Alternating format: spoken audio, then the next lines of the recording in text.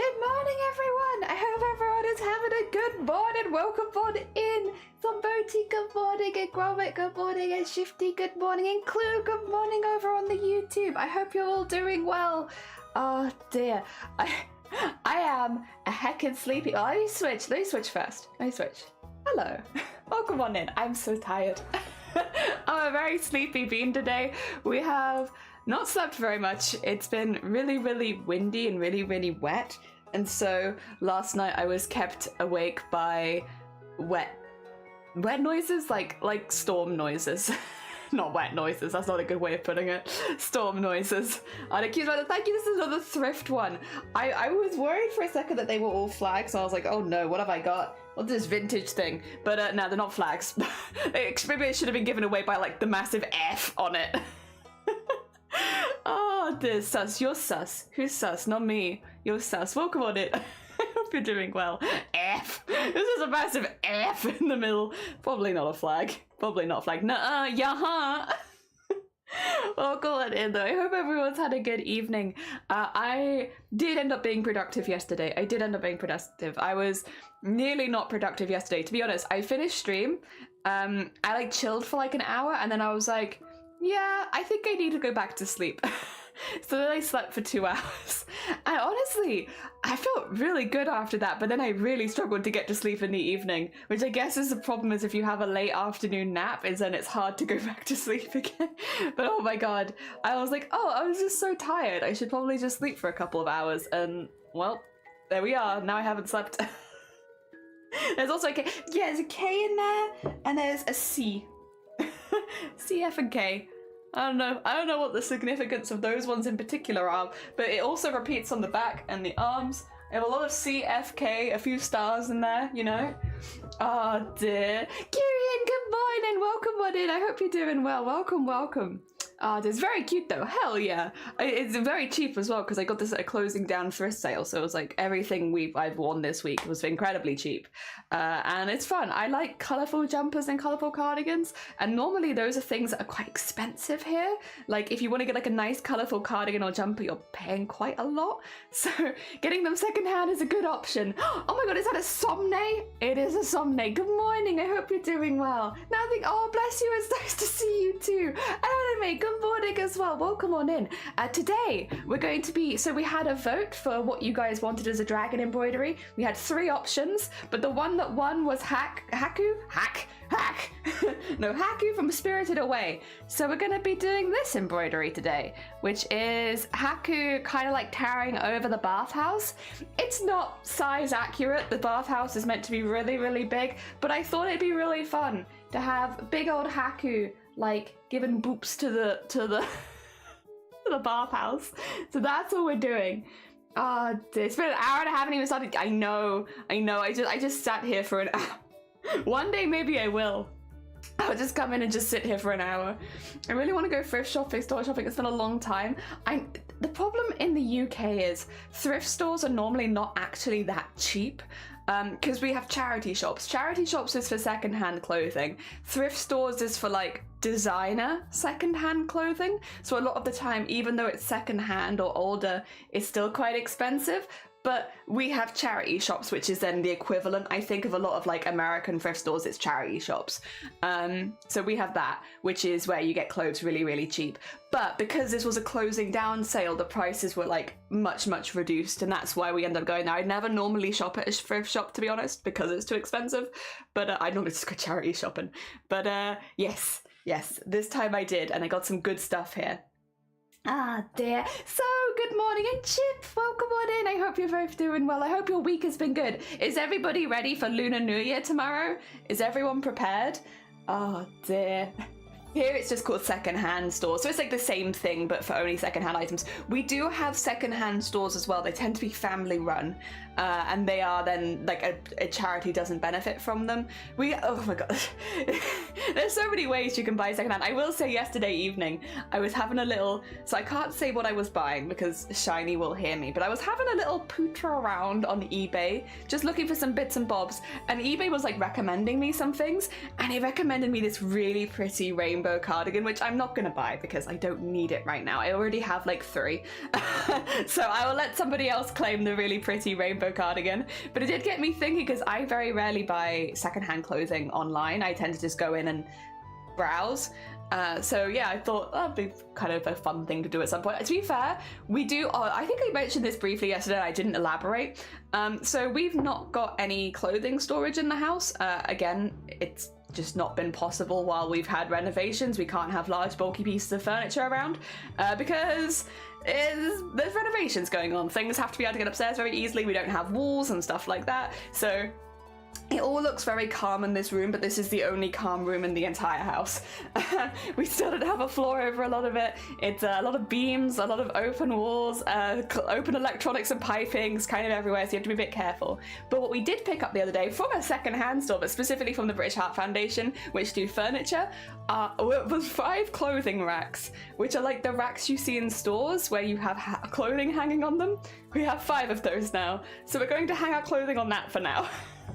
Because we just got to a point where we just want to hang something up, because I cannot browse my own clothing very easily. It's why you see me wearing the same things week after week, because what happens is I put it all in the washing machine and then I take it out and I wear it.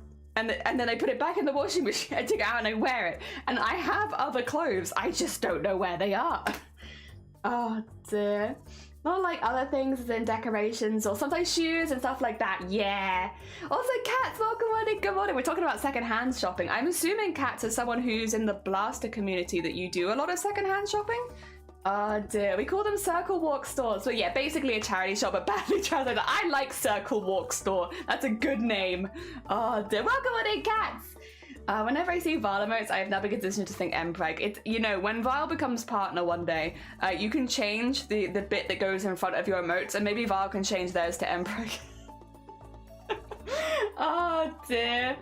Same. Yeah, we're just gonna be hanging all the clothing up on clothing racks for the meantime, but at least it goes somewhere. Oh dear, sometimes. Yeah, I often see old Nerf blasters, but because I'm not as like knowledgeable in that area, like everything I know is pretty much from Vile at this point, and sometimes Grim, because I'm not as knowledgeable in the area. I don't know if what I'm seeing is like a good thing or not, because I just don't know. But yeah, you do often see like at car boot sales, at charity stores, second-hand shops, like these piles of Nerf blasters, and I'm just like, there may be value in there, I have no idea. If you want the Dutch word, it's kringloopwinkel? Wimple? I'm probably mispronouncing that. Also, Tiny, welcome on in. Live long and prosper. Good morning. Happy Friday. Oh, I have 2 piles. One with shirts, one with pants. I just pick whichever's on top of the pile. Yeah, we have the pile downstairs, so we take the clothing out of the washing machine, put it on the dryer, and then take that off, put it on a pile on the couch downstairs, and then I wear it from the couch, and then when I finish wearing it, I put it back in the washing machine, and when the washing machine is full, the cycle continues.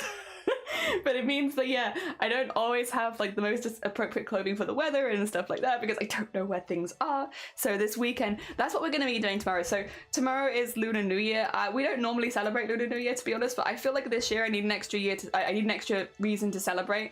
And from everything I've read about Lunar New Year, it's all about new beginnings. So tomorrow, we're just going to be hanging up all of our clothing. And, you know, my new beginning will be being able to actually browse my clothing collection. I'm very excited. You know, well, yes! It makes me happy other folks live from a pile. We all live in for piles. Efficiency is all. Yeah, it's just like sometimes you're like, I miss something. Like there are clothing that I really like and I miss it. I don't know where it is. Because I just live from the pile. It comes from the pile and it gets returned to the pile. Everything's in piles in my room. We can't really have piles in the bedrooms, unfortunately. It's difficult because, again, renovation stuff, which means the pile tends to be downstairs, which is not also an ideal situation, because then it's like you walk in the front door and the first thing you see is a pile of clothing, and it's like, but there's nowhere else in the house we can put it because nowhere in our house has floors. But I will say half of the sewing room is plastered now, so it is getting there. Oh dear, you're kind of a hoarder. We're pretty good most of the time, I will say. It looks like we're hoarders right now, but we're not really. I used to be much worse with craft supplies and fabric specifically, but these days I tend to only buy if I'm specifically going to use it right then and there, which means that although I do have a hoarder fabric, I'm not adding to it, really. I have 2 clothes at my disposal, yet I live out of the laundry basket, yeah. I have a pile in my bin and a pile on top of the bin. Oh, I have piles and piles. I feel you were all pile people, it turns out. Lately I've been too busy to put away clothes. Oh, after the dry ice I've been living, yeah, the pile life for a couple weeks as well. Penguin, good morning. All living. All just living from piles. Oh my god. One day I would like to have like a proper wardrobe and stuff we could put stuff away in, but and wardrobes are expensive, so until that happens, piles. And now clothing racks. The nice thing about the clothing racks though, which is this is like I guess planning for things I'd never even planned for, but it'll be useful for my cosplays when we're not using them anymore because they're a good height so my costumes can hang on them, because that is a thing. If you've ever had multiple cosplayers in the house, they take up space, and so it'll be nice to have somewhere I can hang my cosplays so that they're not getting wrinkled, because getting the wrinkles out of them is a pain. And then also I guess if I ever went to go sell clothing, I have a space for them, but I never really intended to sell clothing, so I'm not sure. I guess if any of my friends ever intend to sell clothing, I can like, you can take it with you, borrow it. Oh dear, crafts, hobbies, anything. I'm getting much better. I love collecting the things that I love, and I love being surrounded by the things that I love. But I kind of, at one point, it's like, I felt like I had to prioritize, because like if I want to do other things, I need space for that. Like sewing, you need space for pattern cutting. So if you're taking up the whole floor, then how are you doing your pattern cutting and stuff like that? So I kind of had to narrow down my craft to the things that I would need regularly. And then but it's not like I've just binned loads of stuff. With any crafts that I don't use, I give them away. So if they're never been open, I can give them to charity shops, but a lot of the time my friends will take them, because a lot of my friends do different crafts, so I'll give them to people. And like stuff with Cthulhu's beads, for instance, if I receive stuff where I'm like, I can't use all of it, we'll find a way of giving it back to the community. So we've been good, and it's been nice to see what people have been making with the hecking beads.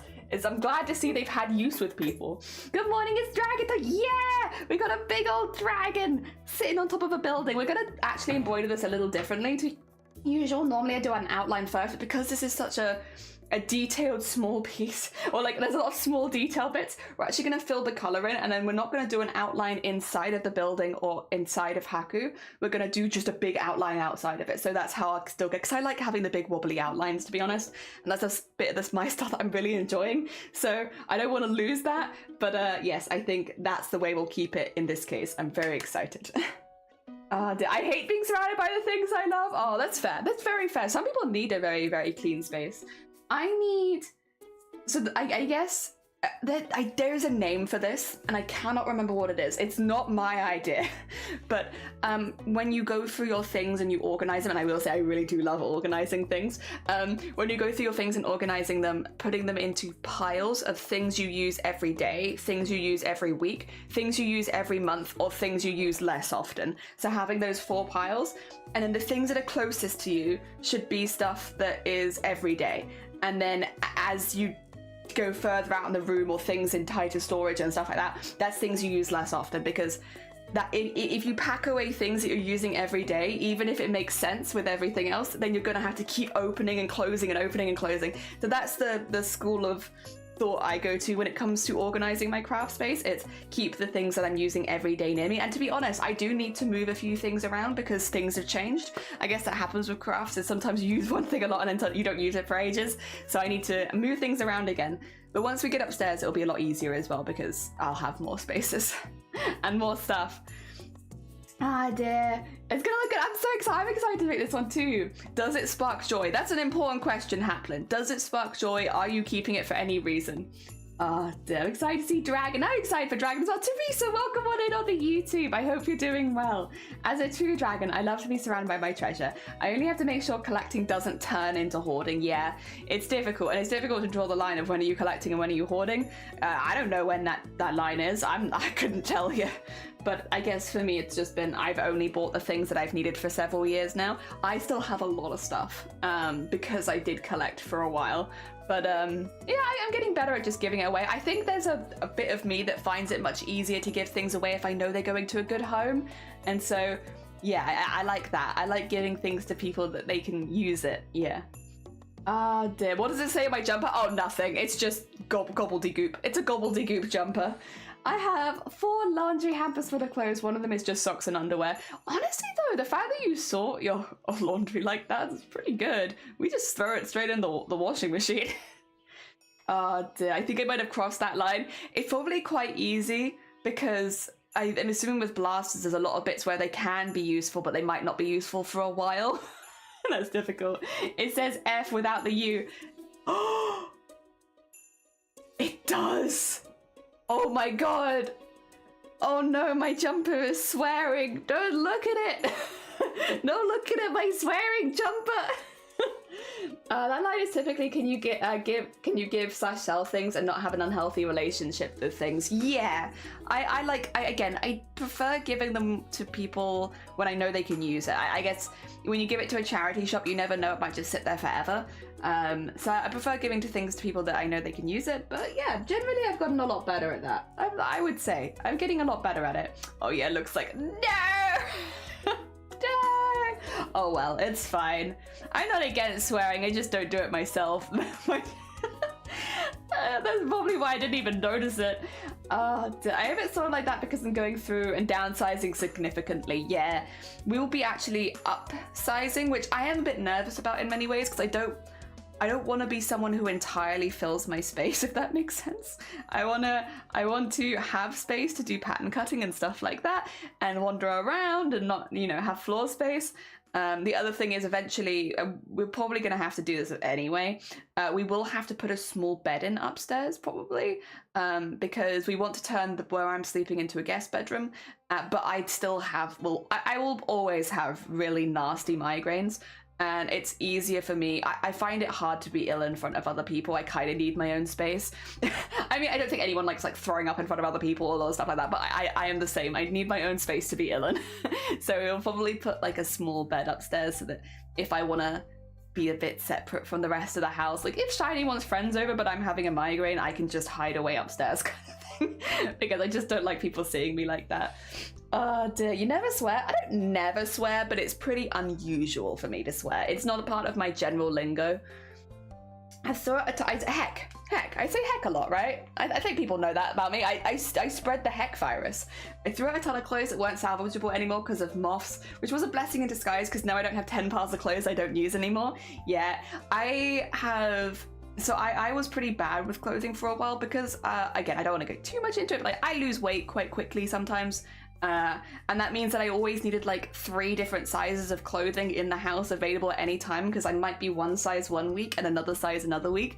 But 1, I've gotten more into oversized clothing, so I'm buying bigger anyway. And 2, I've been really stable for I want to say 9 months now, which is the longest I think I've ever been a stable weight in my entire adult life.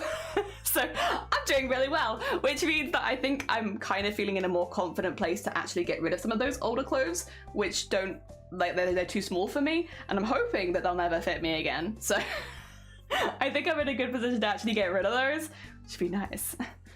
Oh dear. I have a few blasters where I have 5 of them granted. They're more commonly used blasters, but duplicates are pretty common in my collection.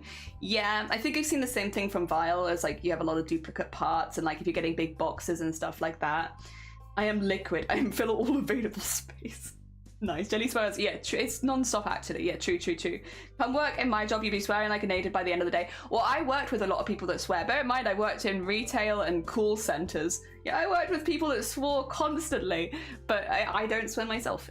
I think this is the thing is you tend to pick up your own lingo, and for me, it doesn't include a whole lot of swearing. It's not that I never swear, but it's just, you have to get me pretty far gone to swear. The other thing is, I am the sort of person where if I injure myself, I don't swear, I'll make stupid noises. I've always been that kind of person, where if you know, like, you like stub your toe and you swear, I'll just go, kind of noises. So it's not even close. Nice, if you don't have to lay down, it's not far. Exactly, that's the thought. Like, if I do a stream and I started getting a migraine by the end of it and there's a bed right there, that sounds like a good thing. Oh, thank you for the egg smash on me. Heck yeah, I think I'm losing weight, but not intentionally. I hope you're okay, because unintentional weight loss is a little scary. I hope you're doing all right. I hope there's nothing secretive and scary going on. And Maggie, good morning. Oh, you're busy with work. Good luck with work. I hope that it goes well. Thank you for the hydrate and the posture check. I haven't started crouching over yet, so I'm pretty good with posture, but I could do with a hydrate. These got to say the same last in the mail today. Oh, God. I already had a couple of copies of it too. Oh, cat. That's a lot of the same thing. Oh, and if I stub my toe, I squeak or honk. I want to believe that that is true. Hell yeah. Penguin high. How goes? Yeah, it's a shifty. It's a shmifty. Yeah. Welcome on in, Schmifty. Although Schmifty's been here since the beginning. Welcome on in. I was gonna say, I could totally relate to the whole losing weight clothes struggle. Let's have a little support hug. Yeah, a little support distance hug. Yeah. I think it's one of those things where it's like, it's taken a long time to get to the stage where I feel more comfortable not owning different sets of clothes for different weights. It's just because especially with like jeans, if you're someone whose weight fluctuates a lot, and I fluctuate between 2 stone, which at my size does make quite a big difference to your jean size. It's so frustrating when you have a favorite pair of jeans and then 2 weeks later they don't fit, and then 2 weeks later something else doesn't fit, and it's like, please. So yes, I always used to keep multiple sets of clothing because I didn't want to not have clothing. But again, it's not been like that for like 9 months now, and I want to hope that that's gonna continue and I'm not going to have any more weird fluctuations. So fingers crossed. Plus again, I am dressing a bit more oversized these days, so I think that also helps. Because worst comes to worst, they're not oversized anymore. They just fit, or they're very oversized. Goes well, how are you? Good. I am preparing for Lunar New Year tomorrow. Later today, I want to get lots of nice food in. I won't be streaming tomorrow because tomorrow is my injection day, so I can't stream because I'm dying. But I'm not dying. That's not true. That's me being a dramatic lady. I'm not dying. I'm just not well. So I can't stream tomorrow. But I will be celebrating the Lunar New Year. I will be eating lots of good food with loved ones. I'm going to be I'm going to be sorting out my clothing a little bit. Yeah. Oh dear. Yeah. Ellie, good morning. Welcome on in. I hope you're doing well. My co-worker was like, you lost 10 pounds. I go home and check, and sure enough, he's like, you lost another 10 pounds, and check. Yeah. I hope you're doing okay. Take care of yourself, Shadow. If it's getting scary or too much, go check with the doctor, because you never know. Most of the time, it's just like, change your diet, change your jog, change your this, that, the other. But yeah, if you're not expecting to lose weight, I hope you are safe. It's a very useful blast, and I have 6 of it now. Listen, if you're happy, cats, as long as you're happy, then it's all good. How many pebbles is 2 stones? I do like measuring things with pebbles. It's a lot of pebbles. I can do it in kilograms. Is that true? Stone to kg. 2 stone is nearly 13 kilograms. 13 kilograms. Yes. And that's my average fluctuation, where it's like I can go from one end of that to the other in less than a month.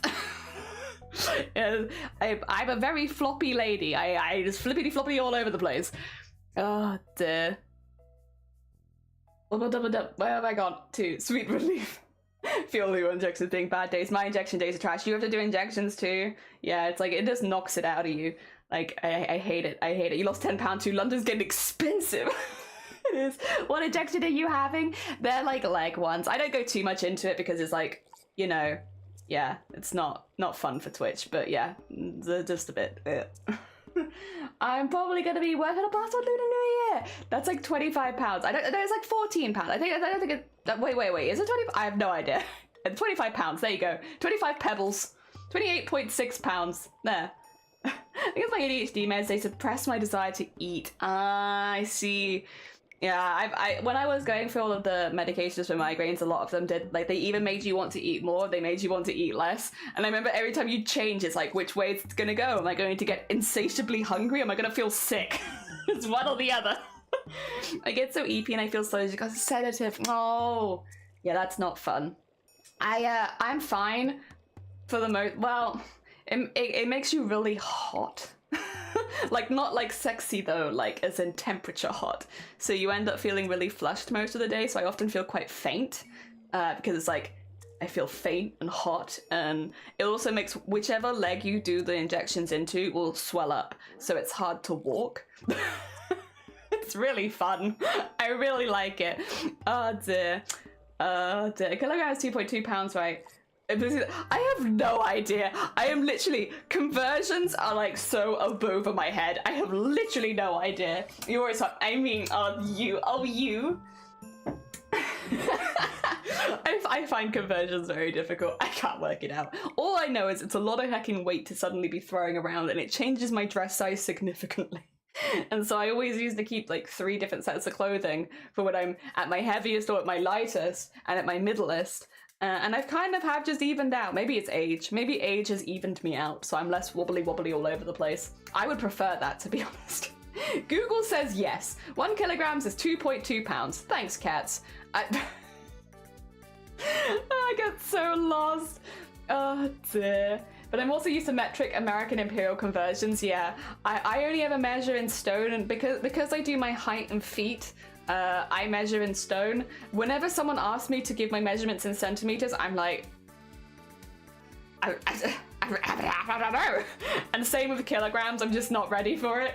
So yeah, I don't know why though, because everything else, like when I'm baking or cooking, I only use kilograms and I measure in centimeters normally. So I don't know why we're like this, but yeah, in the house I measure myself, like humans are measured in stone and feet, and everything else is measured in centimeters and kilograms.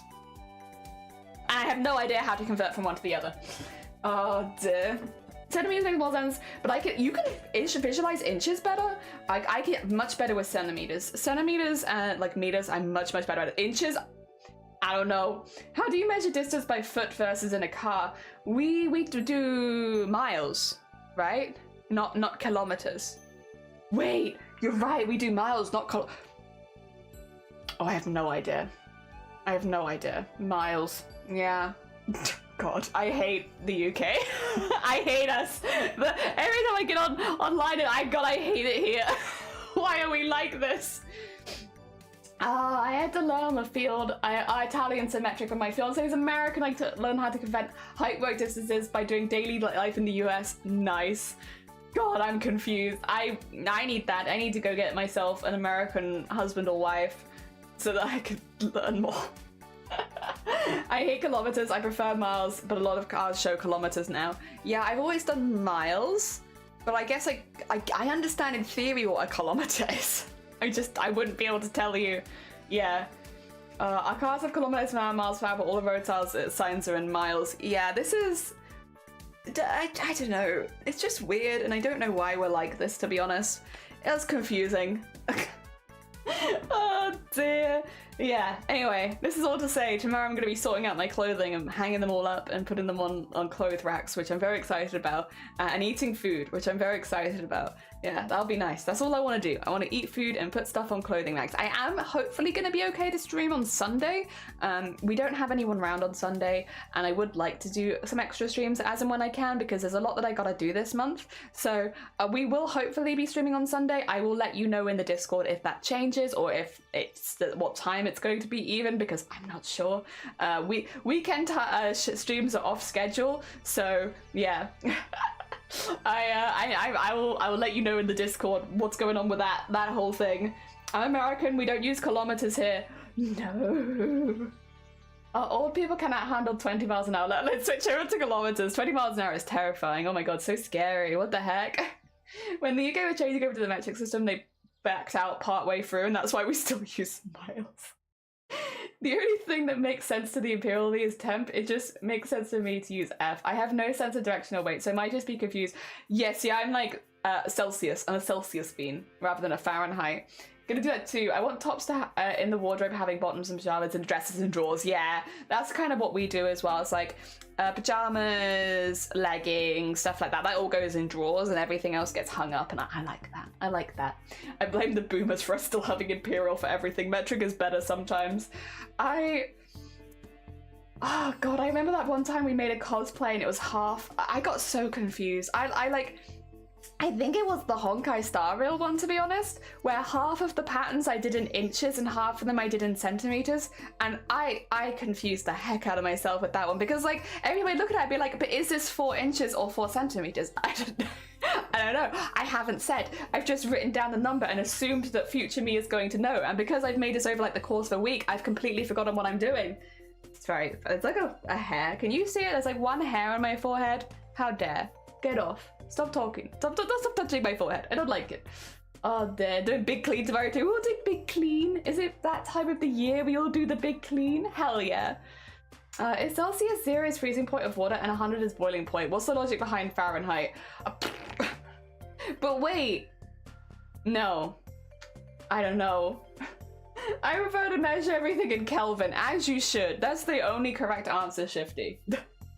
Fahrenheit makes sense to humans, Celsius makes sense for objects. Celsius makes sense for everything. I just struggle. I don't think any of it makes sense. I wait till other people tell me what to do. I'm just good at sewing. I know my skills, and it's not converting things, that's for sure. Oh dear. Yeah. Why would people have 100 F fever? Oh my god, that's such a high fever. That's a very scary number, to be fair. Oh dear. But yeah, we got a lot to do. I'm hoping to do next stream on Sunday. I'll let you know on that one. Tomorrow I will probably be a little absent because it's the 10th, and that's always what happens on the 10th. However, I will be trying to eat lots of nice food. That's going to be my goal. I want to, after stream, go out and get some foods that I can have them tomorrow. We do have some stuff in the freezer, but I'd like a few other bits and bobs. Some snacks. Some little snacky snacks to go around, like half of them around the house. There's one snack that I always want that I can never find, and are they called amaretti biscuits? They're like the little biscuits that kind of taste a little bit like a marzipan. They taste a little marzipan-ish, and I love them, and I find them really Moorish, and I can't find them in any of the shops near me. And I have been craving them since Christmas, I want to say, and I still haven't found them, so I'm gonna go on another hunt for those at some point. Get more of that in. Yay food, heckin' yay, heckin' yay. What a lovely 284.15 Kelvin day today. Oh my god, it's been a nasty day for us, Shifty. It has been tipping it down, and like the winds have been really high. Like we've been getting battered. Like the winds that make your house whistle as well, like ugh. Ghostly whispery sounds. The temperatures humans can tolerate wildly changes based on their environment they're used to, body fat size, their sex, humidity. I'm really bad at tolerating heat. I really struggle with it. But I can tolerate cold really well. I don't know what it is, but like, yeah, I'm really good in cold weathers. I'm useless in hot weathers. I like cannot cool myself down. I just overheat. I think I've had heat stroke at least once a year, like pretty much every single year at some point. And it's like not like the temperatures, and that's in the UK as well. It's getting heat stroke in the UK. And it's not like it's ridiculously hot. I just really struggle to cool down. I get to a point where I'm just like, and now I will just consistently overheat. Oh my god. No super Christmas card here, but like the little coffee shop might have some. That's actually not a bad call. Maybe like checking out a coffee shop, that might be an idea. Get like a little bag of them or something. Oh dear, we're really bad at tolerating the cold. See, the cold I can do. I'm just terrible at hot. Logically, yes, Celsius makes more sense. However, Fahrenheit has some more drastic temps. So the difference between 100 and 60 makes more sense to me than the difference between 37 and 15. Ah, okay. I'm eating some Berlin pastry with dulce de leche. Oh my god, delicious. What a nice breakfast. I gotta drive to the hockey tonight. I'm really hoping the rain is done. It was crazy yesterday. Yeah, it really was. It really was. And there were many, because again, I took a nap in the afternoon because I was tired post-stream. And I woke up and not only was it pitch black, and it was not that late. It should not have been pitch black, but it was, you could just hear it hitting everything. It sounded like it was hailing more than raining, to be honest. Oh, the same. Hence my name, born in Alaska, then moved to Arizona for over 10 years. You're just a little melting penguin. Oh no. That's a drastic distance, and I think try being Italian and living in Oregon. I have no excuse. I've only lived in the UK. I just overheat really easily. I just find it really, really hard to cool down. Like once I've gotten too hot, I just cannot. That's it. That's where I live now. I'm too hot now, forever. Oh dear, I gotta lurk for a bit. Oh no, you're fine, Shifty. Have a lovely lurk. Take care of yourself. I hope work goes well. You know what? Maybe this is the time, because again, I'm so sorry. I've gotten very into this chatting in the mornings recently. You can always bonk me. If I'm going too long, give me a good old bonk, and I'll stop. Because we actually need to pick threads as well, so it's not like we can even immediately start the embroidery. Because I haven't picked any threads out for it. I've been a little unorganized, to be honest, with this one, because I hadn't drawn it till yesterday. I had ideas, but I hadn't fully gone and drawn it out. But this is what the embroidery is going to end up looking like. It's quite detailed and quite small, which is why we're going to, instead of starting with an outline, we're going to fill in a lot of places first and then pop back and do like a really thick outline later, especially around the outside. I want to have a dramatic outside outline. What's the cup of the day? This is one of the cups I got when somebody broke one of my cups, and they got me, oh god, you can see I've used it a couple times, ignore that. It's from Tokyo Ghoul, I think? Yeah. There. Also, you have a week off. Oh, enjoy your heck. That's a good way of starting the new year. Hell yeah. And Ash, good morning. Welcome on in. We're embroidering Haku, like hovering over the bathhouse. Yeah, I know that the proportions are a little bit off because Haku is not this big, but I really just kind of wanted Haku to be holding onto the roof of the bathhouse and like giving it the boop, giving it a little Haku boop. So that's what I did. Oh dear, I like the chit chat. I'm glad. I've been enjoying the chit chat a hell of a lot as well. I lived in the same state my whole life, still not used to massive temperature changes from double-digit negatives to triple-digit positives. God, that's hard to say. Double-digit and triple-digit. Yeah. In my element, I am in a quarter Norwegian and I live in the USA. The temp is about perfect for me in the winter.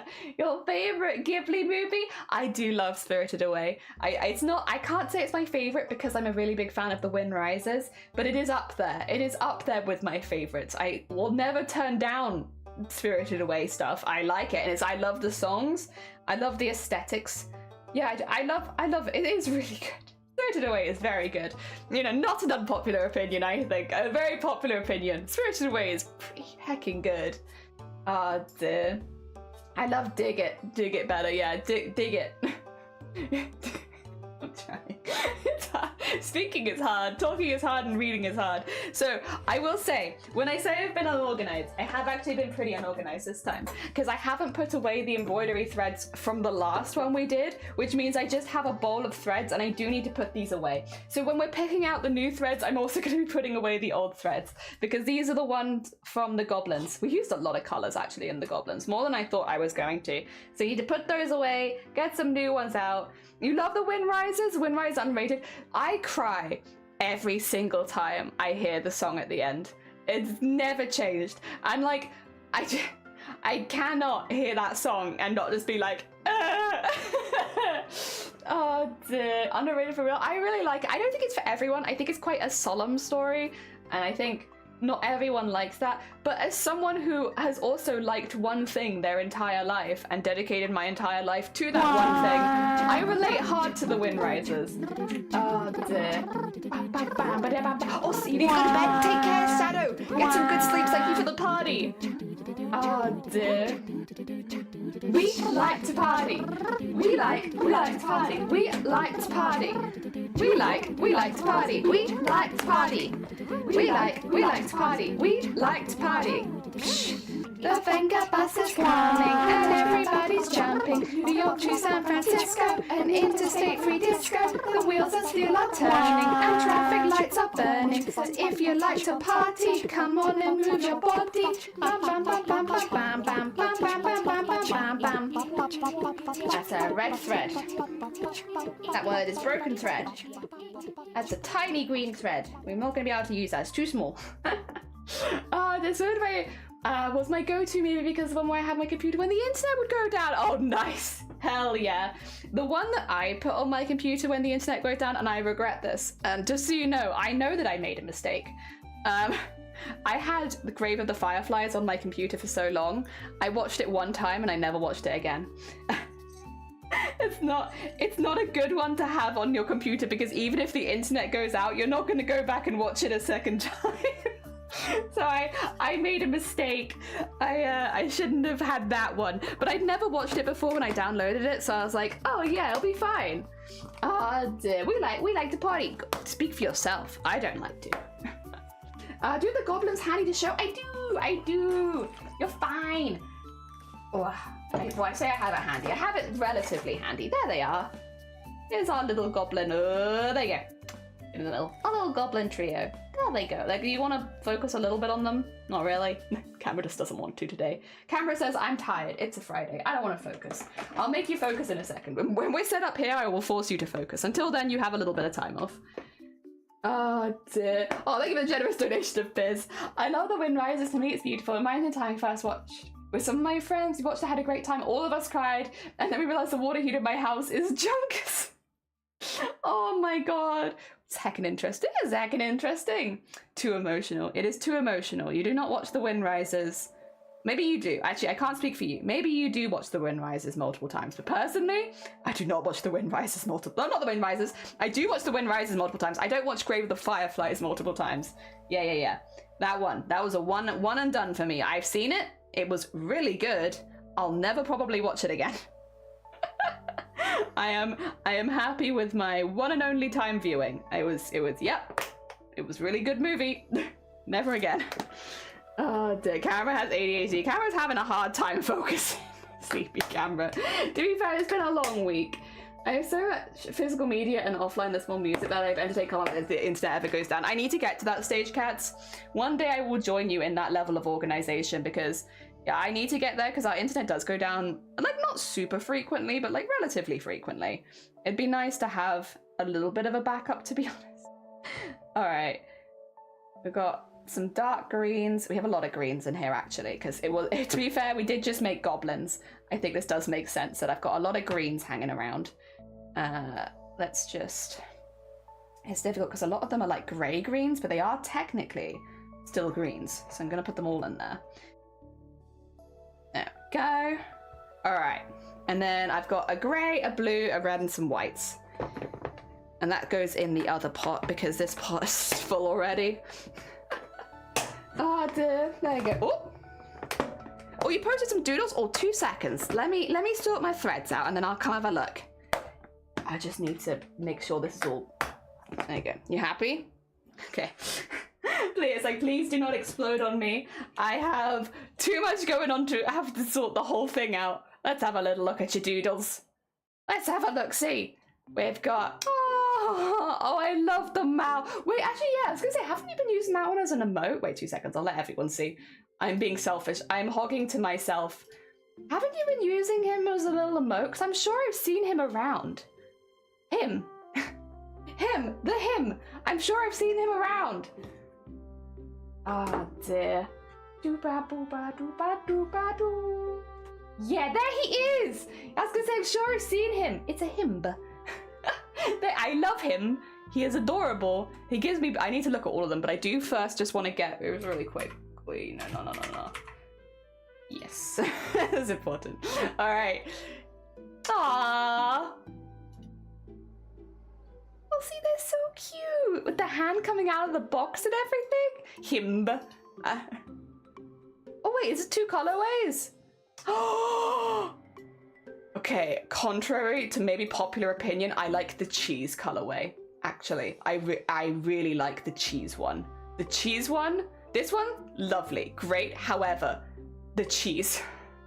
I really like the cheese and the cheese hoodie and I like the cheese. The cheese like gives me joy, a lot of joy there. Oh my god, cheese. Okay. Here we have the reds, blues, and neutrals. Well, not so many neutrals, more grays. Also some green grays. I should sort that out at some point. I need to sort myself out one of these days. One of these days I will.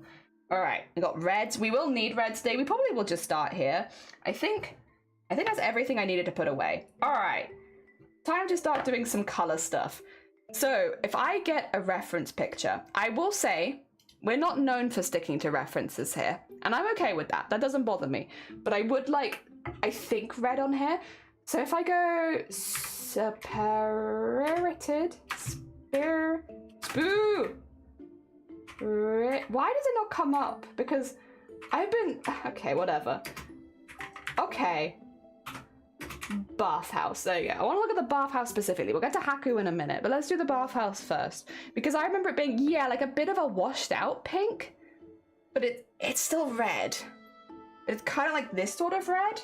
But I don't know if I want to go a little harder with the red colouring. Because... I don't know, I like the idea of the difference between the two of them. Do I have a darker version of this? I do have a darker version of this. Oh, God. These three do go very well together, though. Oh, that is accurate. Cheese, Gromit. We were joking us about me being a rat and I called him a stinky cheese wheel, so you drew it like that. Hell yeah. The power of an artist is to draw your friends as stinky cheese wheels. Okay. That is accurate colours. I don't know if accurate is making me happy. I mean, it's not making me unhappy, I guess. Is there a darker colour that I can have? Because maybe that will make me feel better about this. Let me find a darker red really quickly. Picking the colours is always one of the hardest bits, I feel. Yeah, I think I want the darker red in there. I like, yeah. 4 reds for one piece is quite intense, for me at least. But I like that. I like those colours. Those are good colours in my mind. Okay, I'm gonna put this one side. We got some reds, and I'm happy with those. The other colours on the bathhouse are kind of like, actually, honestly, they're kind of like these colours, which are like more turquoisey greens. Stuff like, I might just have it here, honestly, actually. Stuff like this. And one of my hairs. Yeah, I'm gonna sew that in. That's gonna look great. Maybe with like a darker... That's probably getting into the Haku colorway, actually. Maybe like that. I could always get as well a proper green from the other one if I wanted it. Yeah. I think that's kind of... It looks very blue on your screen. Actually, 2 seconds, because you guys can't see these colors very well. That's what they look like on my screens. They actually still kind of look blue on this screen as well, but I promise they're not. You'll just have to trust me. Trust me, bro. They're not green. They're not blue. They're green. I don't know if I trust me. The real problem is, do I trust me? Not really. Not really. I have a good track record now of getting it wrong. I think this kind of color for the windows might be good as well, because it kind of... Yeah. There's a vibe there. It's a little darker, but then I think I need to go a little darker. I think I might even need to go a little darker than that. Like some proper grays in there. Yeah.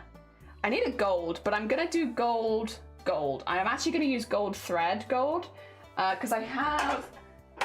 Nobody likes using this, myself included, but I have gold sewing thread, and I thought I might use that and double it up to add sparkle in some places, so we will be using gold, but I probably do need a base gold to sew on top of, to be fair. So yeah, maybe I should have that. I kind of want a bit of a brownish color, but I don't think I'm going to find that in here. So let's leave this one for now. We have some colors, and then let's go over back to the other ones again. And I'm not going to pick out the colors for Haku today, because today we're going to be focusing on the bathhouse, and I'm just going to keep those separate for my brain. My brain will not handle both of those at the same time, I don't think. So we'll do them separately. All right. So if I wanted a dark green, I can get one from here. I do have some dark greens. This is one we were using on the goblins. So it's kind of like half used, but I won't need that much of it. So if I want a dark green, and that kind of works well with the gray as well. Do I want a brown color? Oh, that's a very greenish brown color. But I kind of love it. It's very dark is the only thing. That might actually be too dark. Damn it, I love this color. Again, it's probably not a color that's going to show up very well, so you guys, yeah. It's like a really dark swamp green, and I really like it. And I never get the chance to use it as well. I do get the chance to use it every now and again, I guess. I'm being dramatic, but I often don't get the chance to use it as much as I'd like. It's just a really nice swampy green. I just love a good swampy green. I think I might have to go more of the reddish brown, to be honest, because of the other colors that I'm picking, to make sure that they go well together. past yesterday, I was talking with my mum on the car and I was mentioning things that inspired me, and I mentioned you said, oh, you know how to draw hands, compliment you gave me once, and I explained to her, and it's an awesome thing to hear from someone I admire. Yeah, because you just sleep, you just heckin', you're like dreaming up hands, there's just hands everywhere, all of your hands look perfect. Oh dear. Oh no, you're fine, cats, go get some good sleeps. You're fine, thank you for popping by. I'm gonna, I think, pick out a gold. I haven't done any of the trees around it. I did see them. I saw them in the references. And I just didn't feel like doing trees today, I'll be honest. Why did I not put the trees that are around the bathhouse in? I just really didn't feel like it. I haven't really got a good excuse for it other than I just didn't feel like it. So, you know, you have days where you're just like, I don't really feel like drawing that today. I just didn't feel like drawing trees. So it is less accurate because of that, but I kind of figure it's my art, and I think most people who are doing this art probably include the trees because it's kind of an important border piece, but I don't wanna. That might be fine for the gold, by the way. If not, I do have, actually maybe I should just use this one. I use that one. This is one that I meant to be using for my cosplay, but I can order more of it if I need it. I've used it enough times that I can. No, actually I should keep it for the cosplay. Okay, no, we're gonna be good beans. We're gonna be good beans today, and I am not going to cave, even though it would be easier to cave. And we'll pick a proper color. I don't want to pick a proper color, but we will. We're gonna be so good. Oh my god, what was that? Penguin! What the heck? Oh, bless you, you don't have to do that, penguin. That's very hecking sweet of you. Thank you so much. All right, who got them? Who got them? It was Morgana, it was AL, it was Cute, it was Chud Chud, it was Spark. Thank you so much, penguin. That's very hecking sweet of you, and I hope everyone that got the subs enjoys their emotes for the month. I remember one long time ago, I used a tutorial about hands that had kind of unusual geometry shapes, and I don't know where I saw it because it was back in 2016. I know that feeling. There are many times I want to recommend someone a particular sewing thing, and it's like, I don't know, but I saw it like 10 years ago, and it really helped me, and I don't know where I found it, and I don't know where to find it. Oh dear. It's easy to follow another type of geometric shape rather than circles or squares. I do agree. I do agree. Circles and squares can throw you off. How are we feeling? I think we feel good about this. I feel good about this. I need my reference up, but I feel like we might have missed one or two colors that are in there, but I think we've got the vast majority of them here. Like, I like the ones we have here. They're in the wrong order, but I do like them. These are also in the wrong order, but that's okay. I like the ones we have here. And then we just kind of have like a few other random colors. They feel bathhouse-ish. I haven't got the flag on the bathhouse. I probably should have added that, but I didn't. All right, put them in my little wooden bowl so that I have them here for when I need them. They're all in my nice wooden bowl. Yes, yes, yes. Good embroidery threads. Very nice. In the bowl. All right, and then let's start setting ourselves up for getting this done. If I bring that there, then I can bring the bowl back here. There you go. Nice and easy and within reach. And oh, what's happened here? What are you doing? Okay, loosen that up a little bit because I haven't put it in before. But he says another made beanie with leftover yarn, and it's so colourful. I've been trying to get better at using all of my leftover bits and bobs instead of always buying new ones, to be fair. And it's been a fun challenge because you don't have all the colours that you could possibly ever want because you're using secondhand or, you know, leftovers and bits like that. But it kind of means I feel like you have to force yourself to make more unusual artistic decisions when you don't have freedom over the colours. And I've been kind of enjoying that, honestly. I've been kind of rolling with that. It's been fun. Lovely array of colours. Yep. They're doing very good. We love them over there. All right. And then if I bring that here into a place where you can see it, hopefully. You guys can see that, but then I think it's not very... Like if I was to go beep, beep, beep, beep, beep, I don't think we're very in focus, right? Let's try and get a bit more in focus. That feel better? I think that's better. I think that might actually just be it. Do we feel good and in focus now? You can see my hands nice. Oh dear. Hopefully you can see the threads a bit better now. I look better? More definition on that thread than there used to be. Unfortunately, I keep putting my shadow on it, but you know, it's a little better. Thank you for your time. Very oh no, you're fine. Thank you so much. It's honestly very kind of you. It is a privilege to be able to talk to you all about crafts every single day. It highlight of my heckin' week. Oh dear, where are you? Where have I? Oh, I've attached my needle to something again, and I've just left it. There's a rogue needle in this craft room. This does happen more often than it should. Should be better at this. No. Is it you, my needle? No. Oh dear. Oh dear. No. Oh, I can use this one. This one's a good one. I can use this. We're gonna only do 2 threads at a time, so I can afford to go slightly smaller than normal. Oh, Stardew? Yeah, we're listening to some Stardew. I love Stardew. I've got such a warm place in my heart for Stardew Valley. Looks spiffy? Hell yeah. Good. I'm gonna go with that then. Excuse me. Oh, dear. Sorry, there's like a frog in my throat again. Every day. We need to get that frog out there. You need to charge some rent. Get out of my throat. We're gonna start recording in a second, but again, gonna be a bit of a different one today because we're not doing an outline. Well, we are doing an outline, but we are only outlining the very outside of the building. We're not gonna outline, well, I'm a little torn. I'm either only gonna outline the very outline of the building, or I'm going to outline the outline and then this bit here as well. I haven't decided yet. Basically, I kind of want to do some really thick outlines, but because it's such a detailed piece, I'm going to choose to group together multiple areas and outline them together. I haven't done that before, and so it's a bit of an experiment, honestly. But all of our embroideries recently have been kind of experimentational for me, and that's been really fun. So, you know what? If it doesn't work, it doesn't work. That's fine. But we're going to give it a go.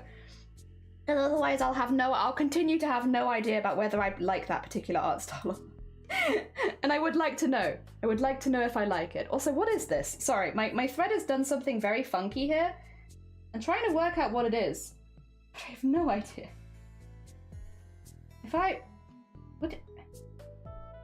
What are you doing, thread? Why? Okay, we got it. I was about to start yelling at you, but then you did it. Ambrose, good morning, welcome on in. And Malice, good morning, welcome on in. Ah dear, I do as well. It's such a lovely game. Will you play 1.6 when it comes out? I don't ever play Stardew on stream. Stardew is one of my off-stream games, I will say. But like, when I want to have just a chill time, but I might. I don't know yet, because I'm kind of happy with how my game is, and I'm kind of happy with just not doing anything else as well. I reached a place where I'm just happy, and whenever I log in, it makes me happy, and I just leave it. I've got a finished farm, I've done everything. I got the husband I wanted. I'm a happy lady. I once saw a tutorial that said you don't need to learn to draw a million hand poses, you just need to know 5 in different angles, and that saved me. I want that. I want that so bad. I can try and do a hand tutorial on how I usually use them. I mean, if you do that, put that stuff on YouTube, because genuinely, I think so many artists will be searching that. That's got a lot of buzzwords in it that people would probably look for. You might be able to get yourself a good video out of that. It's a very relaxing game. It is a very relaxing game. You got the husband I wanted. I'm very lucky. I can try. I mean, only if you want to, of course. No pressure ever to. But like, if you did, you know, keep that idea. Now, keep that idea. You've got a good thing going there. All right. I have to start recording, which means I have to sit like a good person and and have my back straight and all that stuff, because I'm recording and not that they can hear me or anything, but you know, trying to be a good bean. Just trying to be a good bean as and when I can. I think I will stay away from the outsides and go from the insides a little bit. So I won't fully touch the outline in some of these places. Oh, I didn't even think of this. Is my hoop tight enough, actually? Kind of. It's not as tight as I'd like it to be. Stop recording. Preemptive recording. It's not actually as tight as I'd like it to be. And it's also on backwards. Which, okay, I'm gonna have to take it off here to tighten it because I am right-handed and I need to tighten it with my right hand. Oh, I see, this might have been the issue, huh? Is that I feel like I actually have tightened it to the amount that I can. I'm gonna do some cheeky little cheeky little tricks to use the screw in the end to try and tighten it a little further. No, it's not gonna happen, is it? Ugh, no. Okay, that is literally as tight as it goes. Oh, that's disappointing. Disappointing! Maybe I need to get a new standard hoop. This is one of the hoops I use basically every time because it's like a really messy hoop. And I use this whenever I'm doing an embroidery on stream because generally it was a pretty good hoop. Maybe I used it too much. Oh dear. My Stardew's full of mods just the way I like it. Hell yeah. I have watched a lot of videos where people mod Stardew. I've never modded it myself, but it's always looked fun. When other people have shown it, it's always looked like a good time. Okay. Nice and tight in there. Nice and tight there. Not gonna move. Okay, well, there's only so much you can do. I've given it my best shot. Go. And while it might not be my favorite, it's okay. I will say I am overheating a little bit. Just a teeny tiny bit. I have to be careful though because I don't think the heating is on right now. So it might be getting a lot colder quite quickly. But if it doesn't in the next couple hours, I'll switch out of this one into something a little cooler.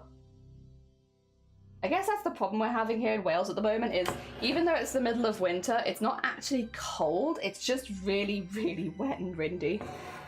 Oh dear. All right. Let's get at least one strand up to there. There we go.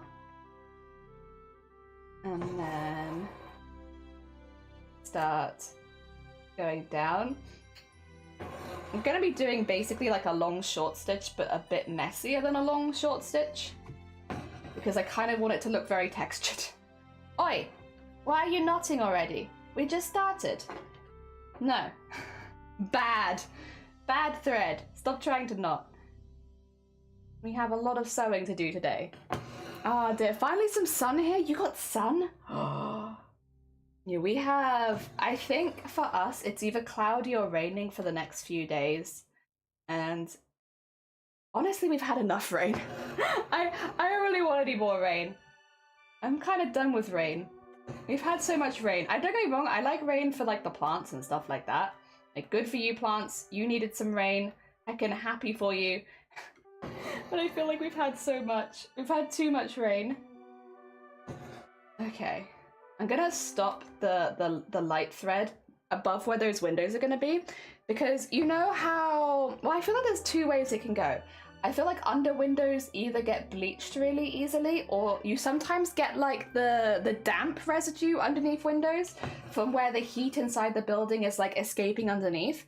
And I figured since this is a bathhouse, there's probably like a lot of moisture in the air. So I am kind of putting my own canon on this. I don't think this is necessarily how it looks in the show, but I kind of like the idea of underneath the bathhouse having those like, I don't know what you call it, but it's those damp marks underneath the window where moisture's been escaping. Yeah, you get them in the UK quite often. And it's not a good thing, I guess. It's not like something to boast about, but like in the UK, if you look at the buildings, quite often you'll see these under the windows because we have a lot of issues with damp in the UK, especially with older buildings. They're not prepped to deal with central heating and stuff like that. And so because of that, you'll get these lines underneath the windows and it's like a real surefire way of telling if there's damp in a building because you'll see it. Condensation, yeah, it's like condensation just like running out the window. It's an interesting one. Yes, I kind of want that vibe where it's like a little darker underneath those places. Not necessarily because of shadow, but because of condensation. Yeah, an hour is up. No, I only just started sewing. I was chatting and sorting my threads. There we go. And the nice thing about the plan of doing a really thick outline as well is it doesn't matter if I layer my threads up a little bit. When you layer the threads, it kind of creates a thicker portion of thread in one place. And it can kind of look a little odd. But since I'm doing a really thick outline on this one anyway, I think if I layer up the threads, it'll actually look good. It'll look more textured. I want texture. I want to add lots and lots of texture to this. Literally, you're flat. No, Evelyn. Hi, Lassie. Welcome on in. I'm just passing by. How is your day from Serbia? It's oh, you've had a lovely sunny day. Give us your sun. Let us take a little bit, just a small smidgen of sun. We need it so bad. I hope you're having a lovely day, though. I hope your day is going well. Oh dear, we are, as usual, just very damp in the UK. Just incredibly damp. Yes, that's I'm what do you call it? Projecting my damp vibes onto this art piece where I will be adding in moisture and damp damage for funs. For funs. I mean, I see it enough. I feel like I have good references just in my brain for that. I've seen so much damp. I've lived in a lot of damp places as well. You can get a lot of, especially with rented buildings, right? They're just not prepared for, well, really anything. It would be unfair to say they're prepared for like even the smallest things, but they're generally just not prepared for anything. And so, yes, I am projecting my damp history onto these buildings. They don't deserve it. They probably don't suffer with damp nearly as bad. Imagine as well, something like a bathhouse would probably have stuff in place to prevent it from getting damp. But I don't care about that. Just care about putting my damp fantasies on my art. It sucks. That's all right. We're used to it in the UK. Like, it's just one of the. It comes with the territory, you know. We have a lot of very old buildings here, like buildings from before central heating and stuff like that.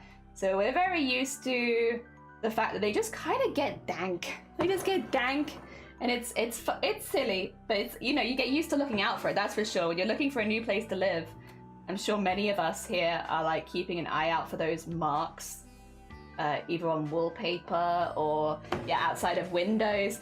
Another way you can tell if the building's keeping heat in, which I didn't know, you know, like when you have a frost in the mornings, especially in the winter, if you have a little look at the roofs, if the roofs still have frost on them, then they're keeping the heat in the building. But if the frost has melted off the roof, it's because the heat has risen out of the building, and so it'll be more expensive to use central heating there.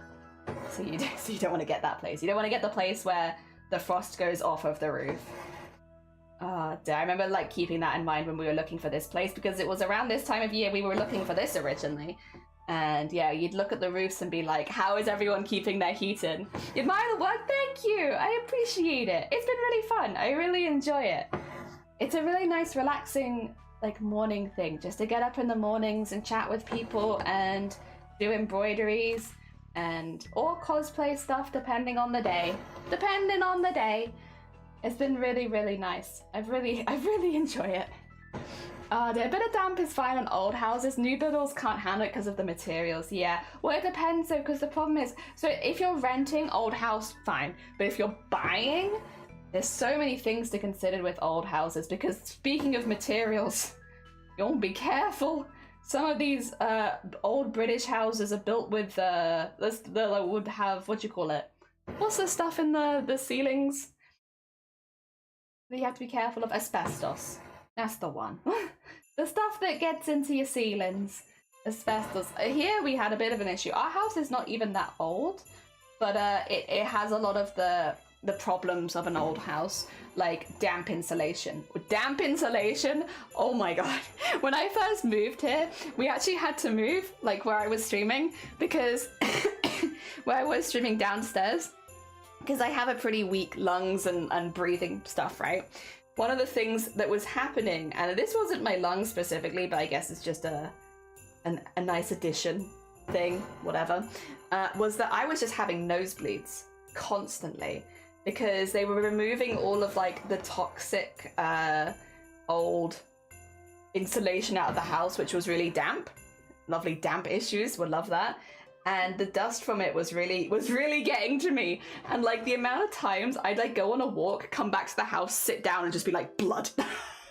Like, great. I love this. That's why I've ended up working in this room now, because I was working downstairs and then Shiny had this room, but I was having nosebleeds at a frequency where it was like, yeah, we should probably move me. Clearly I'm having a very adverse reaction to some of the stuff that's happening in this house. And so we moved me up here, and I've been a lot better since then. I still occasionally have nosebleeds, not so much anymore now that everything is basically sorted, But like I did have them a little, but not nearly as bad. It was a hecking time.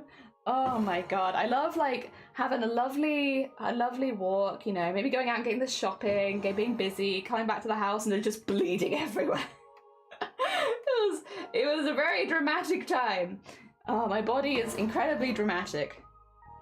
There you go. That in there. Oh, I love doing these really little small stitches. It's very slow, I suppose, which is why sometimes I avoid it for stream. Because I don't want to be boring. I don't want to bore anyone with my slow stitching.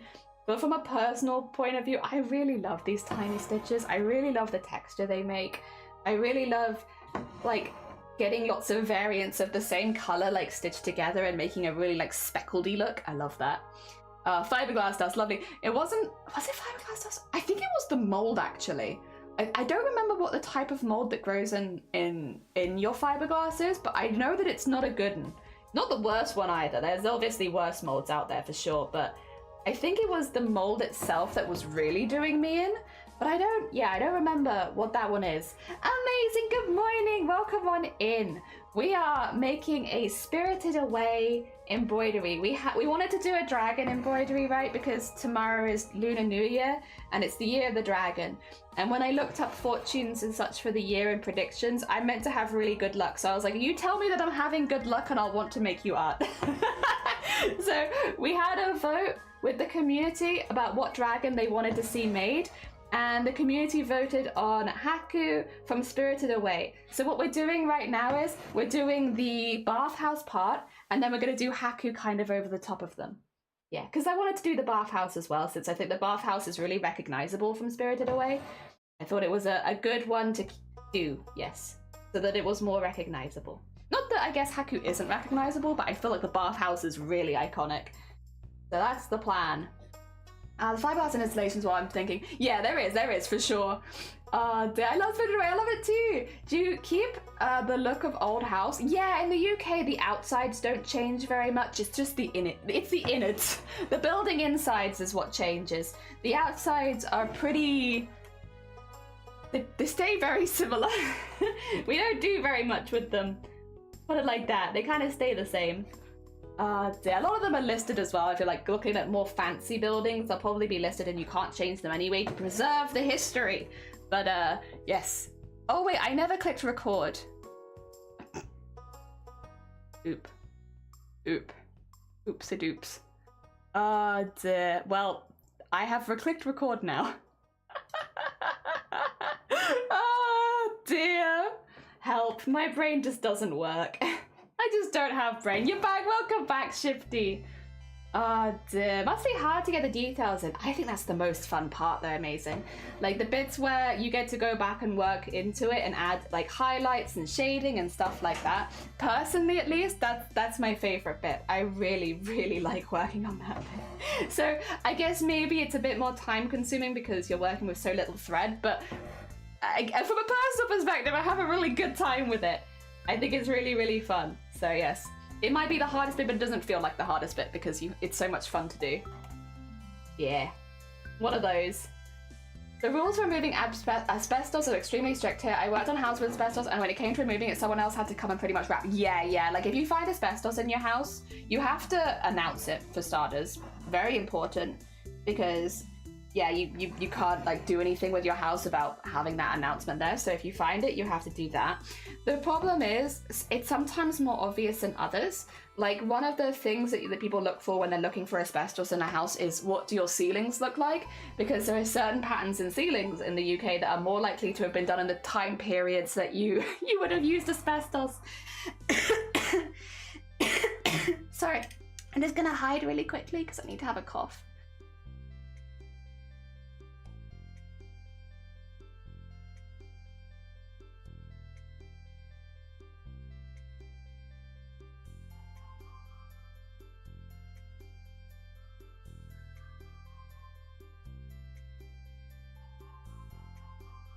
That was a very unpleasant cough. I didn't enjoy that at all. Why would you do that to me, body?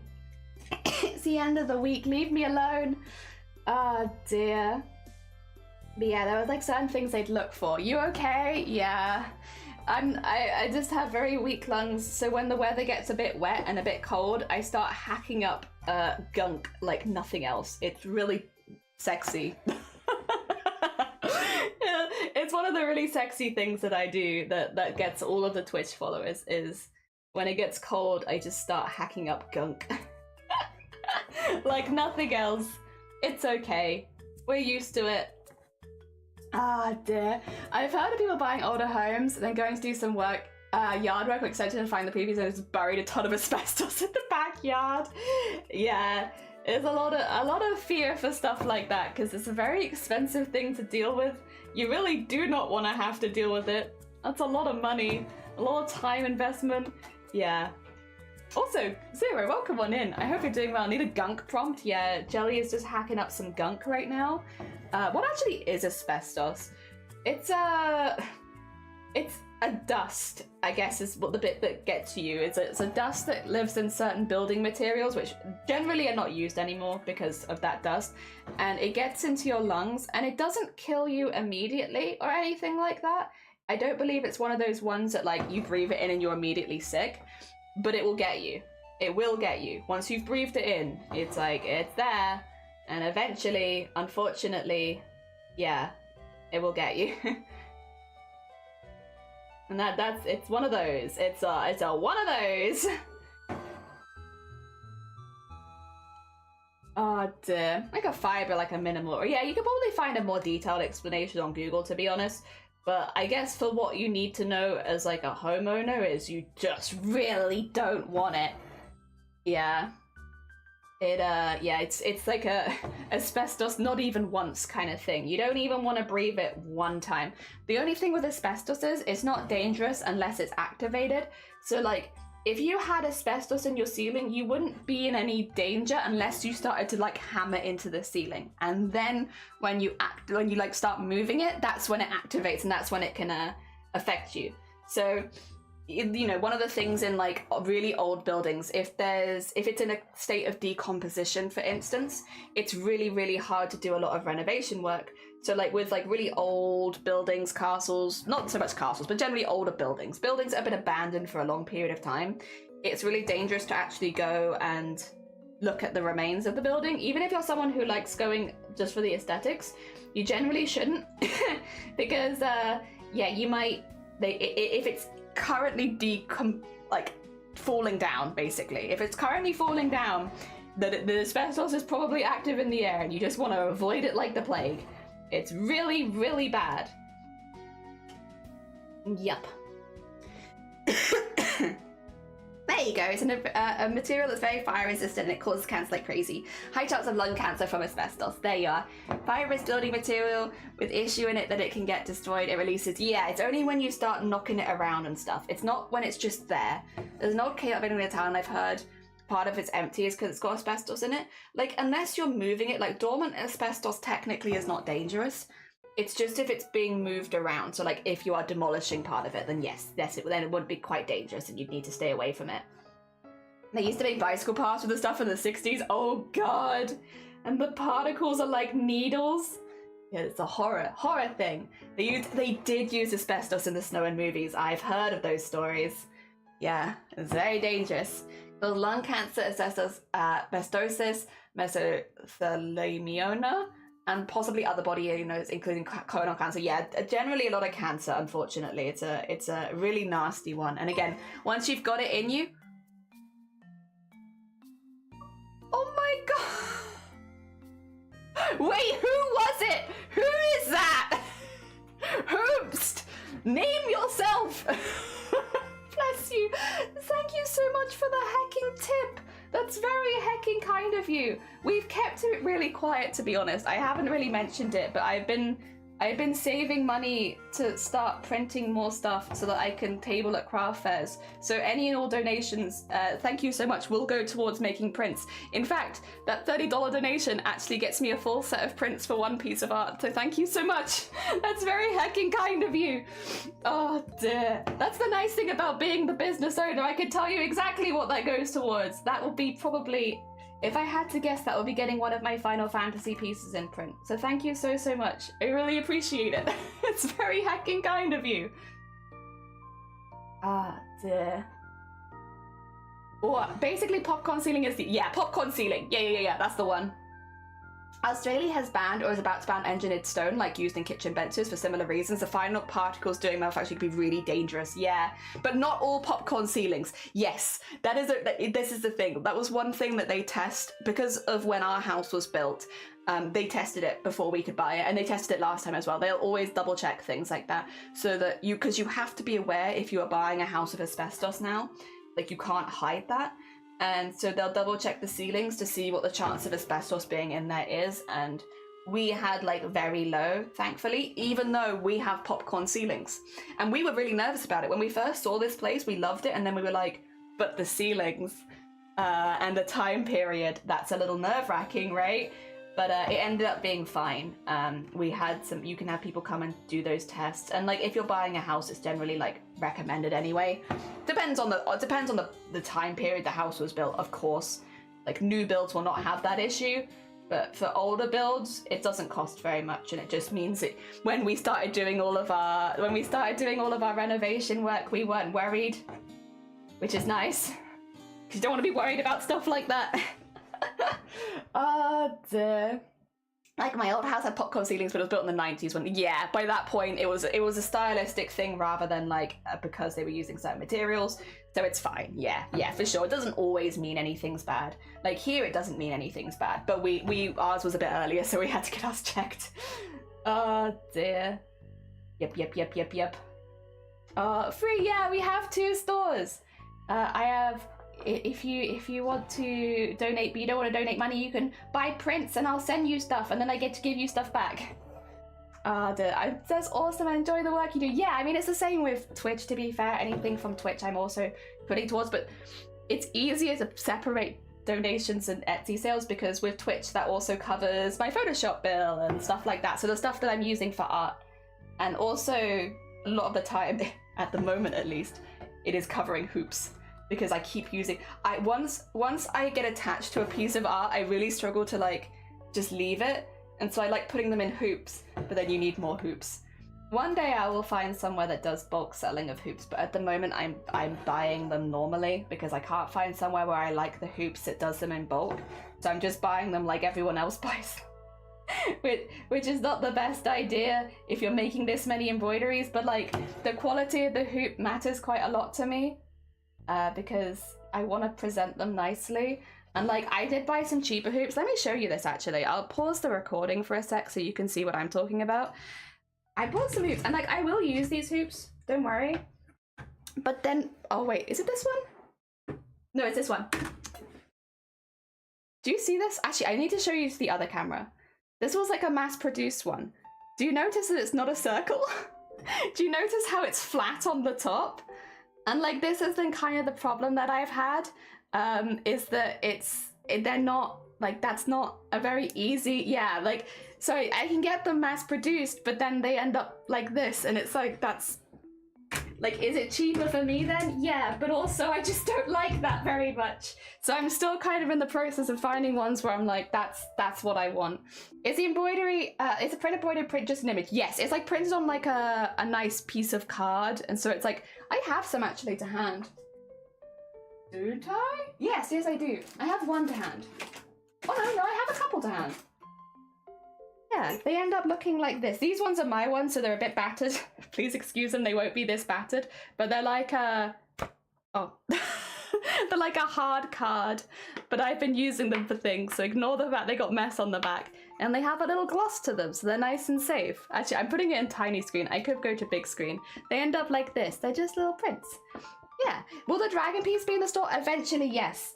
Again, I'm saving money because you want to print as many as possible at the same time. So I'll be sending them all off for test print at about the same time, which is why there haven't been any new prints for a while, because I'm just waiting until I have enough that I want to make prints of, so that I can get a better deal on making them. Because either you need like 500 of one, or you want to do like, what I want to do is like 50 of each, which means I think I was aiming to get, was it 20 that I wanted to print and do them all at once, and then I got a better deal on them. Anyway, yeah, because don't get me wrong, I'm happy with the 5 that we've got, but like, yeah, and also it'd be nice to do some collective pieces. Like, The Final Fantasy ones, I'm doing 9 Final Fantasy ones so I can do a bigger print of them all together.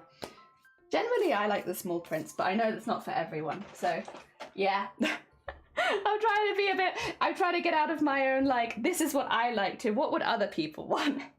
Yes. Some makeup that's not properly registered tested could have traces of asbestos. That's terrifying. Those attacks, so the thing has to be properly processed. Talcum powder is sometimes used in powdered makeup and whatnot. Oh my god. It wonky. Yeah, it wonky. It's made by the same people who made the Cardi game. Like, yeah, it's like just a wonky hoop. But yeah, so I have to be careful because a few times I have tried mass ordering them. I've had some pretty bad luck with the quality. And again, like, it might not bother some people, but like when you're spending, I feel like, so many hours making a piece, you don't want to mount it in something that's not, that you don't like. So I'm being a bit picky with them, to be honest. I'm just being a bit picky. Oh dear, you could try boiling. Maybe boiling it would fix it. And the other ones too. That's the thing, it's not just one hoop. They're all like that. All the ones from that fun was, yeah. Ah dear. Do you ship to the US? I ship worldwide. Yeah. Oh dear. It's done via Etsy, which makes it a bit easier as well because they do help a little. They take a cut, but for someone who's a bit newer like me, I need the extra help that Etsy does, where it's like, they help you calculate, they help you print everything. I need that. Oh dear. Someday I'll get to enjoy good old embroidery prints. Yes, but I would say if you're interested in prints, I will try and get more. So like, there'll be more. Right now we only have the 5, and like, while they're 5 that I really like, I would like to have a few more options. And like, I'll be making the Pomni one into a print. I'll be making this one into a print as long as I don't hate it. The Goblin card one, I'm actually going to be making into a greetings card. Listen, okay, I know I said I was going to do things that other people wanted, but I also want to do some of the things that I want, and I want to give people Goblin Christmas cards next year. And after making that piece, I decided that I was going to make more Goblin Christmas ones. I don't know if I'll do them on stream or off stream, because that's kind of a selfish one that I want. But I want to make a set of Goblin Christmas cards, and if I'm printing them for me, I'll make a few extras as well. There probably won't be that many, because I don't think that many people are going to want them. But yeah, I'll make a few. Ah, dear. Yes. Ah, dear. Back in the day, makeup had lead in it. Yes. Yes, it did. Makeup was terrifying back in the day. They can jelly Pitbull. Shipping worldwide. Yeah. Mr. Worldwide. But for embroideries. Ah, dear. But yeah, right now, the goal for this year, for anyone who's just popped in, I guess, and doesn't know, the goal for 2024 for me is I'm trying to make enough stock that I can go to a craft fair and sell stuff at a craft fair. So I'm trying to work hard to make a lot more stuff, and that's why any donation money goes towards prints, because that means I can make stuff for craft fairs. I can make more stuff, and so that's the plan. That's the plan, because I've always kind of wanted to do that. And it's a goal that I didn't think that I would ever get to, because I never imagined I would do a craft that people would want to purchase. So I'm quite happy. Things have gone really well the last year. There's been a lot of downtime, but like a lot of good stuff as well. And also, actually, wait, I don't know if I'm allowed to. I'll be subtle about this because I don't know if I'm allowed to, how much I'm allowed to say. But I am actually going to be attending a couple of craft fairs with a friend who does table at these kind of events, and they're going to help me gain some experience and learn a little bit about what it's like and the things you need to do and consider. So yeah, I'm very lucky. Someone is actually taking me with them to show me how it goes at like a weekend craft event, how tabling is, because I have no experience with this at all. I've only ever been to craft fairs. I've never been on the other side of things. So someone's taking me with them so that I can learn alongside them, and yes, I can learn from a professional, which is very exciting. But I don't want to say who it is because I don't know if they've announced stuff yet, and it's like, that wouldn't be fair. So you'll just have to live in mystery for now, who it is that I'm going with. I am excited about it. I'm very excited about it. It's also another craft fairs that I've never been to before. You know, until this year we didn't have a car, which meant we could only ever do really, really local ones, which I'm, again, not against. I do like the really local ones, like the ones that are just within your town is nice. But the bigger ones, I'm excited to, because I've never really been to those. So yeah, I'm gonna see what it's like and get a feel for kind of how it goes. and like how browsing goes and how those discussions go, because again, I've got no experience. Teach one, yeah, love it, yeah. I'm very I mean, I will say that is one thing that the crafting community I do feel like is pretty good at, is like when people are interested in joining it, I feel like a lot, there will be people that gatekeep, there are always people that gatekeep, but I feel like a lot of the time it's just like, it's people sharing the things they love with each other, and, you know, when someone's interested, you know, just giving them a little helping hand. It's nice. It's hecking nice. It's very wholesome, and I'm very excited to go to my first big craft fairs and see what it's like and get an idea of like foot movement, foot fall, all that kind of stuff. Stuff that you kind of would know when you get more experience, but I don't know yet. Nicholas, good morning. Welcome on in. I need to work out where I'm going next. And Dex, good morning. How you doing? Welcome on in. I need my reference image. I'm getting a little lost in here. I need my reference image, and I need to go here, I guess. Here is also a light red. It's a bit of a jump, but I think that's okay. I think that's okay. Heck yeah. Yeah. I'm very excited. Boobery. There, yes. Good hacking times. And like a really good start to the year, to be fair. Although I don't know that I'll be doing it for a couple months. Still, a good hacking start to the year. It's still the first half of the year, which I think means it can count as a good start to the year. If it's in the first half. So I'm excited to do that. And then, yeah, hopefully by the end of the year, I'll feel prepared enough to give it a go myself. And I am also aiming to go to MCM Birmingham specifically to table for my first event, which it might seem like a bit of an intense one to start with, but hear me out. I know a lot of people that are going to that event, so I have a lot of friends that will be there, which I think will be really nice for your first craft event, not feeling like you're on your own, even though it's, you know, it's my own table and stuff like that. There'll be people that I can talk to. So if it's a bit quiet, if people aren't browsing me very much, that's okay, because there'll be other people that I can talk to. So yeah, also they have the cosplay UK qualifiers for the Crown Champions. So they picked the UK representative for the year there, which means from a cosplay standpoint, even though I'm not going to compete, from a cosplay standpoint, it's just a really exciting convention because you get to see some of the best cosplayers in the country. They're just there. And I think that's pretty cool. That's pretty cool. And not only some of the best cosplayers in the country, but some of the best cosplayers in the country in their most impressive ever outfits, which is very hecking cool. So that's also really nice. I will be taking like probably like a couple hours break from the stool on the Saturday just so I can see everybody and cheer them on and stuff. There's people from this community that are aiming to compete there as well. I believe we had Cthulhu as well as Sunkoi Cosplay, who may be competing to represent the UK. So people that you guys would recognize as well, probably. Like, people you've definitely seen around, which is exciting, very exciting. Of course, that is like, what, 10 months away? it is a little far. I'm excited ahead of time. It's a little far in the future right now. But I am, yes, I'm excited for it. I hope that it's really fun. I hope everybody has a really good time. It'd be really cool to see someone from Twitch win and represent the UK, because I don't know if that's ever happened before, or like someone who is like an active Twitch streamer. I know that people, like world champions, have come to Twitch, but I don't think they've ever come from Twitch. So it'd be cool to see that. But mainly it'd just be cool to go cheer on people that, like, I don't know, that I've watched them crafting for a long time. It'd be nice to go cheer them on. I will say, from what I've seen of the costumes they're planning to make for it, they're big, and there's a lot of hacking work in them. Oh dear, big intense costume alert.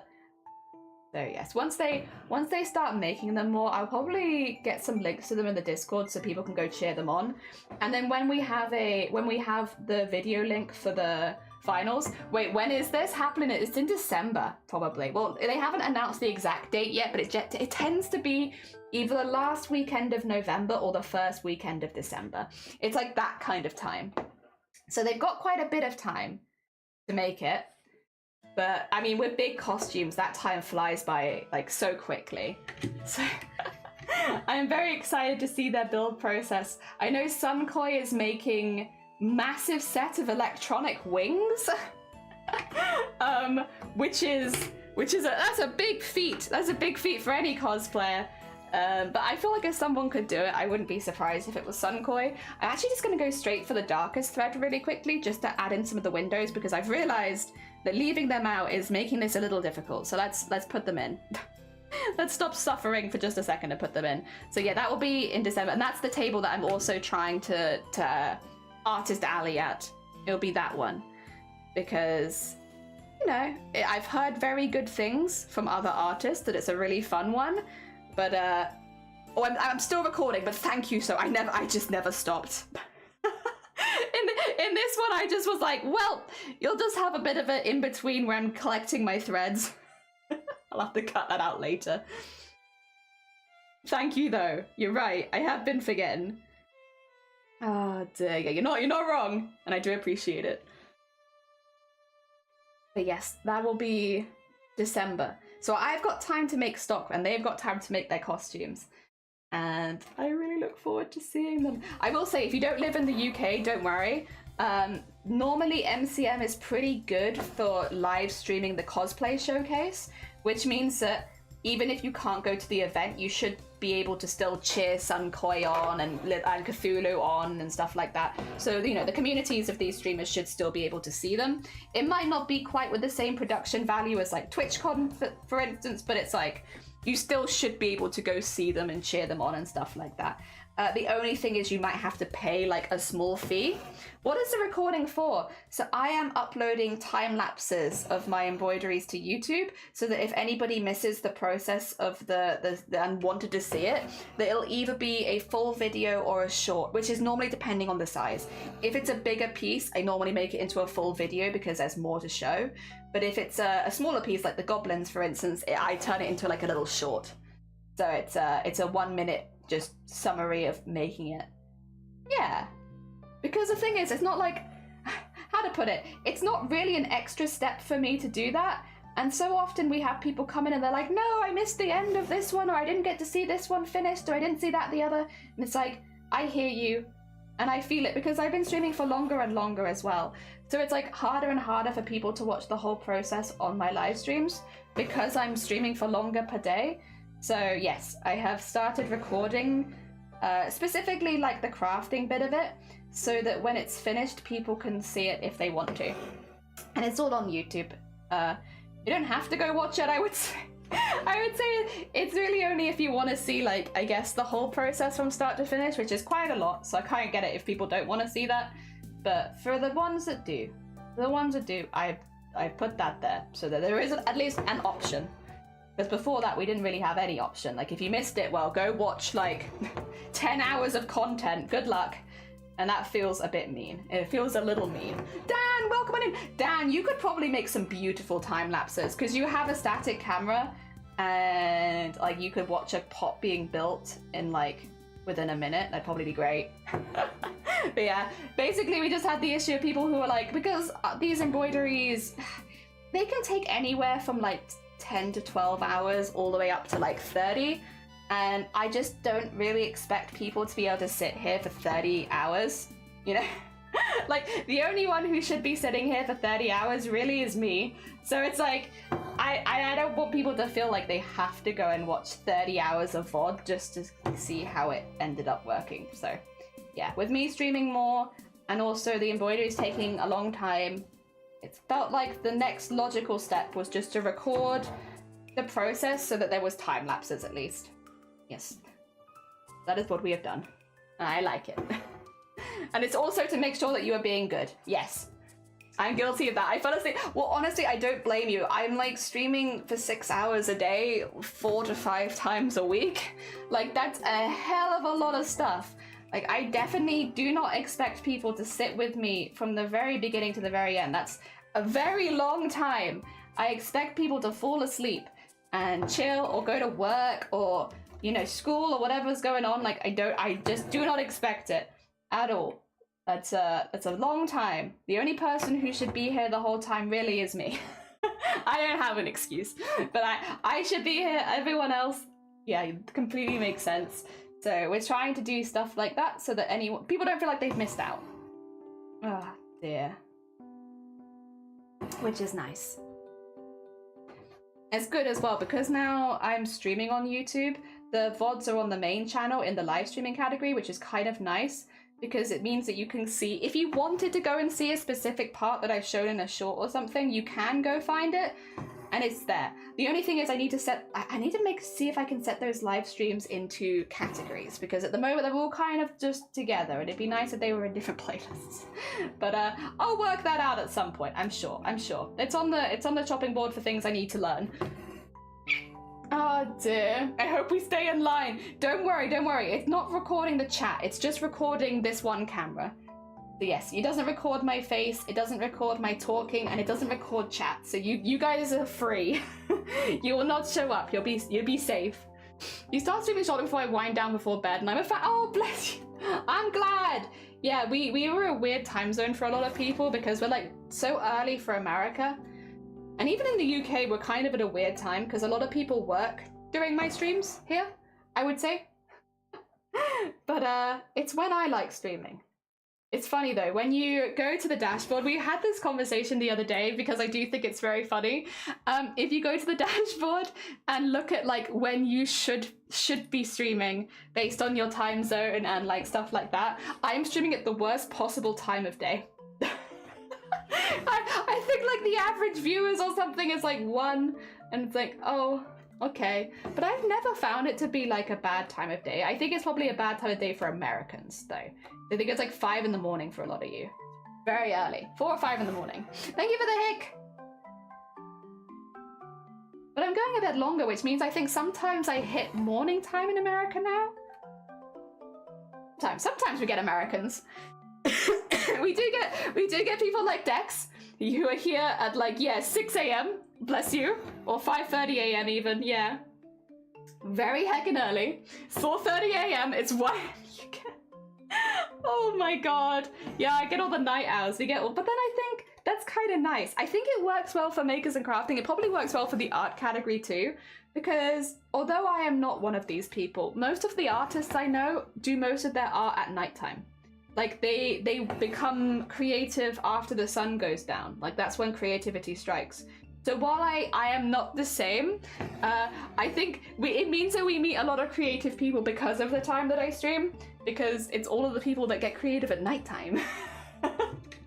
Which is not me. I wish it was me. As soon as I get tired, I lose every creative fiber in my body. It's like, well, they're gone. It was nice having them. They have disappeared. I'm gonna save this thread for later, unless it wants to not, which would be really mean of it. No, I'm gonna save this for later, because I think I might need this again later. But for now, I just wanted to get those windows in, because I was struggling a little bit with working around them. Okay, we have that for later. Have that. And then, I want to go like one shade darker, and just filling in some of that colour.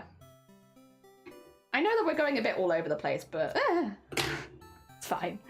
Oh dear, all the unsleepy beans. Yeah, night owls are a hoot. They are a hoot. I'm always a sleepy bean, I just don't have normal sleep. That's fair. That's fair. Cthulhu, I had an idea. Cannot just Boyd. Come back with idea. I was talking about you. You'll find out why later. It was cosplay, don't worry. I wasn't saying anything mean. I fold immediately. I'm here lurking while at school. I hope it's going well. I hope all the studies are going good. It's not too boring. Yeah. Yeah, I actually have a very normal sleep schedule though. I think it's one of those weird backwards ones where I think a lot of the people I talk to, we have like the opposite sleep schedule. I go to bed, I like try and look at going to bed about 11 o'clock, and then I wake up at 6:30 in the morning. Sometimes at 7 if I have to be up early, but like 6:30 in the morning is like a good wake up time, because then I get like half an hour in bed, like, you know, chilling, playing games, stuff like that. And then I spend an hour, you know, dressing, eating, stuff like that, and then I stream straight away, first thing in the morning. Because that's when I am most creative for me, is like first thing in the morning. I will say that doesn't seem to be the majority of my crafting friends. Majority of them find as the day goes on they feel inspired, but I wake up in the morning and I'm like, that's when I'm creative. And if I wait too long, I lose that creativity.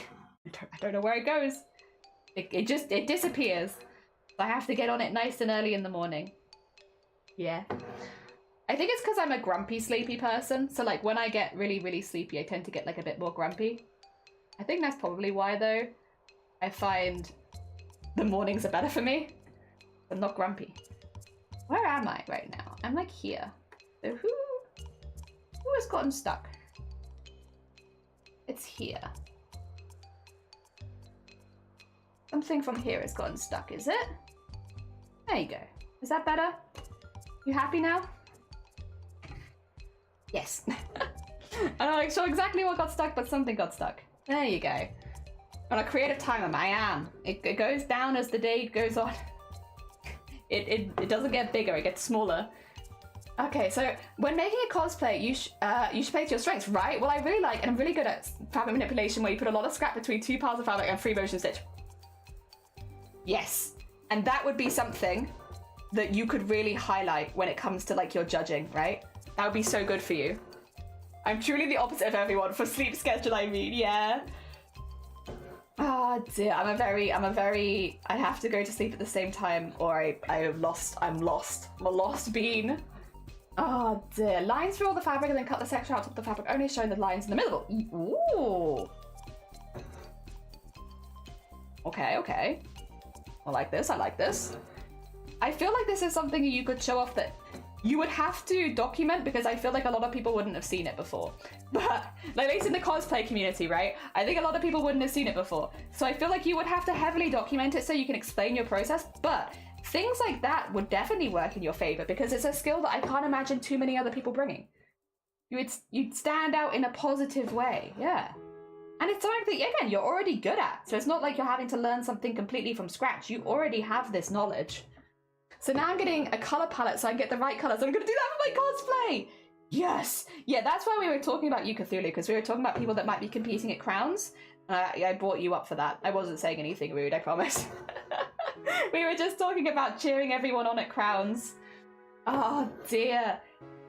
Yeah, that would be, again, you'd have to heavy document it, because you never know. Sometimes judges are really on it with that sort of thing, and sometimes they're not. It's nothing against the judges as well. Everyone has their area of expertise, and you might hit a judge's area of expertise or you might not. But on the off chance you don't, that's like something that's definitely worthy of documenting to make sure they know just exactly how much hard work you've put into it. Oh dear. There we go. Oh, what was that? Zomboti! Oh my god! Bean, you didn't have to do that! I know that you're also, in a similar position to me as far as crafting and employment goes. You don't have to do... That's very heckin' kind of you. I will say, when it comes to donations, if you ever realize that you've made, like it's not within your budget, or like that you've accidentally forgotten something, you can normally back charge the donation to your bank if you need to. Otherwise... Bless you, thank you so much for thinking of us. That's very hecking kind of you. It's very hecking sweet. What the hex? Oh dear. I know most cosplays and competitions require a build book, which is a lot like a studio file. Well, they don't require it, but it's difficult. You're normally required to have some evidence that you made the costume, but a build book is like the full book is not always a require. It's like a secret requirement, right? Because they might not say they're required, but but because everybody else will do it, it really is required. It's a very silly one. It's a silly one where it's like, it might not say it's required, but... Oh, no worries at all. I'm super lucky to know your stream. No, thank you so much. I'm very lucky to have such a talented artist watch me. Oh dear, you inspire me! Also, who the heck was that? Small! Welcome on in! How was your stream? I hope you had a good one. We are doing oh wait, why will it not... Snow? Oh, my tab isn't working. Alright, let me copy your name so that I don't have to tab it, because for some reason my tab is having a bit of a day. That work? Yeah! How was your stream? I hope you had a good one. I can see up to Red Dead Redemption. That was the first one or second? That's the second one. I have played both. Oh dear. I hope you had a good time. Welcome on in, Rubehart and Small Snow and Karma. Oh dear. Hello, hi. Even if that I want... No, thank you so much, Zomboti. It all helps. I really appreciate it. I didn't know there was a documentation part to cosplay, so it's not often in the full rule set, but it is often a secret hidden rule. Oh yeah, my L is an... Oh, is it? Oh, okay, so I got the wrong person. All right, my bad, my bad. All right, let me fix that now. Smoy. Yeah, you're right, you got it right. That's what I did wrong. Ignore the first shout out. They're probably a lovely person, but it's not the person I was trying to shout out. All right, will it let me do this one? I have to wait 16 seconds and then I can do the other one for you. How was your stream though? I hope that it was good. It's Smoy. Smoy. I'm sorry, it's not small, it's Smoy. My bad, my bad. I hope you had a good stream though. What did you get up to today? It looks like you were doing Wild at Heart. Was it a good hacking stream? We are making a embroidery for Spirited Away. Specifically, we wanted to do a dragon embroidery because tomorrow is New Year's, or Lunar New Year's, and it is Year of the Dragon. And Year of the Dragon, it seems like it's hopefully going to be a really good year for a lot of us. You know, the whole new beginnings and new starts and trying new things. So I thought it'd be nice if we made like a little dragon piece. So the community voted on what dragon they wanted to see, and they voted on Haku from Spirited Away. So we are doing, right now we are just making the bathhouse and getting all of that in. We've literally just started, I will say. So you're at the very beginning. But yes, we're doing that, and then yeah, we're gonna have hopefully some good luck over the next year. That's the plan. We make dragon art, profit.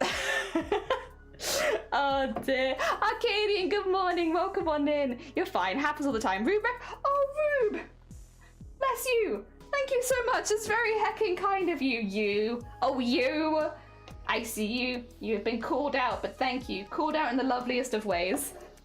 Ah, dear. Year of the Dragon, yeah. It's meant to be like a really good year for a lot of people with the Year of the Dragon. And I'll be honest, I think a lot of people in the world have felt that the last few years have been kind of rough. You know, between pandemics, a lot of people getting sicker than usual, all of the financial crises and everything that's been happening. I think it's been a pretty tough year for a lot of us. And so I'm looking forward to hopefully having a good year. That's what I want. I want this to be the year that good things happen. So to try and not tempt fates, we're going to make some nice dragon art. Please, if we can have some good luck this year, that would be really good. So that's the plan. And that's tomorrow. So if you haven't got good food in the house, go get yourself some good food. You need to have good food to bring in the new year. Good food and a nice clean house, clean mind. No more dirty minds, clean minds only. Oh dear. Rube, thank you. Game is super cute and really fun.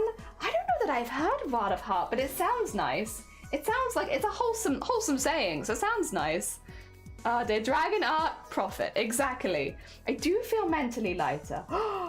Maybe Year of the Dragon is the year for you, Kieran. Maybe it is. Yeah, for real. Good luck next year, please. Wait, you're a dragon year? Oh my god. Well, I hope then you have the best luck if it is your year. Also, speaking of, I should be able to properly shout you out now. It's been, I think, 16 seconds.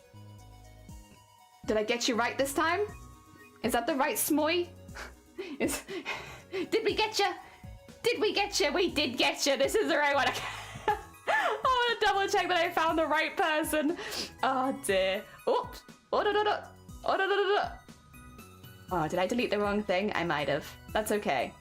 It's fine. It's just my reference image, and we get by. Oh dear. Hell yeah. Pray to the dragon gods for a good year. Yes. We make art for the dragons so that hopefully we can have a good year. I don't know if this is how it works. I'm doing my best. Clean minds, dude, that's not possible. We got to. It's for the dragon. Consider the dragon. I found a very beautiful cup in my favorite tea store online. Oh, are you gonna bring in the New Year's Zomboti with a nice cup of tea? Is that the plan? It's very Pikmin meets where the wild things are. Oh my god, I haven't heard that story talked about in a while. That was a book we had growing up. I think a lot of people had that book growing up, and it wasn't my favorite book. But the reason that I have good memories associated with it was because it was one of my siblings' favorite books. They really liked that one. So I remember them getting excited about reading it. And so yes, I like that book by proxy, I think, because they liked it so much. I'm like, well, now I like it too. Ah, dear, you got a hell yeah. Oh yeah, please do share with us beautiful teacups. Thea makes dragon creatures now too. Rube does. Rube, are you bringing in the new year with dragons as well? You gotta make dragons. for the new year, for good luck. My kids liked it and I enjoyed the creatures. Yeah, I think my mum liked it. I think she liked reading that one to us. I was never as keen on that one, I think just because I already had other books. I've always been a very one-track minded kid. I like one thing and nothing else. So I had other things that I liked, but yeah, seeing my siblings really enjoy that one means that I just like it by proxy now. I just like it by proxy because they like it. Oh dear, gonna make some dragons, hell yeah! Oh dear. Yeah, I don't know that that's how you tempt the dragon to give you good luck, but I feel like, you know, a little extra dragon art in the world will hurt no one. And yeah, we had a few options. The three options we were going to do. We were either going to do Spyro, Blue Eyes White Dragon, or Haku. And Haku got the most votes, so this is the one we've ended up doing. Just in time as well. We had the vote finish earlier this week, so I had time to prep this for today. But yes, we probably actually won't be working on the dragon itself today. We won't be working on Haku. We're probably going to mainly be working on the bathhouse. We're using a technique called thread painting for anyone who's a bit newer to this. It's a type of embroidery where you basically just paint with thread. So instead of doing colors like, you know, painting it in, it feels a little bit more similar to painting my numbers because it's quite difficult to blend embroidery threads, as you can probably imagine. They are not the most blendable. So instead you kind of just block out colors, you add extra highlights, stuff like that, and you end up making pieces, I would say, in a very reminiscent way of a paint my numbers painting. And that's thread painting. Obviously at a higher level you use much more colors and stuff like that. I only started doing thread painting in July really last year, so I'm still pretty new to it, but I found it to be a really, really relaxing way to explore embroidery, and I really like it. It's a lot of freedom with it because you can kind of just use whatever colors you have to hand. You're not constantly having to buy stuff. I get a lot of second-hand embroidery threads, or threads from charity shops and stuff like that, hand-me-downs, and I can use whatever I want because I can draw whatever pictures I want. I think this is one of those arts where as long as you can draw what you want to do, you can make anything. You could make anything out of thread painting, and that's very freeing, and I very much enjoy that bit. So yes, at the moment we are just working on getting the base colors for the bathhouse in. Normally we do an outline first. I normally have a process, right? But today, because it's quite a detailed piece, we're going to work from the inside out. I'm still going to do a nice thick outline because I love a nice thick outline, but we won't do that yet. We're going to hold off and do that later. You're also born the year of the dragon. The only sad thing is that my birthday this year is today and not tomorrow. Wait, your birthday's today? Wait. We don't gloss over that bit. Excuse me, is your birthday today, Elja? Oi. Heckin' happy birthday. Do we still have party hats? Yes, we do. There we go. We can have a little party hat. Happy hecking birthday, Elja. I hope you have a lovely day. I hope you have a lovely tomorrow as well. Yeah, you know what? I believe that.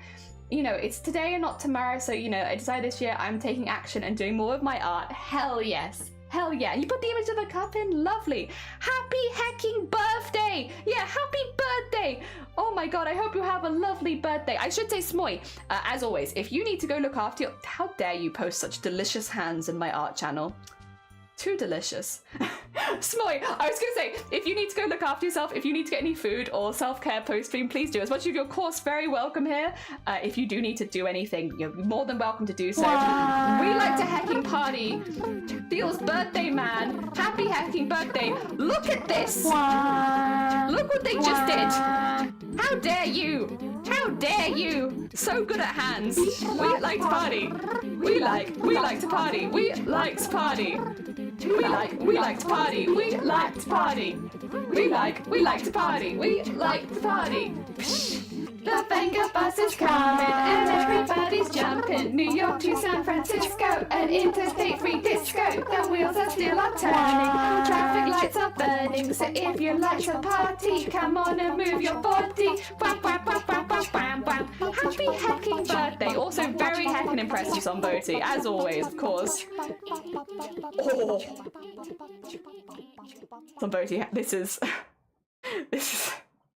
Oh my, I see what you mean. This is a very pretty mug. Oh my god. Oh, and this is the pastry. Delicious, but also, oh my god. That is delectable. Delectable mug. I love it. Also, I see somebody else has posted disgustingly good. Yes, we are all, how dare you. It's too hecking good. Ah, dear. Hell yeah. I've always loved embroidery. It looks enjoyable. I've never tried past the little kiss-off thing. Oh, I can show you kind of what... So obviously this is very early days embroidery. I have another bigger one that we worked on last month. I don't know if you're familiar with the digital circus, but this is one we worked on last month, I think, which kind of shows a bit more of how it ends up looking with like the color blocking. Actually, let me show you in the main camera because the greens in there never look right. But yeah, it ends up looking like a little bit like that. So you get like a nice chunky outline. You kind of have like the color blocking, but then I've done some shading within the color blocking. And then I've done my main shade color as green as well as my main highlight color being green because of the light behind it. And it just kind of the same as any other art. You just kind of chip away at it. But instead of using paints, you use threads. And it sounds really complicated. It's actually really easy. It's just slow. It's probably one of the slowest arts that I've ever done. But if you're looking for something relaxing, I feel like going slow can be really freeing. Not feeling like you have to go quickly. Yeah, you can call me small or smoy or snow. I was just trying to get close to the right smelling and now it's a joke. It sounds really difficult why major cartoonists only do 4-fingered hands. I do 4-fingered hands, but I'll be honest, I like doing claws. I find claws fun. Give me long fingers, big old long finger hands. Gorgeous, thank you. You're back. Welcome back, somebody. Dear, we've all been gushing over your hands. What have you missed? Just some hand gushing. Actually, speaking of hand gushing, where's my cream? There it is. So one thing, if you do a lot of embroidery, if you start doing it every day, you will start to get calluses on your hands, which means that you start having to like do stuff to soften them up so that they don't crack. Because when you're working with threads, if your hands end up cracking, basically, yeah, you start having your skin catching on the threads and it can make embroidery quite difficult. So if you start to notice, oh, it's drying out a little bit, I use a few things. The one that I tend to use in my hands, though, is O'Keeffe's working hands because they're really good. You can't get it anywhere else. Leave it on your hands. If it touches anywhere else, it's like instant acne. But using it on your hands, it's really good. It's really, really good. It like makes them feel refreshed instantly. It's so good. I'm not sponsored. I will be honest, if I could be sponsored by any company at this point though, it'd either be DMC, which is like they do threads, or O'Keeffe's because of the hand stuff they do. It's just really good. I use it a lot and it's really saved my hands many, many times, especially doing big projects. I'm a really big fan of them. Oh, okay. I think it looks pretty good. See, look, looks happy. That's a happy thumb again. It's a very buff thumb, but it's a happy thumb. Yeah. Did you see that? I did see the cup and the doodles. I saw both. Yeah, we were gushing. Watching your stream on work. Oh, bless you. I'm glad. I hope work is going well as well. I hope that it's a productive day at work. Oh, dear. The mug is pretty, but the handle gives me anxiety. Thin handle, that's very fair. That's very fair. I can imagine. I needed that when I worked in a junk mail factory. Oh my god. Like your hands just, they dry, they crack, and then it makes everything worse. I hate it. I'm very used to it at this point, but I must admit, it is not my favorite. All right, get my reference back on screen again after I deleted it by accident. There we go. And then back to this again. Great doodles. Great doodles. Hell yeah. Every time someone says great anything, I just default to Lethal Company. Help. It's just, I'm stuck. You weren't lying about charity shop yarn. I went to the other day, we had a whole wall. Yeah.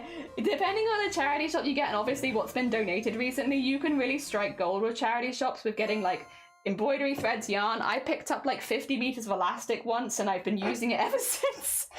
Because like, well, you know, 50 meters of elastic for like £2. Sure. I'm never gonna run out of elastic now, and I have it all in one place. And it's a cotton, which means I can dye it if I want to. 10 out of 10. Yeah, you can pick up some really good stuff at charity shops. It's you know, there's some trash in there sometimes, but there's a lot of treasure too. Oh dear, you gotta go. No, you're fine. It was lovely to meet you, Smoy. But yeah, no, look after yourself. I'm the same. After stream, I need to immediately start doing self-care. Yesterday, I took a 2-hour nap straight after stream, pretty much. It'd be like that sometimes. Have a good time. Yee, have a good time. Oh, that's the other thing you mean, Somebody. It's Elja's birthday today. We didn't know, but it's Elja's birthday. The day before the new year, which is kind of fun. almost like a dragon-themed birthday. Very cool. Actually, in some points of the world, I know where you live, Elja, it will not be the case, but I'm going to assume that actually it might turn New Year on your birthday this year, technically. Since Lunar New Year is generally celebrated more in Asian countries, and they're before us in the clock. So wouldn't it become, technically, wouldn't it become Lunar New Year during your birthday? Kind of. Kinda. Oh dear. Very exciting. Very exciting. Yeah, my birthday's nowhere near Lunar New Year, but I think that's pretty cool. I think that's pretty hecking cool. Okay, 1 hour might legitimately be up this time. Have I been streaming for an hour? I have. I've been streaming for 2 hours. Oh my god. Time flies on Twitch. Yeah, we all wish we had a little party while you were gone. We had a little party. We put on hats. Oh dear. Yes. To be fair though, actually thinking about it, very close. I don't know how I feel. In one way, I would like to have a birthday this time of year because I think having a birthday near the new year, as far as like new beginnings and like fresh starts and all that goes, would be really, really nice. But there's another part of me that says, I wonder how expensive it is to book a restaurant this time of year because it's Valentine's Day in a few days. And they always hike, I feel like, bookings and prices around this time of year. So like if you wanted to go out for food, that might be kind of a pain in the ass. Oh dear. Then again, I guess you could say that for any time of year. There's always positives and negatives. I'm very biased. I love having a birthday near Halloween because it means if I ever want to do like a fancy dress party or whatever, everyone already has costumes because it's right next to Halloween. Excuse me. Sorry. You know, even the thought of Halloween has got me spooked. Gotta go buy fabric? Really? For this costume? Oh, actually, before you go, Cthulhu, if you're still there, are you planning to make it live on stream or are you planning to keep it off stream? If you're not here, don't worry, I'll ask you privately later. I'll just spam your private stuff. Thank you for the hick. Hick.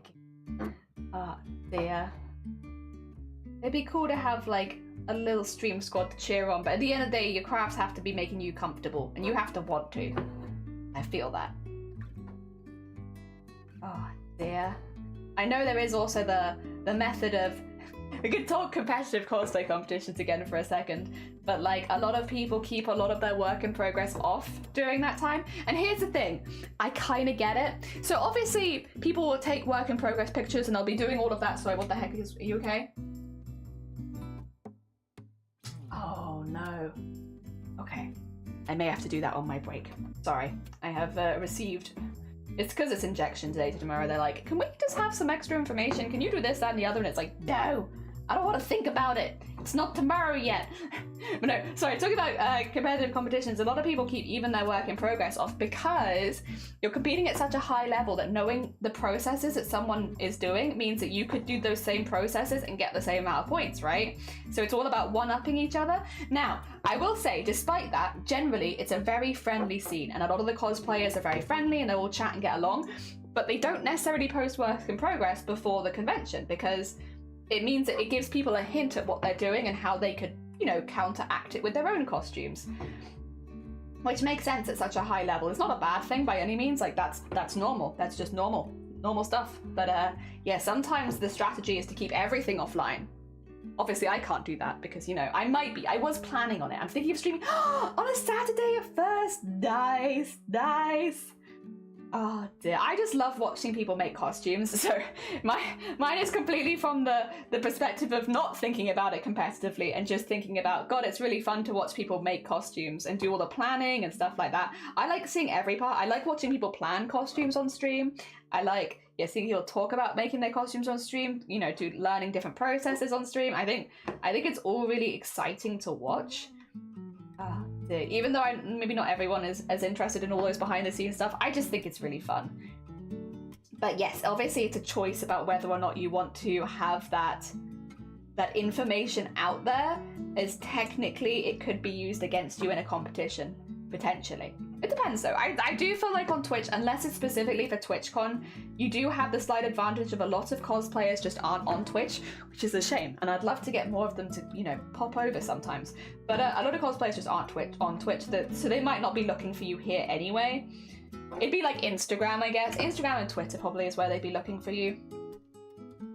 Then again, I guess Cthulhu, you'd be a first-time entry, so maybe you'd be safe regardless, because only people in your community would know. So you might be safe anyway. Oh dear. Yeah, I'm really bad at that bit about not posting stuff online about it. I know that it would be to my benefit to stop posting and like just do it off stream and stuff like that. But streaming has become such a nice part of my making processes that I think I would enjoy it less if I just had to keep it secret. It'd also mean that I'd have to like cut down a lot on the streams that I do, because I do most of my crafting on stream and I do very little off stream these days, just so that, you know, I have time in my day for other things as well. So yeah, we'd have to see on that one. I feel like it's a nice idea, but maybe in practice wouldn't be so good.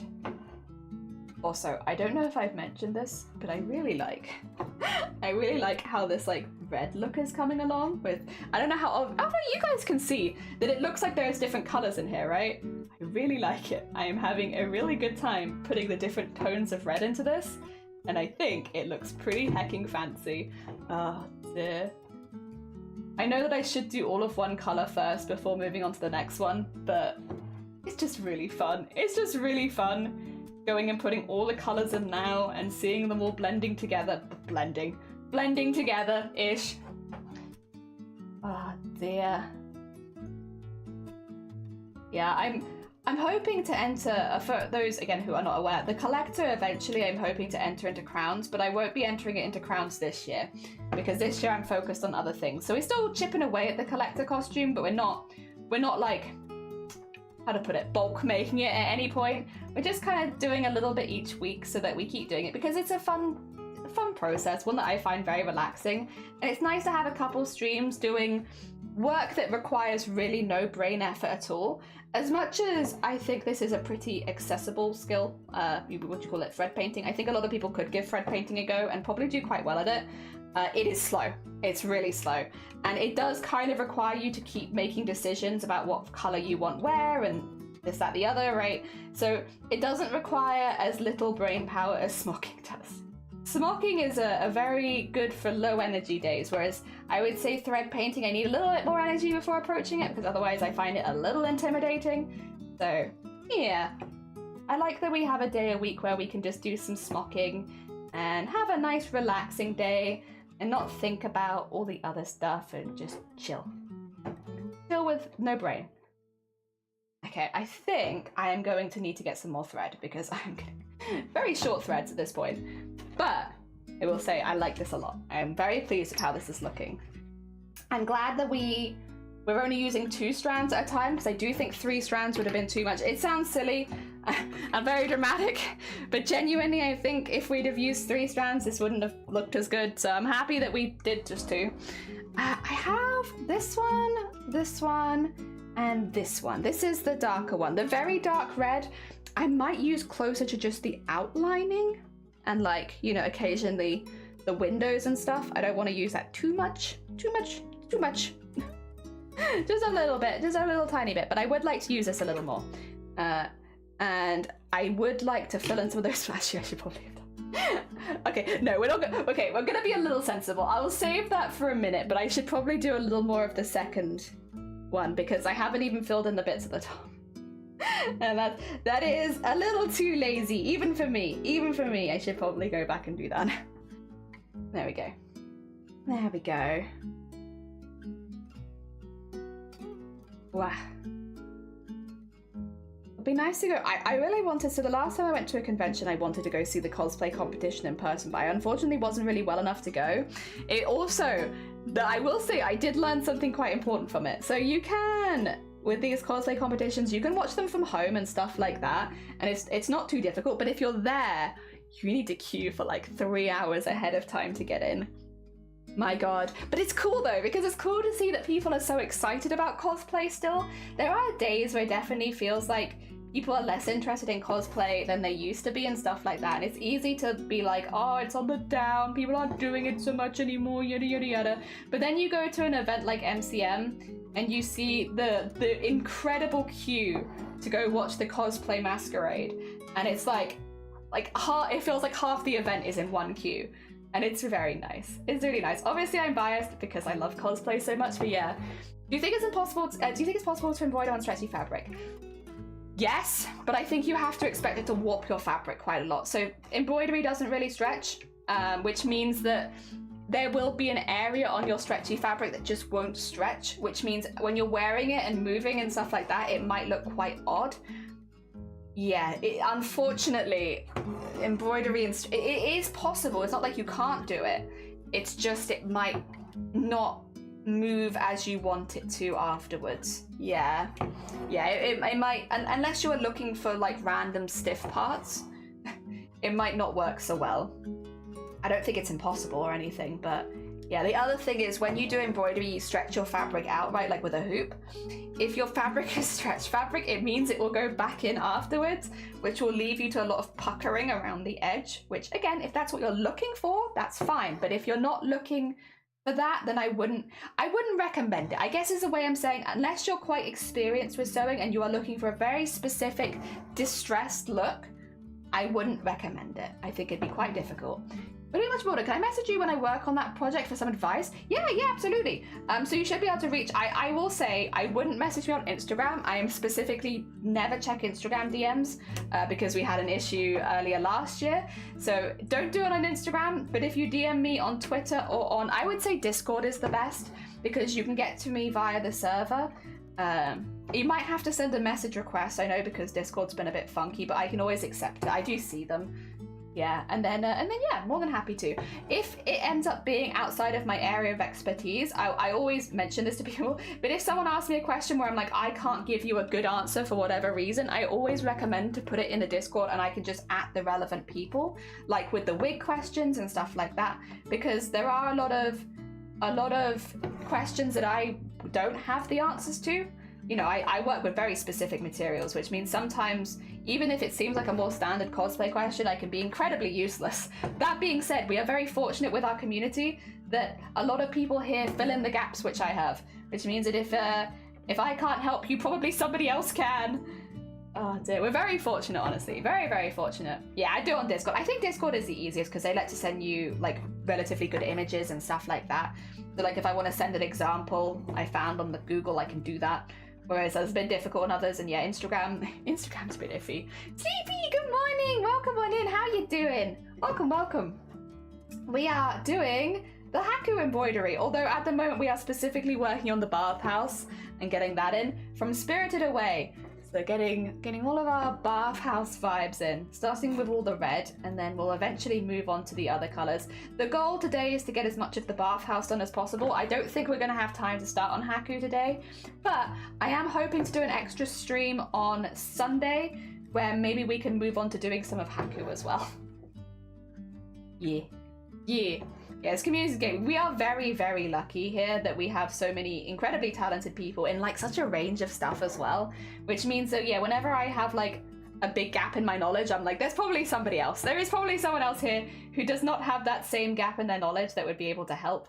Especially when it comes to like traditional art and stuff like that. I'll be honest, embroidery is one where I'm a lot more confident, as well as like smocking and certain cosplay stuff. But when we leave like, I guess, the cosplay sphere, I get very, very ignorant very quickly. A lot of stuff that I really just don't know. Like when we get into like fiber crafting, and wigs was a big one. I'm really very not knowledgeable on wigs. 3D stuff. Yeah. I mean, I think that's normal. I think most people have areas where they're more confident in and areas that they're not. But I'm very lucky that we have a community who will make up for those lacks in knowledge very quickly. They're very good at that. Yep. Oh dear, all right. This is looking very cool. Yay. At some point, I would love to do a few other Studio Ghibli embroideries. Howl's Moving Castle was one that I always really liked growing up. I do like the Wind Risers, but I don't know if I can make Wind Risers art without being emotional, so that might be kind of a difficult one. We'll see. But But I do really like the wind rises, and I really like the art in the wind rises, and I do kind of like the idea of doing the embroideries of airplanes and such. Although I guess the scene with the painting on the hill is the big one, but that makes me cry, so I don't know. I don't know if I could do an embroidery on a subject that makes me cry. Showing some characters I have with my girlfriend, I don't know why it feels bittersweet. I guess it's because it's been plenty of days and we haven't talked so much. Oh dear. Yeah, I struggle with art that how to put it? Art that makes me feel anything other than happy. I'm like, I'm an instant wreck. I still need to at some point try and make a piece of vent art. As one day we'll try. One day. No, not there yet. But one day maybe. Oh dear. Oh, emotions, no! I'm a very blunt person, I think is the problem. And I think when it comes to like vent art, a lot of the time there's a lot of focus on metaphors and stuff like that. And that is probably one of the things I struggle with the most. I don't do metaphors. I don't, maybe similes sometimes, but metaphors, like, I'm very bad. I think that's part of the reason though I enjoy poetry so much, because I really struggle with that. That is not something that I'm good at. People that can write really beautiful poems where they write themselves as other things and like bring their experience into more easily relatable words, I think it's very impressive, because I am very, very bad. I know it's kind of a joke that I'm very bad at the English language, lol, but like legitimately, I find that kind of stuff, it's not like there's like, it's not, how to put it, like a mental wall. I think it is just that is just not something that I'm good at. And I don't know that even with practice that I would get very good at it. Oh dear. But I always find it very impressive when other people can do it, because I think it's really cool. I think I know who that might be. Hecking Jester! Thank you so much for the 10 quid donation. Oh my god! That means between you, the secretive bean, and Zomboti, that's 2 full sets of prints just from today. Hecking bless you. That's very hecking kind of you. Thank you so much. Thank you. Okay, yeah, who could they be? I don't know. When talking about emotions, maybe made me think about my sweet, my roommate is, we're banned with crying. It's so sweet to see a 6-foot+ huge man take time to sit on the couch for her and snuggle, because she's not allowed in his bed right now due to her no jumping restrictions. With her fragile. I will say, whenever I see animal stuff like that, it also gets me pretty hard. That is a very relatable feeling to me as well. Yeah, I definitely feel that vibe when you see someone really connecting with an animal, and an animal really connecting with a person. It's a really lovely experience. It's really lovely. I feel that. I think that's a very, very fair and relatable and understandable. Yeah. Oh dear. There we are. Oh dear. Thank you so much, Shifty and Zomboti and Secretive Bean. Oh dear. Now I realise I hadn't hanged out in months and barely talked, and unannounced, don't want to bring it all down. The characters that we have are from the circus. Maximilian the Great, which is hers, and Claundia? A clown? They are very much in love, and they have a very funny relationship. Fucking lovely. I generally think it's so impressive that you can just make OCs.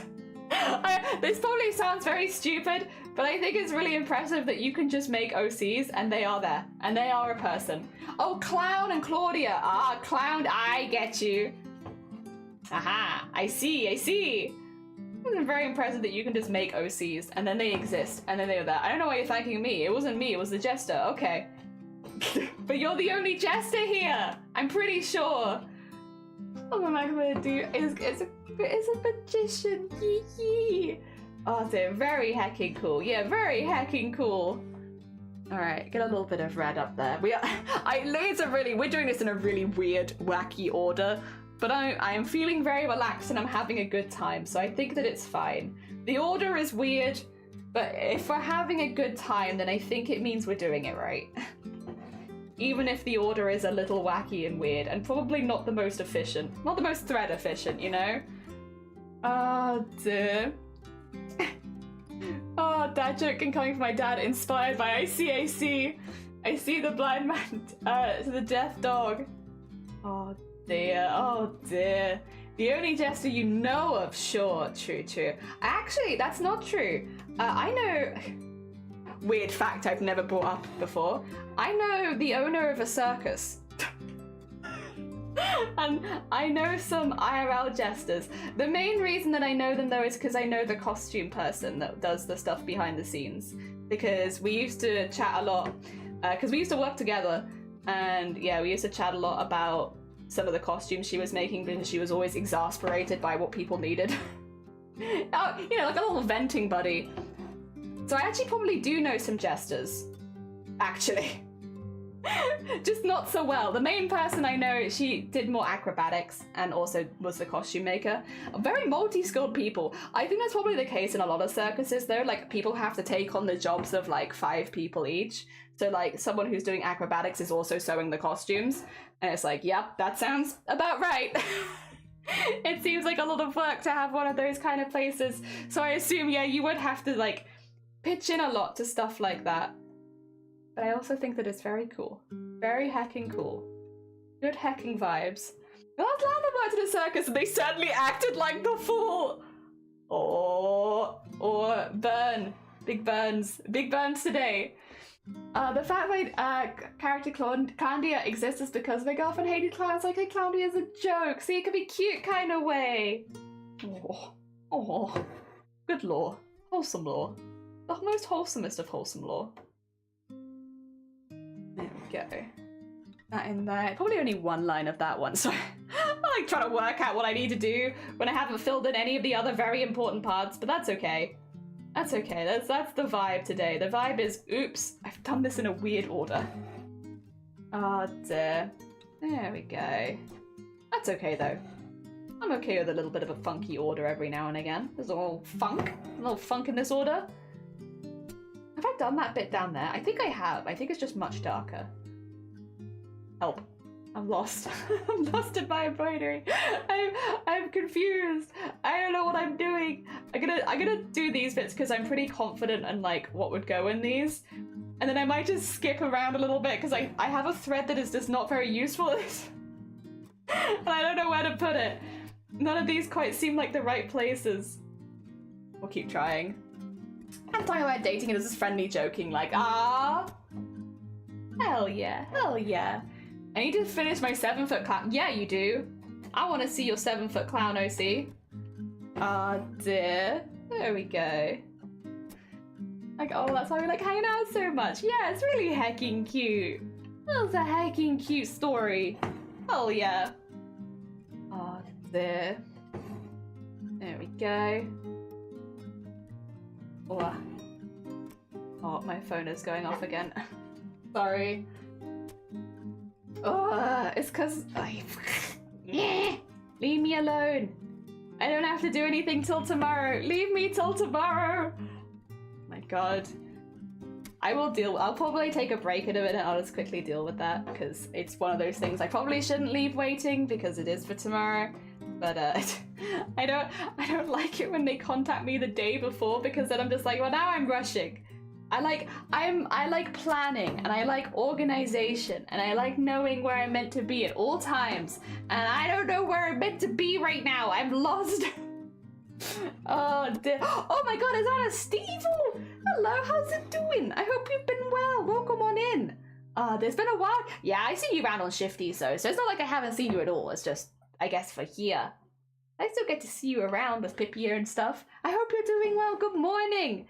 We are making a Spirited Away stuff. I do miss though because we haven't hanged out in months and we talk and it's like time doesn't pass then, but I've noticed the emptiness too much lately.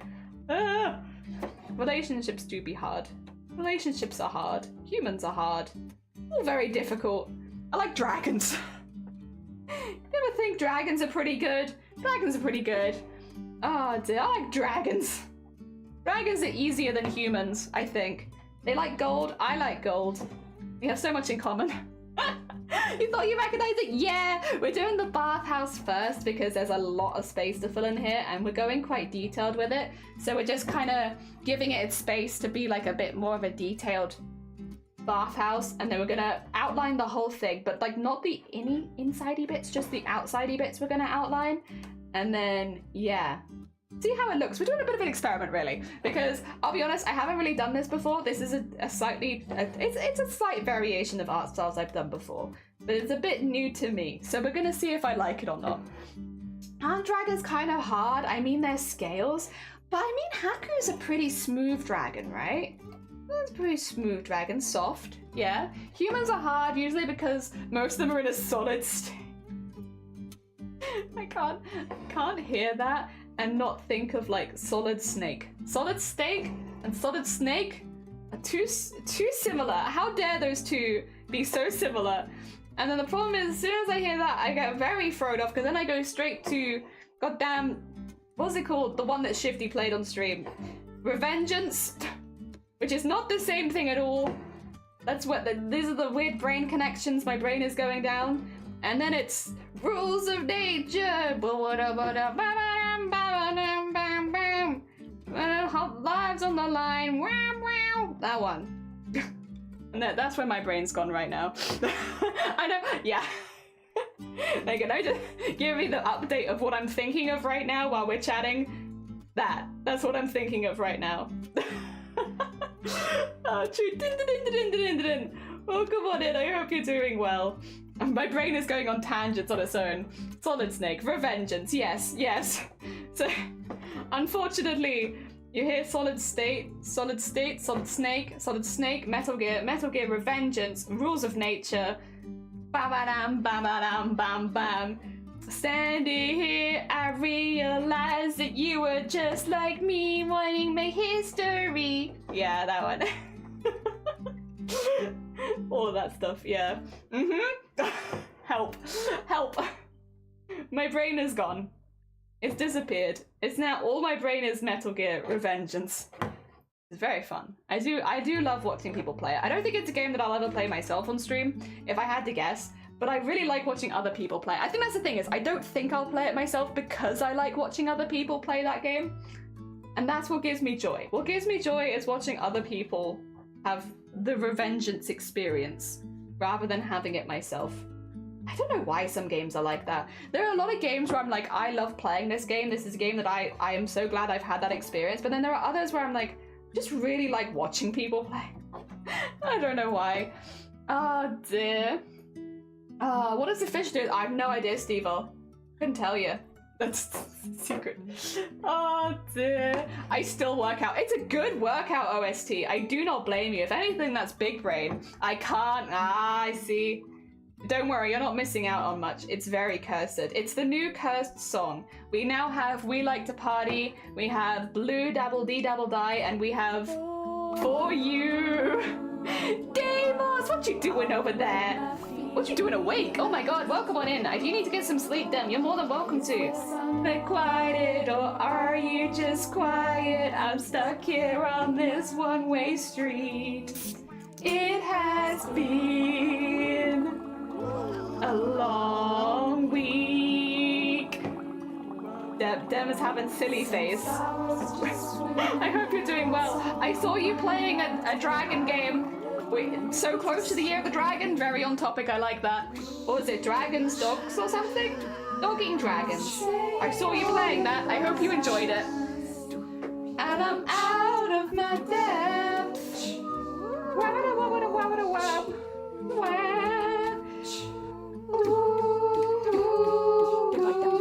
Fish whispers.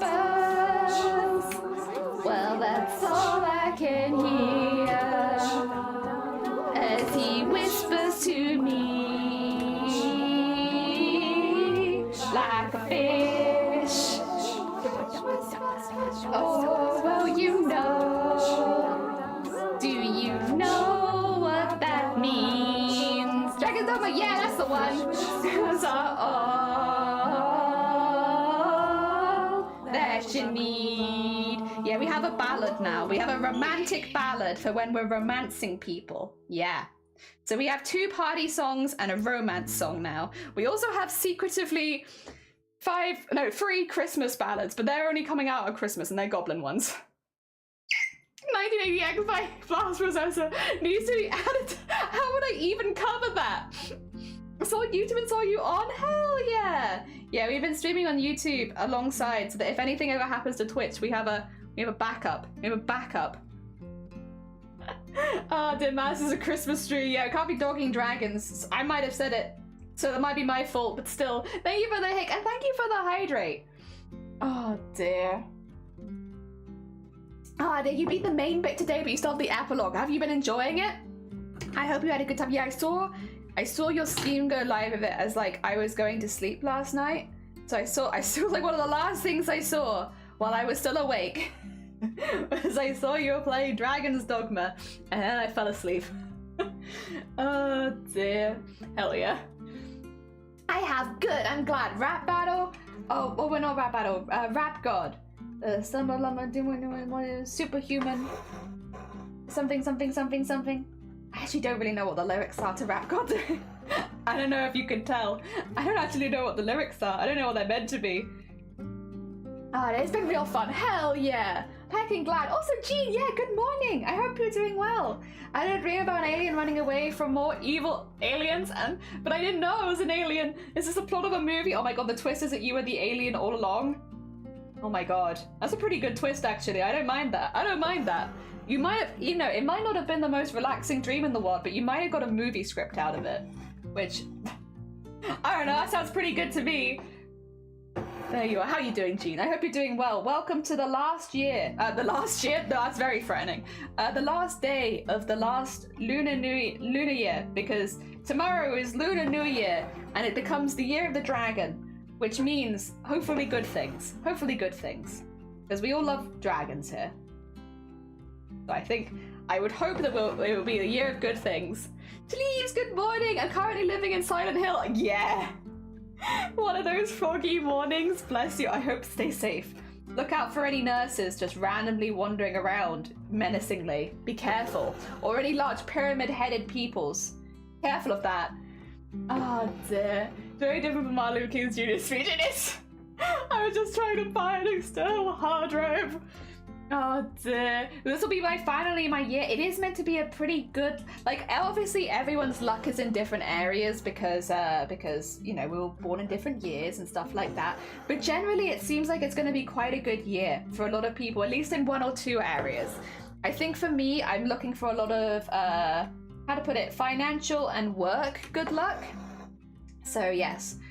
That's the hope. Not so much romance good luck, which does not bode well, because this is the year that I'm meant to be getting married. I would have hoped for a little more romance good luck, to be honest, but that's okay. That's okay. We're going to ignore that bit and just look at the positive bits, which is the career and financial, which I'll take. Oh dear, I'm gonna stay here. Aw, thank you so much for helping me with my YouTube stuff. I appreciate it. There we go. They don't encourage people to attack nurses when it's foggy. True. Things I probably shouldn't do. Attack nurses when it's foggy. Yeah. Maybe don't do that, actually. I live in areas a lot of older people who have nurses visiting daily. Don't attack them. I didn't tell you to attack them. Definitely not. Don't attack them. Excited for Dragon's Dogma 2 next month? Yeah. More dragons. We take our wins wherever we can. Exactly. I don't know who said money can't buy you happiness. Yeah, like, how are you buying anything without money? Are you kidding? Plus, money can buy me fancy food. And in my mind, fancy food is happiness. So, and it buys me threads. And it buys me fabrics. I don't know what money is not buying me, to be honest. Also, excuse me. Do you want to not do that? That's bad. Don't do that. I'm ignoring this. It's not a good one for you. Oh, fair. Fair malice. If they have said that it's not a good year for you, you have every right to just ignore it and have a good year without the Lunar New Year. You can take the traditional, like the New Year we traditionally celebrate over here, just the one in January. That can be your New Year, which means you've already had it. But yeah, if the Lunar New Year isn't offering you anything, well, why should you? Why should you follow it, huh? Oh dear, anime, welcome on in. How you doing? Another anime. Oh my god, double anime. We love double anime. Money does not only bring happiness, I suppose when you have too much. Yeah, I guess money is not the only thing. I would say, like, I guess this is an example, right, of money not buying happiness would be when I'm thinking of what money can buy me, it's craft supplies, but having the hobby, which means that I do crafts in the first place, is really what brings me happiness, and money helps facilitate that. But it's not the money specifically that's making me happy, I guess it's the craft. You could look at it like that, yeah. I get you. Repeatedly cocking nose on the head of the wood until you can no longer hear radio static. Oh dear. Bye for now. No, you have a party? Again, heckin' happy birthday, Elja. Enjoy your party. Enjoy heckin' New Year's tomorrow. I hope you have a lovely time. Lunar New Year is way more fun. You get money and gifts and food. Don't forget the food. Although, do you get food at New Year? No, just alcohol. Yeah, true actually, true. You get food at Lunar New Year. It was not to love. Oh dear. Who's that? Is that Hallie? Hallie, good morning. Welcome on in. I hope you're doing well. Welcome. Oh dear. Money can't buy happiness. Wrong. Custom purple jester boots with the curly tips at the end. That do be bringing. I like that. Do be bringing happiness though. I want food. You should get food in for tomorrow. Actually, this goes to everyone. If you are looking to celebrate Lunar New Year, make sure you get lots of food in for tomorrow, so you can eat food with your friends and family, or even over, like, I think, to be honest, I am a big believer in new style technology. Jump on a Discord call with friends. Eat food together. Hell yeah. Nothing wrong with that. Maybe play some Lethal Company. Maybe that's just me. Maybe that's just me, who is consistently trying to make people play Lethal Company with me every day. Please play with me. I love Lethal Company so much. Is Pancake Day soon? Listen, I'm the same, Gene. I'm not religious, but I will eat pancakes on Pancake Day. Anyone else loving the Feels of First song stuff flying around social media? Anybody? Oh, I'm sorry. I don't get those recommendations, probably because I've never seen it. I personally find fireworks annoying. The loud attack and my neck hurts. Yeah, I'm not keen on fireworks either. Dogs often don't like them, and that's all I need. All I need is to hear the dog vote is anti-fireworks, and I'm like, I'm sorry. If the dogs say no, then that's it for me. I listen to the dogs. I really want to do my goal money-wise. I'd like to have enough so that I don't have to think about it. Thinking about it is depressing. Yeah, for sure. That would be nice. I think I want to have enough so that I can always do my hobbies as well as live. That's what I would go for. Enough money that I can do my hobbies and also live. Both. Money isn't the method for happiness. Yeah, it's a method for happiness, but not the happiness itself. Yeah, exactly. But it does, it sure facilitates me. Yeah. I don't know, Lethal Company. Oh my god, Steve, you would love it. You and Pipia would probably have a really good time playing that together. Just gonna put it out there. It's like Phasmophobia vibes, but actually kind of legitimately scary at times, and with a lot more variety. Phasmophobia with more variety and some legitimate scares. It's really fun. It's very silly and goofy. The more people you play with, the more silly and goofy it gets. So you can exponentially make it sillier and goofier. So if you're like, oh, playing it alone is scary, it's like, invite a couple people to play with you and it's got 2 times, 3 times more goofy. Yes, it's really good. It's very fun. We've been playing it on Shifty's stream every now and again, as well as, I know, Vile streamed, I think Bateman Dem and Strange streamed at the weekend. So there are a few names you might recognize that have been streaming it, if you wanted examples, I guess. I'll play Lethal Tag, you did! Oh dear. Dogs are more important than humans. I feel that too. I feel that 100%. I used to like fireworks, but I had a time when I had chest problems, so it was loud and movement made it all hurt. Pippi wasn't too much, not too much into scary. I see. Lethal Company is on sale for £5 right now. We're not sponsored by Lethal Company, but if you've never played Lethal Company and you're interested, have a little look at it and see if it's for you, because I have very much enjoyed it. This year they changed the fireworks to drones of light, so it's kind of lame, but it's better kind of lame than something that hurts the elderly pets. Yeah, exactly. They had drones in the London one this year, which is one of the first times I've seen like a big drone thing in London. I hope that's a thing that will happen more, because I prefer drone shows to fireworks by a long way. So I would like to see more of that, but we'll have to see. Tis early days yet. Oh dear. It does seem somewhat fun, Jelly. It is. It's really fun. It's just such a silly. It is a silly game. I can get you some good clips because this is the thing. If you're a streamer specifically, there's a reason so many streamers are playing Lethal Company on their streams. It is so clippable. It is such a clippable game. Like, if you are looking to expand your clip library as a streamer, it is so easy to clip Lethal Company because so much happens. It's just it's just that kind of game. It's very good. I lost half sleeves. That's not good. That's very sad. Sleeves, what are you gonna do? What is your go-to when this happens? Do you just tip out the cuppa and make a new one? Or do you try and fish the biscuit out, or do you just wait until the biscuit unpleasantly knocks against your lips? What do you do? What is your go-to for fixing this situation? Because yeah, I'm sure many of us have been here, but it's not a nice situation to be in. What do you do? It is a silly place. It is a silly place. Just very silly. I've always preferred animals to humans. When I meet a family that has a pet, I'm like, take me to pet, yes. Like this Christmas, I got like one of my sister's dogs more presents than I got my sister. But in my defense, I spent more on my sister, but I got the dog more.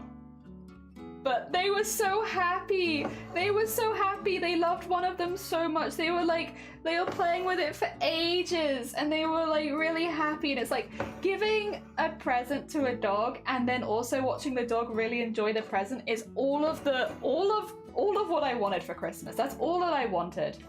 It was so cute. And I felt very proud that they got a present they liked, and it was just really nice playing with them with the new gift. It was so good. Oh dear. If I have a spoon, I'll try and fish it out, but I don't have a spoon, so I'm just gonna have a weird last sip of tea later. Fish biscuits! It's gone all clumpy. They would want me to pick up, was a bit aggressive, and then leave me in the living room and come back to 10 minutes. The dog is sleeping on my lap. See, I wish I had that kind of aura. We've had this conversation before, but I am someone that animals often don't like. It's not anything that I've done. Like, I promise, like, I love animals to the core of my being. The problem is, I have one of those conditions that dogs can smell. So I smell sicky. I smell like sick. Now, not to a human nose, but to a dog nose, and they can smell it on me, which means dogs that aren't accustomed to smelling people that smell ill will often be quite anti me joining the household or being in the household because it's bringing sickness into their family. And so I've been bitten by dogs a few times. I've had dogs be very aggressive. Dogs that never bite will bite me. Dogs that aren't aggressive normally will be aggressive towards me. I'm the opposite. If you have a dog that's never been aggressive before in its life, I might be the one. And I won't do anything. I'll just be stood there. Like, we had this happen a couple months ago where I was just stood there, like, in the door. The dog walked up and bit me. For no reason. Not an aggressive dog. Like, that's just how it goes. Because I smell bad. And dogs can smell it. And sometimes it means that they get protective of the household and don't want me to come in. Yeah. It's a shame because I really, really like dogs. Luckily, family dogs and dogs that know me, fine. It's not an issue. It's just new dogs sometimes do not like me very much. And that's okay. I live with it. We live with it. I understand why. I know it's nothing personal. It's just that I smell like sick. And dogs don't like that because they want to protect their families. They're just being good beans. They're trying to protect. I get it. Don't take it personally. Oh dear. I've actually never left my actually aggressive dogs alone with new guests. That would be a disaster. Yeah, oh my god, if it was me, I couldn't even blame them. I told them the dog didn't have to go outside. Fair. My sister has a dog who bites men. I did actually, as a trans guy, feel good that despite not having any meds and hormones, she still growled at me. Oh dear. There we are. You have to follow all my rules and listen to me in real time to AK to meet Zuko. He has very few human friends, but mostly he's not a fan of other dogs and quite a few different types of humans. Yeah, I'm not a very good option, unfortunately, for any dogs that have any kind of history of aggression because, again, it's not their fault and it's not my fault. It's just that I smell like sickness, and so any dogs that have a tendency to be protective are like not a good fit for me, which is a shame because I love dogs. I love them very much. It's better on gender before the dogs get it. The dogs get it. This is why dogs are better than humans. For a minute, I thought she said something else than new dogs. Oh, sorry. I made it. my goddamn accent striking again. I'm so sorry. Mark's gonna sell blood from a clot of Margo. Humans' ability to smell water is better than this. Oh dear. Zuko from Avatar. I could assume Zuko from Avatar. I have not even seen all of Avatar, and that was my assumption. If not, just nice little nod. Nice little nod there. Yeah, nice little nod. Oh dear, cats are better than dogs fight me. I've had the same experience with cats, to be honest, but it depends. It's very much dependent on the dog and the cat and like how protective they are and stuff like that. Sometimes cats love me, sometimes they hate me. Most of the time though, I've had a slightly better experience with cats because they all just rub on me a lot. So I just have to stand there and get rubbed on for a while. Until apparently I don't smell bad anymore. And then it's like, okay. But that's not unpleasant. I don't mind that. You haven't, it's a masterpiece. I started it, I just never finished it. I'm not good at watching things. Listen, we all have our skills. My skill is not watching television, that's for sure. I'm not good at that. How much is Yusi? I have to ask Shiny because I genuinely don't remember. I genuinely could not tell you. Ah dear, because of his redemption arc, Zuko had a rough start and he came a long way. The 2 years they had together, he's crossed the Rainbow Bridge last March. Aww. But I'm sure he had a happy time with you. I'm sure you gave him the best time and most relaxing time that he possibly could have had. All animals are better than humans as a rule. Agree. Agree. All animals above humans. Oh dear. Yeah, I like cats and dogs, but I can't have cats at home because of allergies, yeah. I don't have any allergies or anything like that. We probably will eventually have cats and dogs. The nice thing about having them since they're... this is the one thing. I've always wanted to be someone who goes to a shelter and rescues a dog, but just based on the fact that it's a little difficult for me because dogs have to know me quite well before they'll even come close a lot of the time. It seems like that might not be on the cards until we at least have another dog. So we'll probably get a puppy so that they can get used to me. And then we can probably look at rescuing, because then at that point there's at least another dog there that they can look up to in the household. And yeah, that'll make it a little easier then so that dogs are less afraid of me. Having dogs be afraid of you, it's a little, I don't take it personally. It's always a little sad. It does make me a little sad. I want to be friend to all animals. But I smell like butt, so they don't like me. Mosquitoes love me though. No, you are right there. Mosquitoes, oh, can't get enough. Oh my god, they heckin' love me. I wish it was dogs and not mosquitoes. Nope.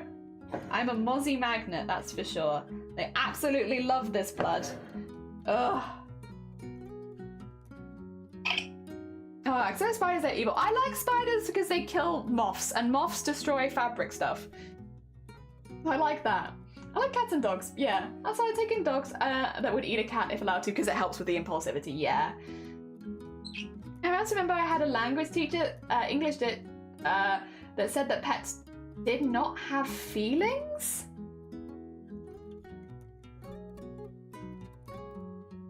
What? That's just scientifically inaccurate. What are they talking about? That's just not true. That's just a straight up lie. Why would they say that? Oh dear.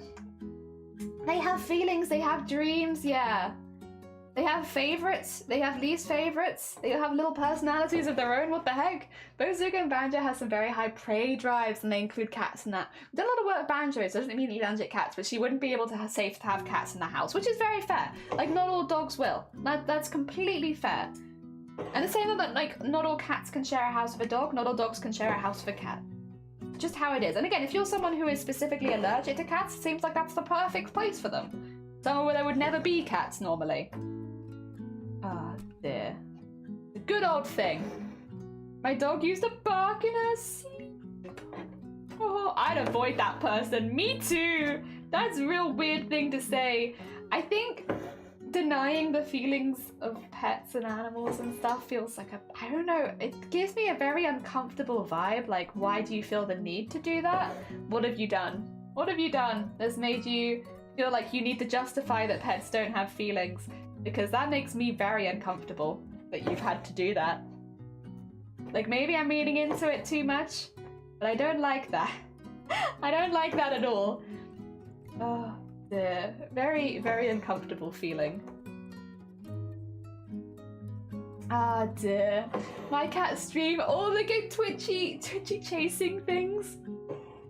Well, a good thing I don't have to deal with it because it was a long time ago. Okay, I'm glad. But it is a sign of identify the animals, not only primary emotions to secondary and okay. It's common for average laymen to say that animals didn't have emotions 10, 20 years ago. Weird vibes. Oh dear. I know my cat dreamt lots of birds because she did that chatter thing in her sleep. Cute. Oh dear. There we go. Oh, besides, I did not think animals had anything other than very primary emotions, like fear and pleasure, yeah. Ah dear, no more than 10 years, but I'd still be slightly uncomfortable. Like, if it made you double take as a kid, I feel like there's probably enough information out there for adults. She was mean.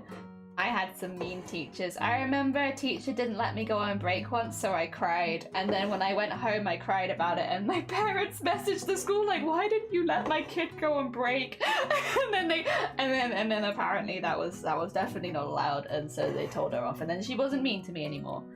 Because I was definitely the kind of kid that if you were mean to me, I would go home and immediately tell my parents and be like, "Someone was mean to me." I can't believe it. What the heck? And then, yeah, I didn't take nothing. But also, I kind of was lucky that I had a household where I know I could tell them that I wasn't happy with something and that they would take it seriously. Because a lot of the time, I feel like kids aren't taken very seriously when they're upset. And I was like full on bawling my eyes out. I was hungry. They didn't let me go on break. They didn't let me eat anything.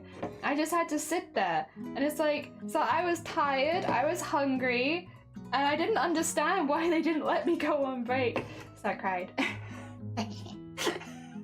I should say, maybe like, what, 6, 7 years old? I was quite young. This wasn't last week, you know? But yeah, no, I cried. I didn't cry a lot, to be fair. I was quite an independent kid a lot of the time, but I think also that had the added impact though of when I did cry about something, obviously I was having a rough time.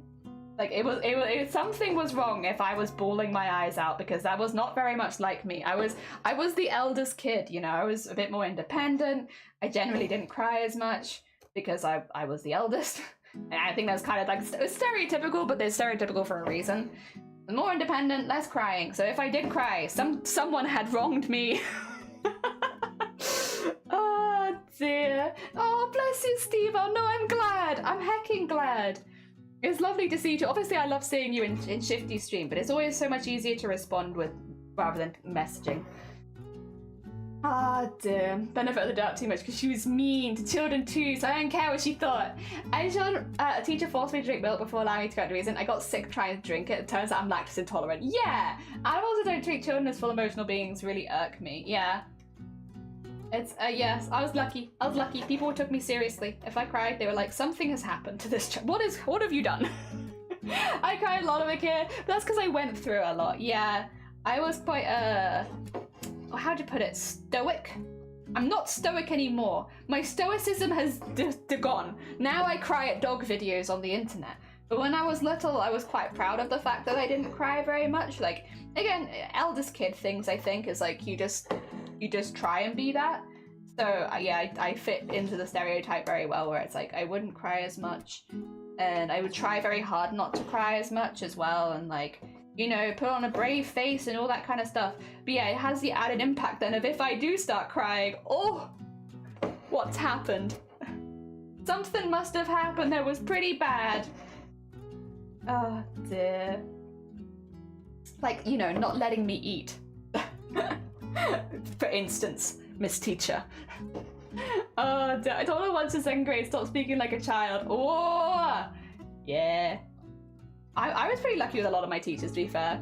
Yeah, your stream hits completely different. Oh, you missed. Oh my god. Fucking bless you, Steve-el. Thank you so much. I don't know how familiar you are, but hearing that as a streamer is the biggest compliment. Being able to make a space where people feel happy to come back and pop in. Especially, I always feel like I want it to be a space where people can leave for a few years and come back and still be just as welcome.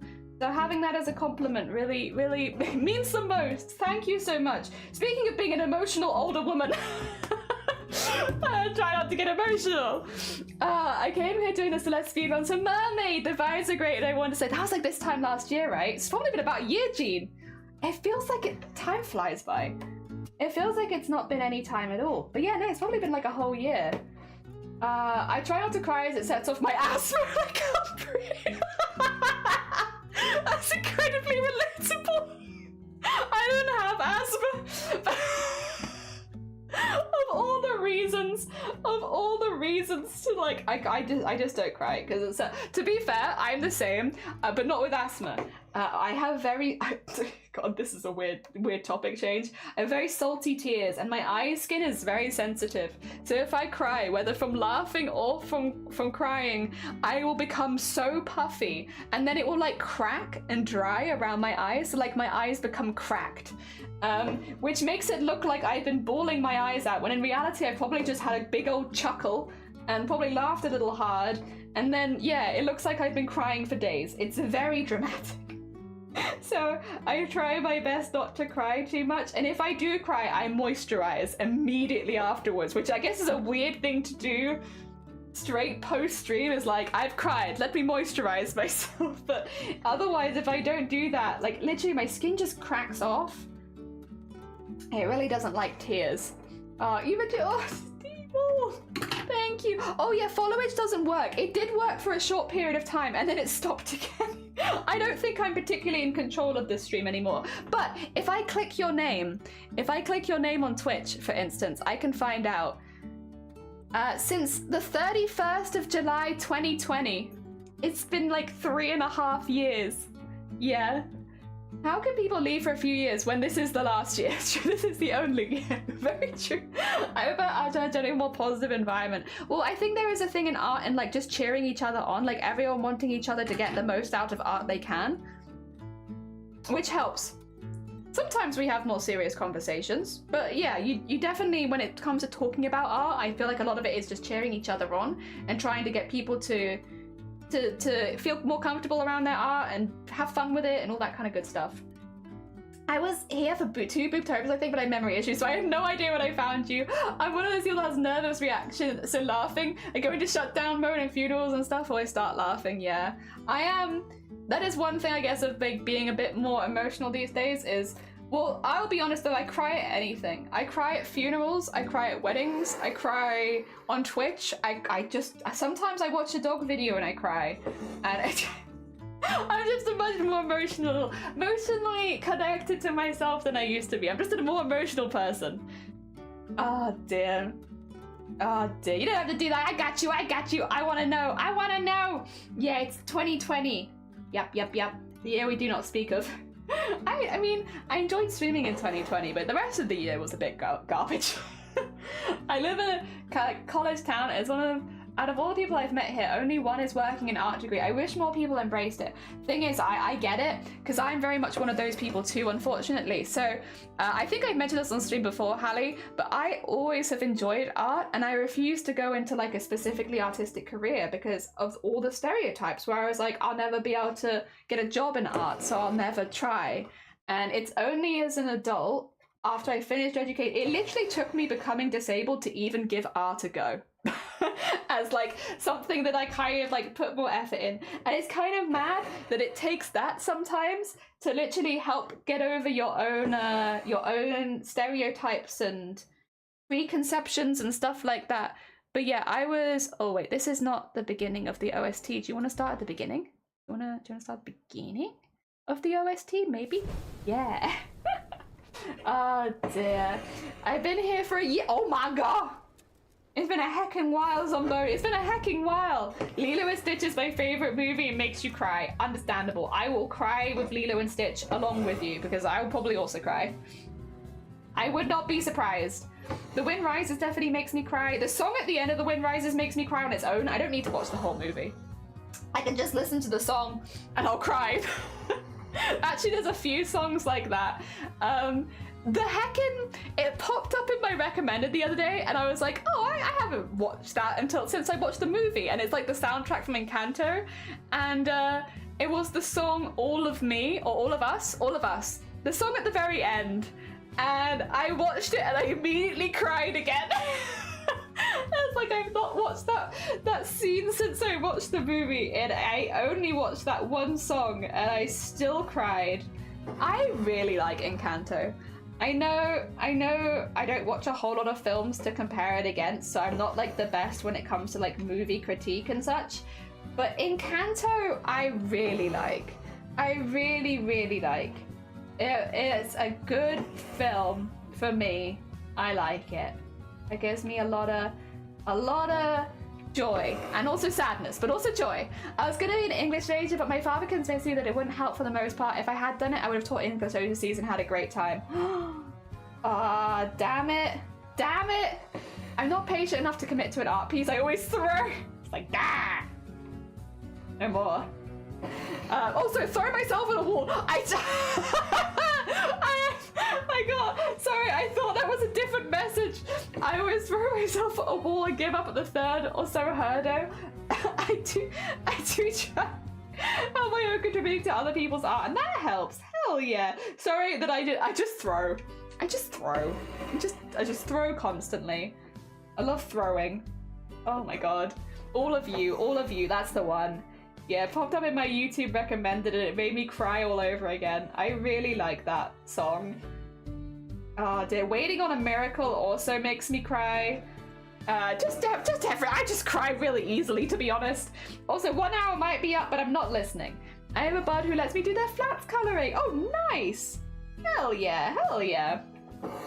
Nothing wrong with that. I know we have a lot of people here, Jean, that do like a lot of different art. Like they struggle to do just one art, so they have to do a little bit of everything.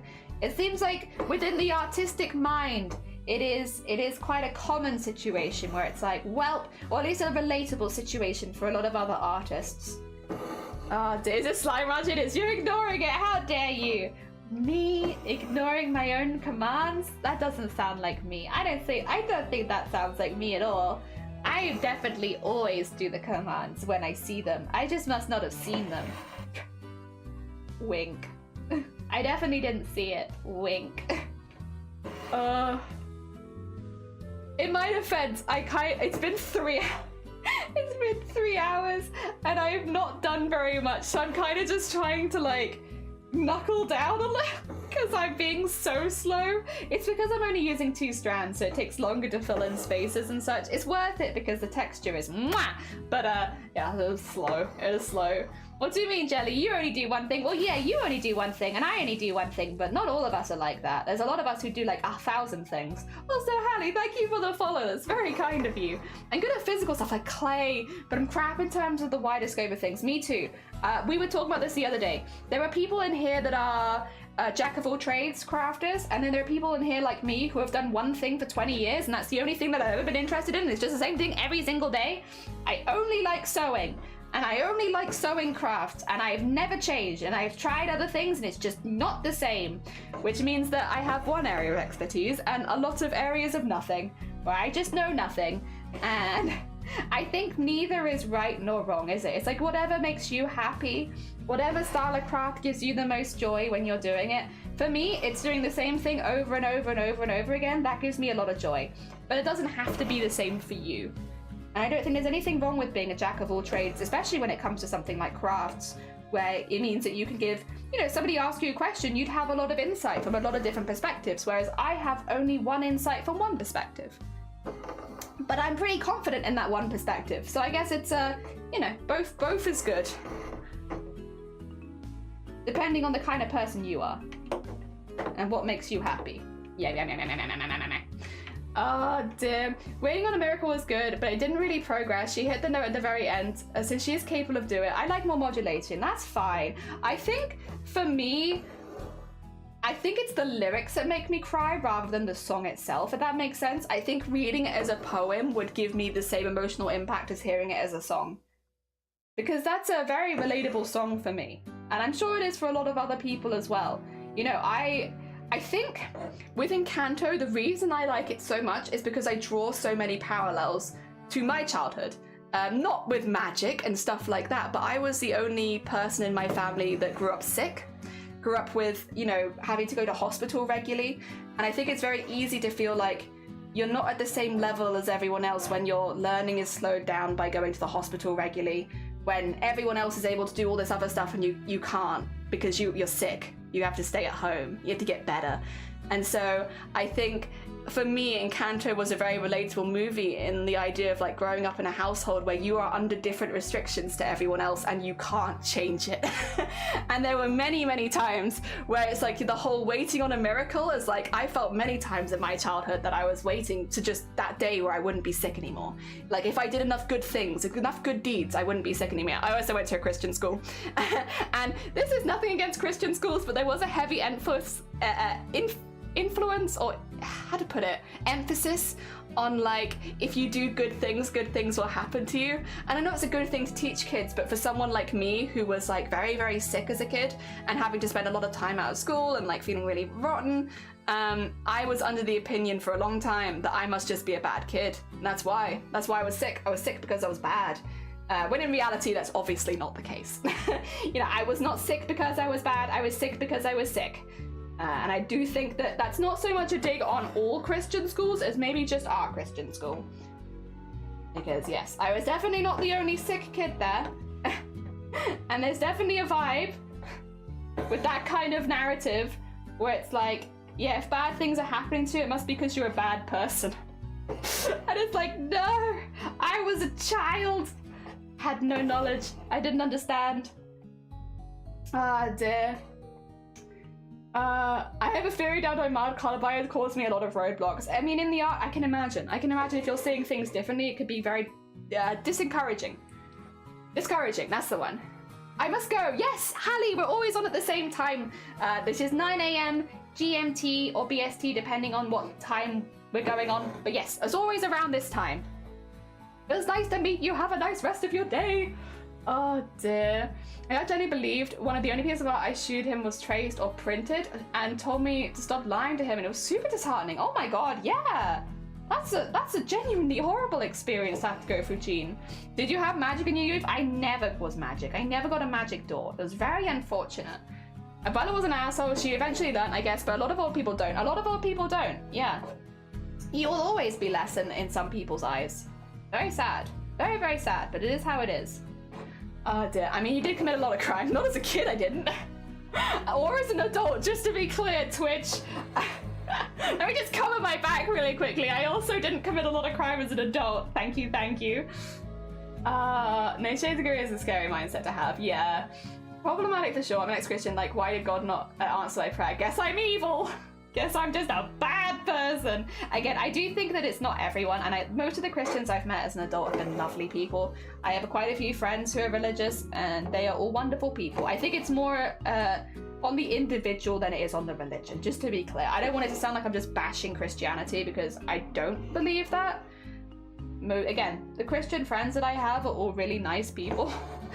You know, they take the teachings that they learn from the Bible and just apply them to help try and be a better person and help their community. I know there are people out there that do not use religion to be a better person. They more use it to excuse bad behavior. And I think that's the difference. Like, are you using religion to become a better person, or are you using it to excuse your bad behavior? And I think, yeah. That my friends use it as a way of becoming better people and to help in the community and be sweet beans, and they've always been sweet beans. Ah dear. Odd take on religion with a story that the job was, regardless if you're good or bad, bad things may happen to you. Yeah. Oh dear. There we go. What? Just some crimes. No. No crime. I can't do it. I can't break the rules, Sleeves. I'm not a I'm a bad candidate. This has all been me building up to saying that I'm a bad candidate for crime Vember. I really struggle. I can do the be gay, but I just can't do crimes. I really struggle with it. The whole be gay, do crimes, I can only do half of it. I've never been able to do the whole thing. I'm never gonna be a full gay because I cannot do crimes. I'm so sorry. It just is not a part of my biology. I really struggle with breaking the rules. I don't like it. I know I'm not a cool dude who can break the rules and like wear sunglasses and then do like a Healy kickflip or whatever. As much as I would like to be that dude, I am not that dude. Oh dear. It's all Arabic religions, most are chill as heck, and then there's a percentage that aren't. Yeah, exactly. The majority of people within religion are like really chill and fine. And again, normal hecking people, and then there's a percentage that aren't. There is also a percentage of atheist people who are not chill. I think that's also important. I think the whole thing is religion doesn't make you a good or a bad person. It's you. It's actually you. I know there were people that sat in the cold with those leaflets that weren't even stopping people, they were just sat there. So I stopped by and had a chat with them. That I'm an atheist and I'm not guaranteeing anything, but I'll still give a read and have an open mind and check their stuff out. Yeah. It's like, I don't think I'll probably, you know, I have religious family. I doubt that I'll ever be religious, to be honest. It's not that I'm against religion, I'm just a very, and I guess this does fit within some religions, is good things happen to you if you set them up to happen to you kind of thing. I don't think I could ever be in the only people I think I would want smiling down on me are maybe like my relatives after they've passed. The idea that like someone I've never met is smiling down on me, I don't know, I actually feel a bit uncomfortable by that personally. I don't like that. I don't like the idea of being watched in general though. So I think there's a lot of stuff from religion that I'm just a bit like, I don't want to be watched. Leave me to my devices. I need to be free. But yeah, obviously there would be the whole, well, that's how you were made kind of thing and created. So I guess it's a little complicated, but I don't think personally I would ever be a big believer.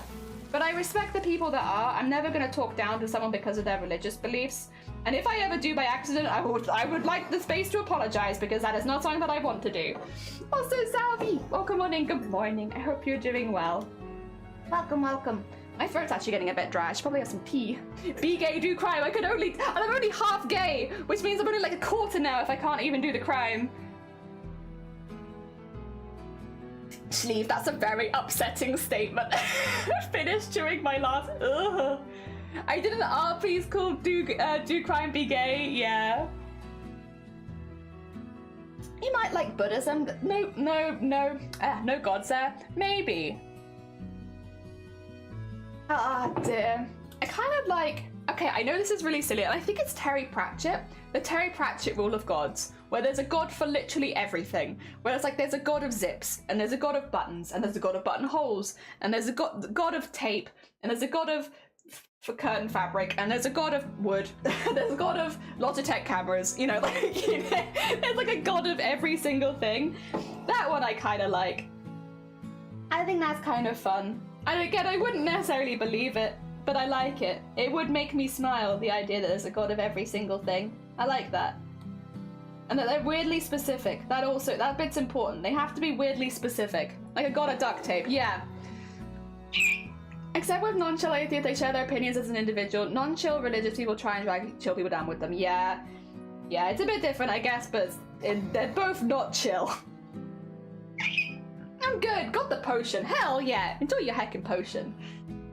Getting him stretching. Is there a god of duct tape? I like to imagine that there's a god of all tape, and then there's individual gods of each type of tape. Like there's a god of duct tape, masking tape, just regular cello tape, double-sided sticky tape. You know, all separate. And then they've got like the overall god. God of boobs, exactly. Kind of loads of pagan stuff. There's some pagan that choose your own path and gods. Yeah! Don't forget the Baruch gnome. I forgot. I did forget the Baruch gnome. Ah, true. Thank you for the hick. Yeah, god of all things or none. One or the other. I just don't want the in-between. Oh dear, I'm probably asking for too much here, to be honest. Oh dear. There we go. God of left boob and god of right boob. Yeah, I like that. God of nipple as well. Can't forget god of nipple. That's also an important one. God of milk ducts. Sounds like a good god right there. It's an important god. That's so still. And we are slowly but surely adding a lot. Yeah. I like that, see? I like that. What? What are you questioning me on? What about this conversation is not standard? Hi you. You're working at Beading. How is your work going? I hope things are going well for you, Messenger. We're having a really unusual conversation about what if... Okay, so this started as a conversation about religion, and it has kind of shifted. For like a little context. We're now talking about the Terry Pratchett world, where there is a god of everything, and like making gods of really specific things. So we currently have the god of left boob, the god of right boob, the god of nipples, and the god of milk ducts. What do they do? What do you mean, what do they do? The left boob looks after the left boob, the god of right boob looks after the right boob, the god of nipples provides good nipple health, and the god of milk ducts provides good milk production. What? It makes sense. The god of lower hanging testicle. Yeah, we're having one of those conversations, Messenger. It's nice to see you. I hope you're doing well. Oh dear, I hope you're doing good. I was unsure what to pray to since you don't know. Oh, true. Whose perspective? Is it their perspective or yours? I guess you'd have to pray to both. Just to be safe, you know? You don't want one of your boobs to be safe and the other one not to be. How does it protect the boobs? Just, you know, good boob health. So many things can go wrong with your boobs. Have you learned nothing from Boobtober? So much can happen to your boobs.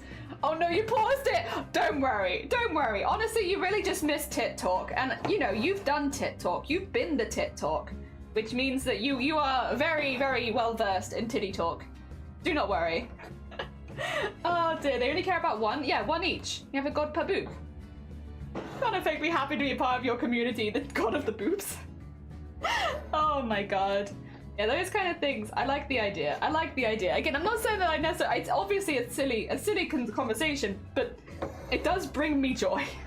I cannot deny it does give me joy. Oh dear. We are slowly but surely chipping our way. I can't believe it's been 3 hours. Yeah, that's the thing, Messenger. It's been 3 hours, and I have done only this. You know when I said I wanted to get the whole bathhouse done in one stream? Guys, I might have some bad news. I don't know if I can get the whole bathhouse done in one stream. I've not even done like half the red. Oh my god.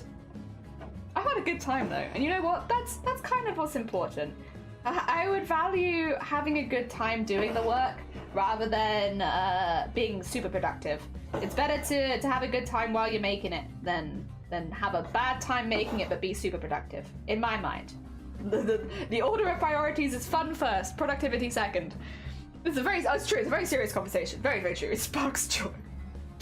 Oh, my favorite conversations. I'm doing okay. Having an issue with my D&D group since I have an early bedtime and someone else now is worried we're never able to play long enough.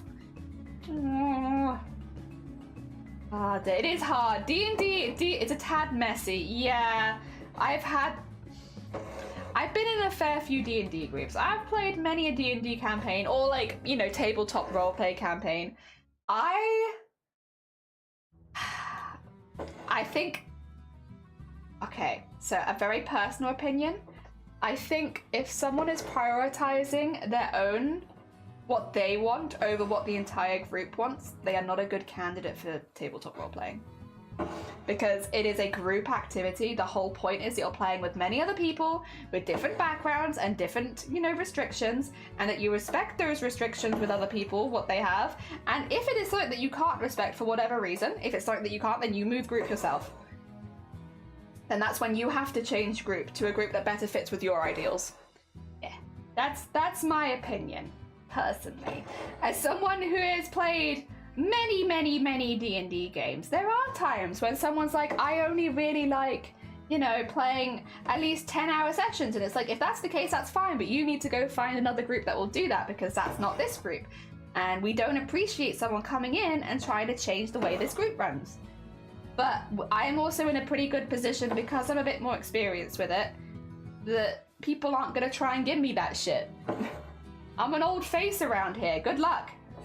I've got a reputation for being mouthy. If you're being rude, I will call you out. Hi, Messenger from YouTube. Hi, Zero from Twitch. Jelly Religion. Fun first, productivity second. Yeah. Oh dear. Well, okay, but here's the thing. when one day, because this will, you know, I don't want to scare you guys, but one day we're all gonna die. But one day I'm gonna die also with you, right? And when I die, do I want to be remembered as someone who was really productive, or do I want to be remembered as someone who could make people laugh, or have a fun time, or have good memories? And it's like, I would much rather personally be remembered as someone who was fun to hang around with and had a lot of good times with. That's what I want. I think after I die, my productivity means nothing, really. Unless I've like broken a world record or something, and then I guess technically I'd be in the record books. Outside of situations like that, at least when I've lost people, I remember them based on the impact they had on me and how much fun I had around them. And I want to be someone who has a lot of fun around me. Yeah, I want to be someone who has fun around me. I want to be someone who has fun. Yes. I want to be someone who's known for my poor grasp of the British language. Help. Oh dear. Psst, Jelly, you need to stretch. What do you mean? What's stretching? I've never heard of stretching before, and I don't think anyone has ever recommended for me to stretch during my streams. I don't even know what stretching is. You'll have to explain what stretching is. I don't even know. I've never done it. I want to be remembered as kind and joyful. Yeah. I want to be fun. I want to have fun conversations, and if it means my work goes slower, that's fine. That's fine. Oh. Bonk. I need to drink anyway. So, do you want the family friendly or not so explanation? What is the... I want to know what the non-family explanation of stretching is, please. Go, tell me. In graphic detail. I'll delete it, but well, I probably won't delete it actually. Deleting it takes effort. Oh, true. To be fair, actually, that is a fair point. I actually do have an injury right now. Oh dear. I probably should stretch it out a little bit.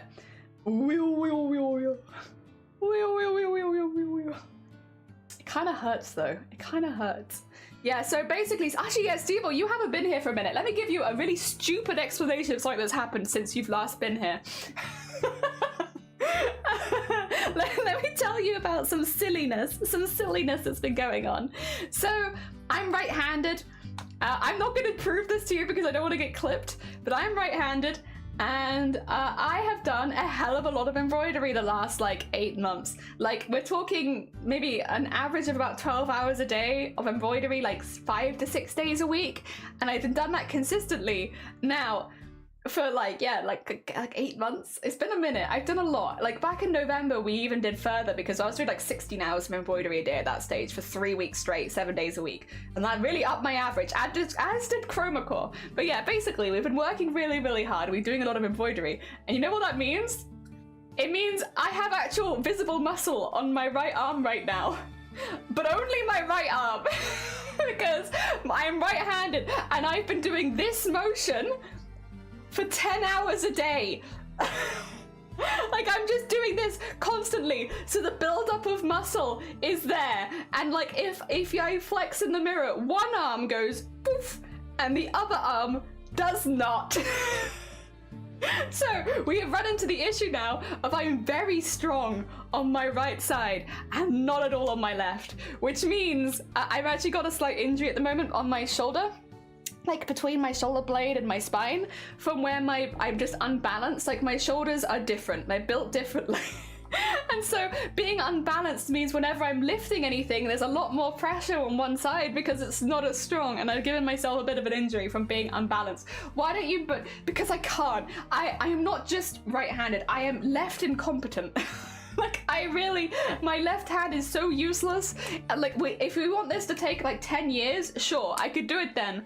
But like, oh yeah, let me actually do some of my proper ones. But yeah, like, generally, I'm very bad with my, whatchamacallit, left hand. Oh dear. Finished drawing and did my cat. Oh, did you? Hell yeah! Very nicely done, Zomboti. There are 2 gods of stretching, and you need to be careful which one you pray to.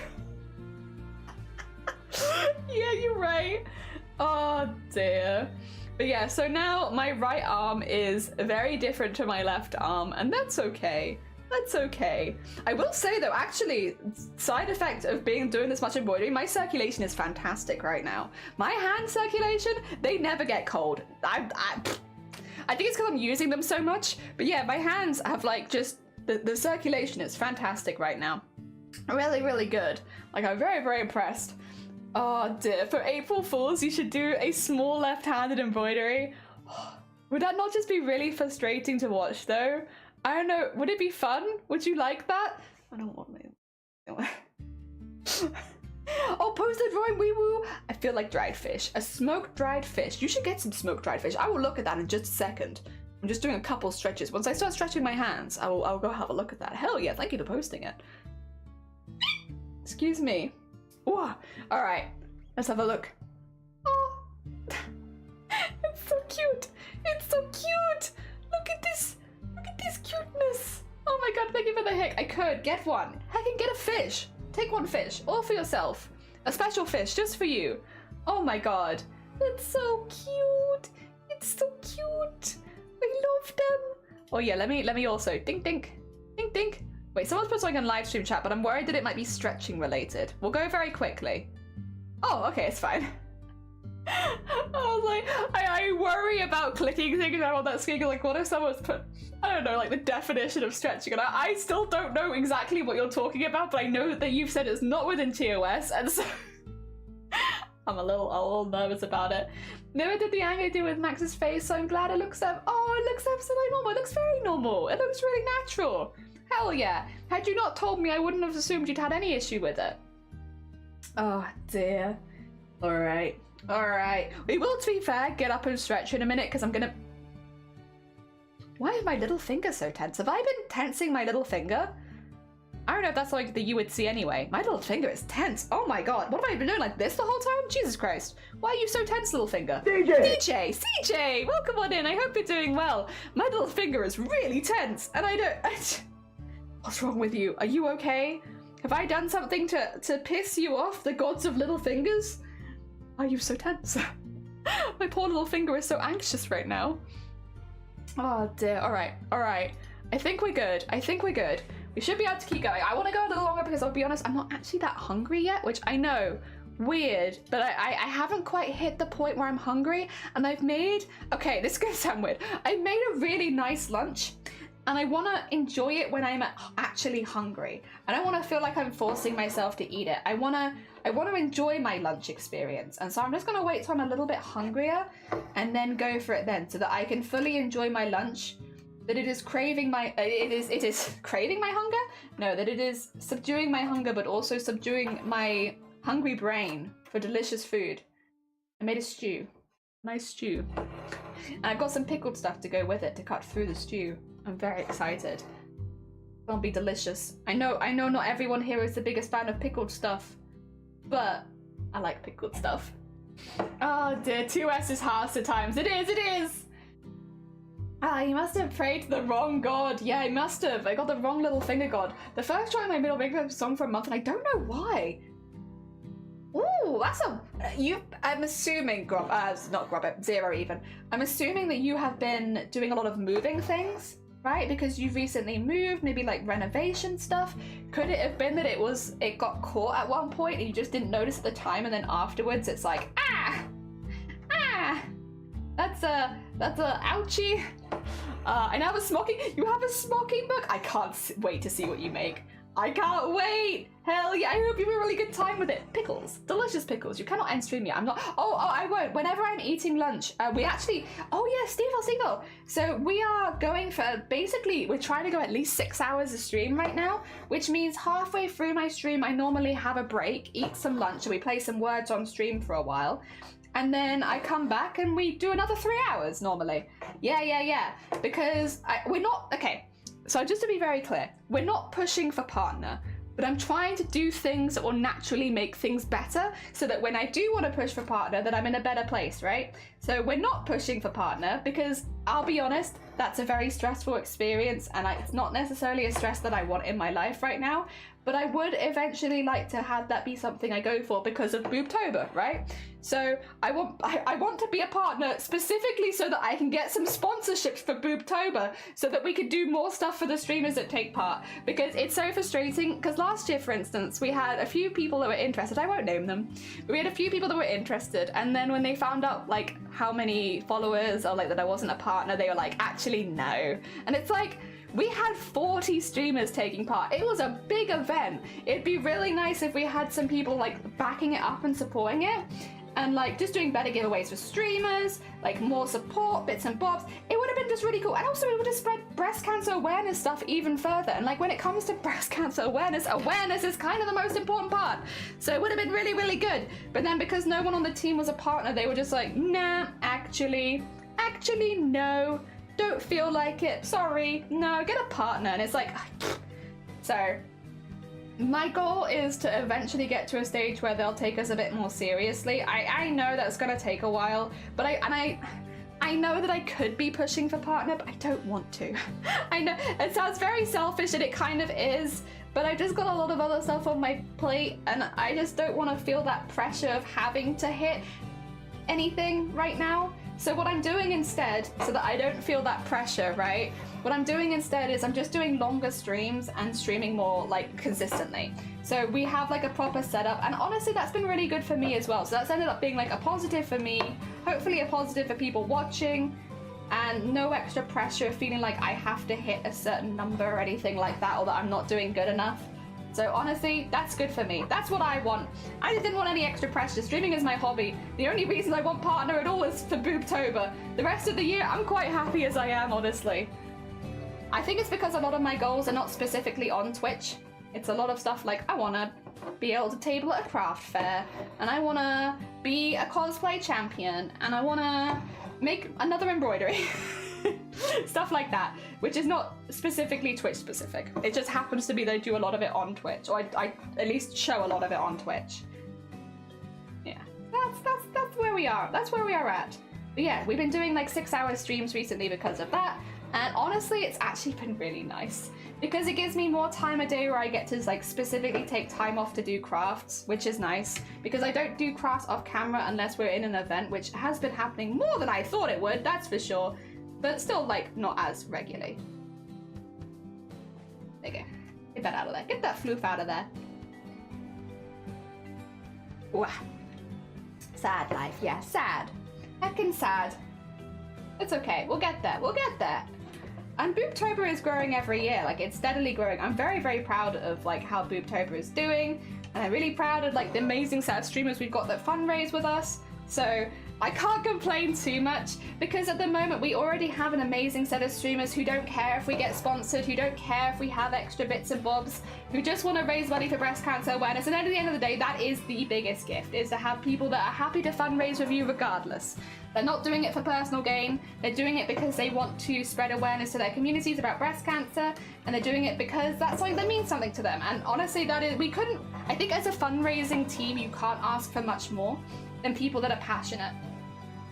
And are passionate regardless of, like, there might not be any incentives to do so, but they do it anyway, and it's like, yay! And that's what we had this last year. We had a really passionate team. It was really nice. Megas, welcome on in. I was Spirited Away yesterday. It's funny how you understand things differently as a kid. Did you enjoy it? Did you enjoy your watching session? Ah, dear. I don't think I ever watched Spirited Away as a kid. I think it's only one that I watched when I got older. And I do really, really like it, but I don't think I ever had a child's perspective watching this film, which is kind of a shame, honestly. I kind of wish I did have a child's perspective on like what this film was like. No, I was an adult. I was an adult when I first watched Spirited Away. It was actually one of the Ghibli movies. I hadn't seen this one for ages. Everyone had talked to me about it, that it was really, really good, but it was just one that I never got around to seeing. So yeah, I'd already watched a lot of other Ghibli films when I eventually did get around to watching Spirited Away, and I kicked myself that I had never seen it sooner because I really liked it. It's good. It was very good. I still like it now. I am literally making art for it, and I think it's great. I think it's neat. Oh dear, totally different viewing experience this time around. Or was it as good though? As good? You still had a good time?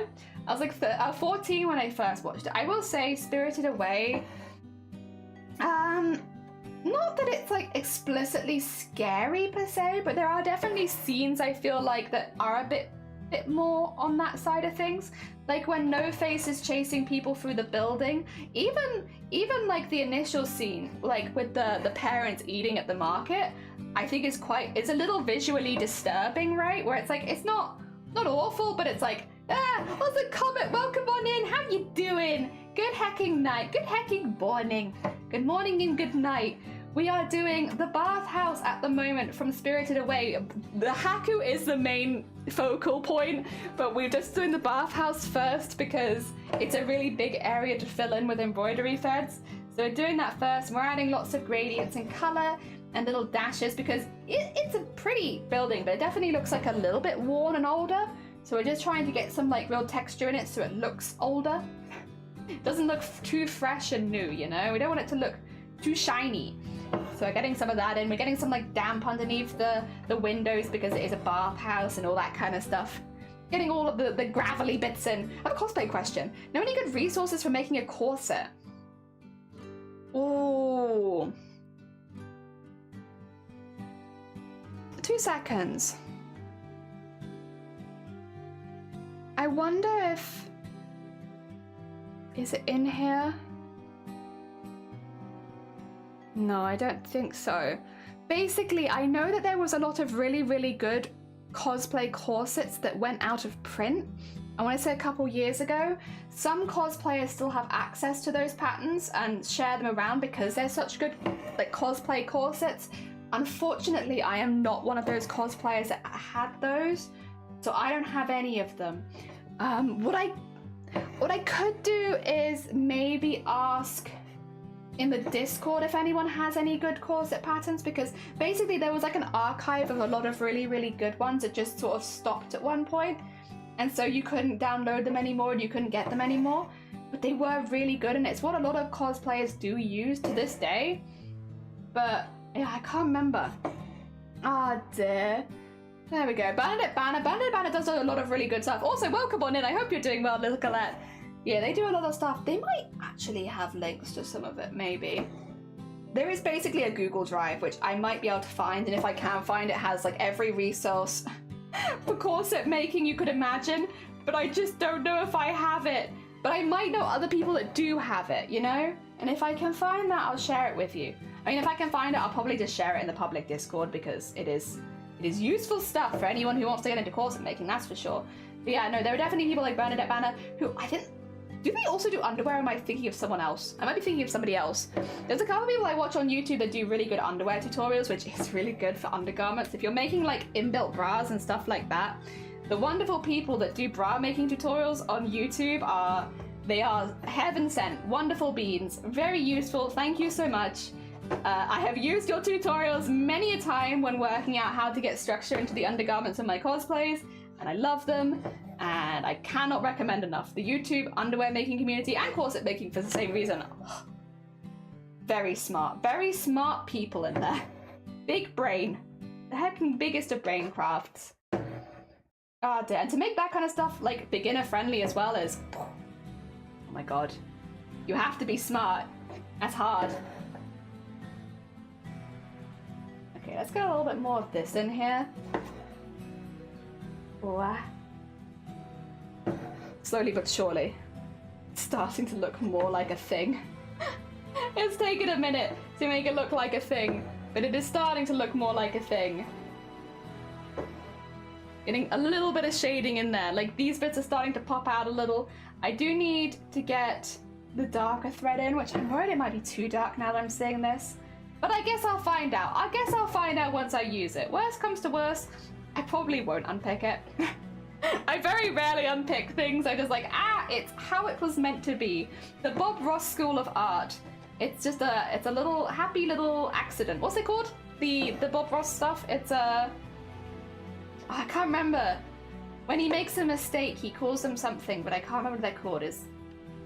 But yeah, and he works with the mistakes instead of trying to fix it. I'm trying to get more into the Bob Ross mentality of instead of unpicking all of my mistakes, just rolling with them and making a different piece. It is a happy little accident. Yeah, okay. If that's it. Happy little trees. Happy little trees, happy little clouds. All the happy little things. Yeah, okay, I'm trying to get more into the happy little accidents mindset of art so that if I do something, and as long as it's not like a massive knot or something, but like if I pick a color and it's not 100% right, like see if we can work with it. See if we can blend it in so that it does work and then make a different piece than maybe I was originally planning, but one still that I like. Yeah. I'm trying to get more into that because it's more fun to stream when you know that you can make mistakes and work through them. And I think it also makes you more confident as an artist when you know that you can fix any mistakes you might potentially make. Also, is my music getting a little loud again?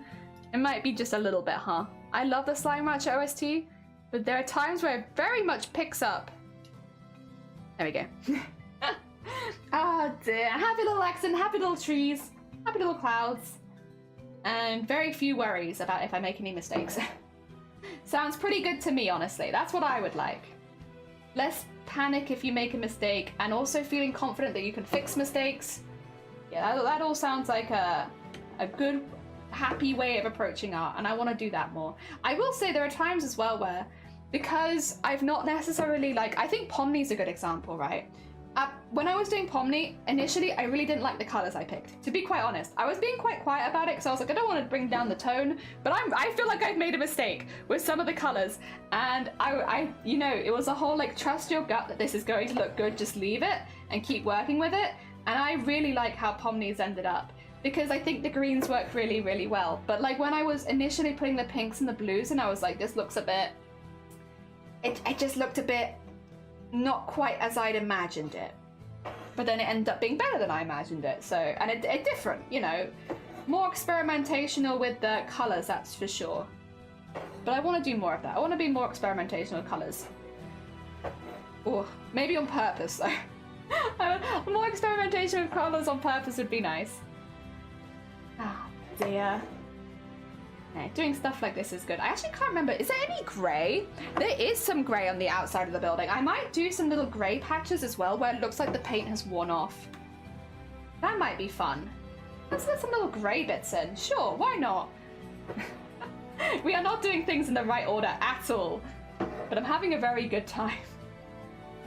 Who cares if things go in the right order? As long as it's fun. As long as it's fun. I am enjoying just throwing in colours as and when I feel like using them. Poor Haku, it's gonna be a minute till I work on you at this rate because we keep building up so much colour. We'll get there. Eventually. Okay, I think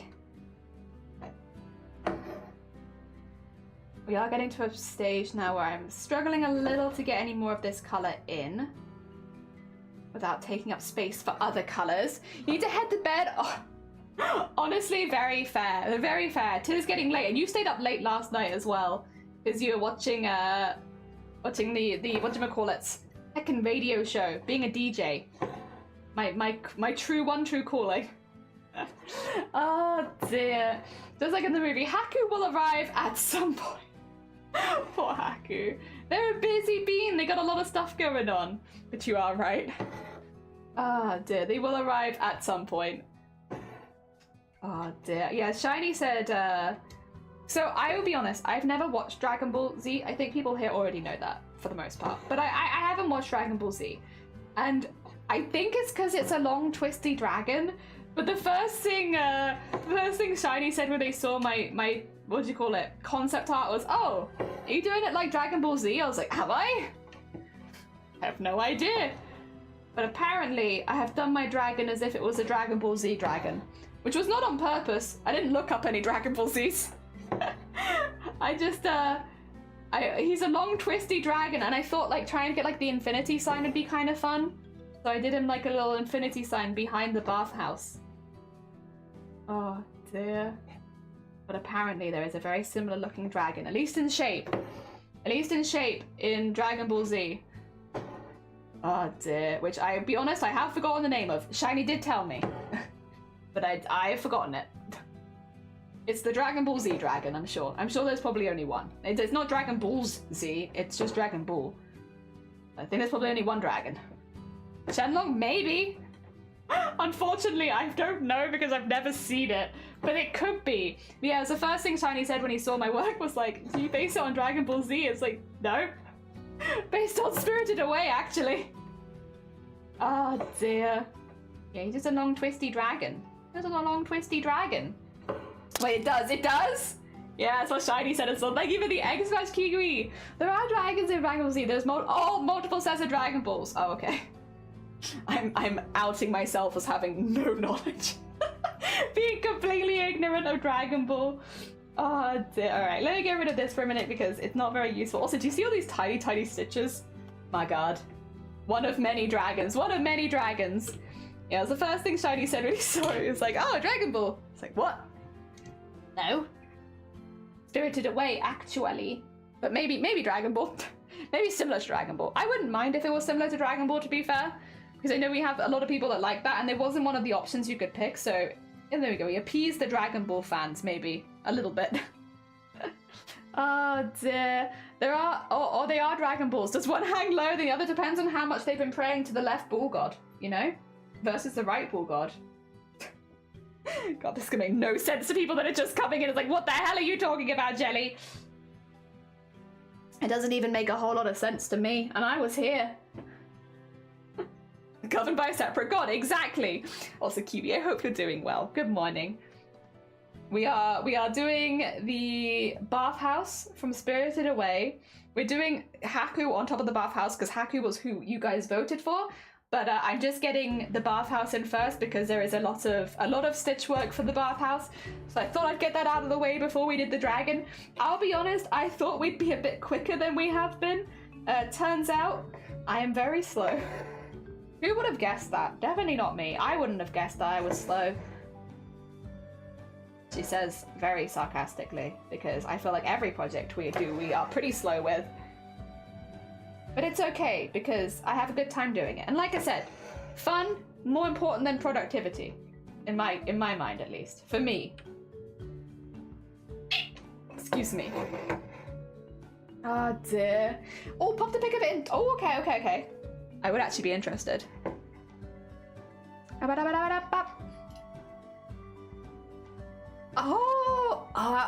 Okay, so they are very similar types of dragon then. That's definitely not just in Shiny's head. They are very similar. I would say, obviously, the color of Haku might end up being what differentiates them a little bit.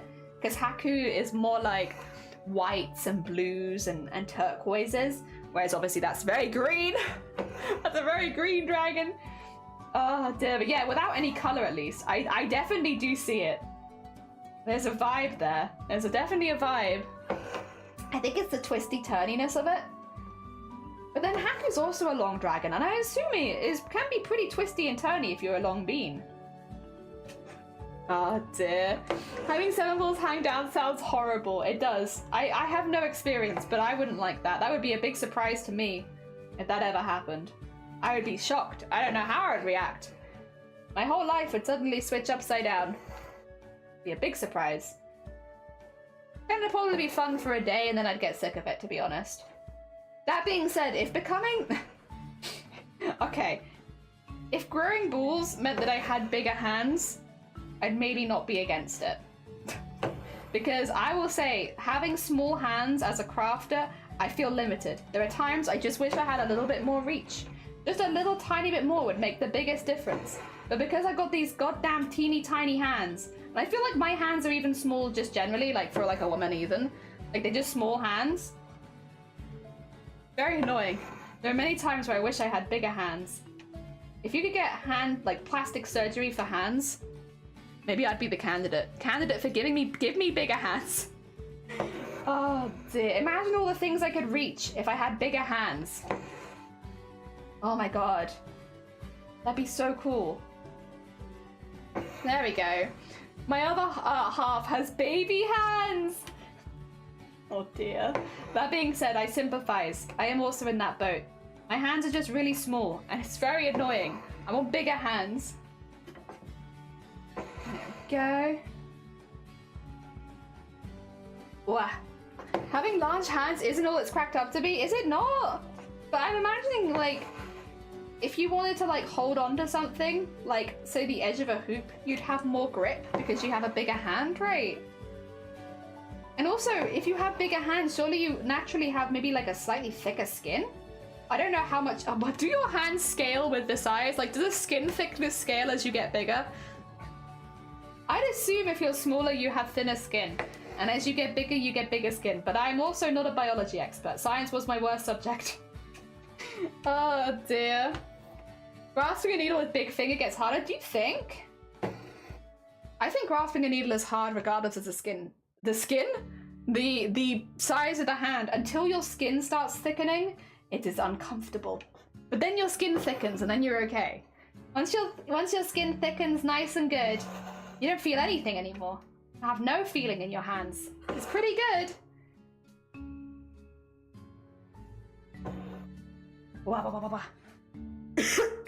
Ah! Excuse me. Oh dear. Oh, I meant because of the size. Oh.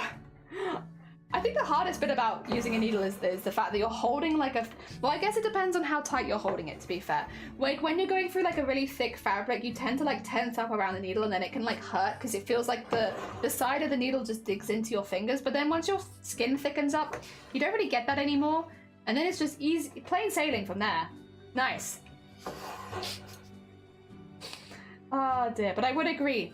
Before your hands thicken up, it can be quite uncomfortable gripping a needle. So that bit, 100%. Although I guess it also depends what you're sewing through. I do cosplay, so a lot of the time I'm stitching through quite thick things. Maybe if you're not hand stitching really thick stuff, it wouldn't be quite so bad. Maybe that wouldn't be maybe quite so much of a factor. Ah! Excuse me. Oh, I probably should go make lunch soon, shouldn't I? It has been nearly 4 hours. We might end up doing a long stream today, to be honest, because I really do want to get the bathhouse done. And it's not like I'm streaming tomorrow, so it's like, okay, yeah, maybe I'll chat with Shiny when I go on break just to see if there's anything that I need to keep an eye on or things that I need to do. If there's anything I need to do, I'll finish at 6 hours like I'd initially planned. But if I don't have to do anything post-stream, if I'm like a free bean, then I might go a little longer today. That will be, what is it? We did like a 8 and something hours stream on Tuesday. We'll do another one today. This has been nice though, I'll be honest. I know that I said a minute ago that I was changed my schedule so that I could eventually one day do a partner push, but I'll be honest, just generally it's been really nice to schedule days where I can craft for a little bit longer, because I don't do so much of my crafts off stream. Having that time in a day where I'm like, I know that I don't have to do anything else and I'm just allowed to craft for hours and hours and hours, it's really nice. It's really, really nice. It's really relaxing. It's a really nice feeling just knowing that you have that. So yeah, must say, I've enjoyed that quite a bit. I might just put a few kind of spots of this darker one in there. I don't need it, and I should have done this in a different order, but that's okay. I think it will add like a little bit to the aging look of the building. I don't believe the building looks old enough just yet. I think it could look older. I think we can make this building look older. Yeah.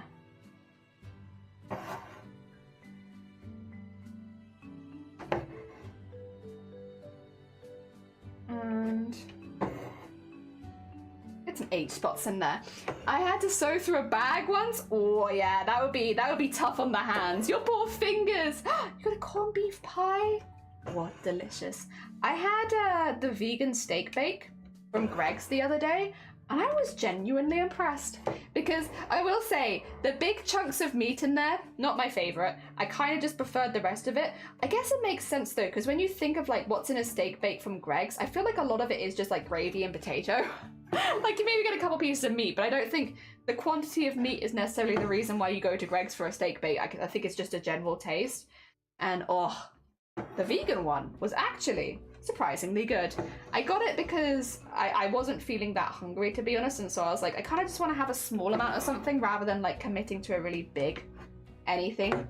So like, just give me a little steak bake. That's all I kind of need right now. And I think I could have eaten 2. I think honestly could have had more. It was really, really good. The steak bakes are not that big though, so like one steak bake on its own, it does not feel like a whole lot of food, if I'm being honest. Which I don't think they're meant to feel like a lot of food, but it definitely didn't feel like a lot of food. I probably could have eaten a second one. They were really good though. I feel like Greg's is just really good with its vegan stuff. I'm not sure how they do it, because like it's even like when you're thinking of the pastry, if it's vegan then it's not got butter in it. How do you do that and make it taste so good? Like Greg's has some secrets that they need to share with the rest of us. Oh my god. Because yeah, no, genuinely, every time I have something vegan from Greg's, I'm kind of, I know it's bad, but I'm kind of expecting not to like it as much.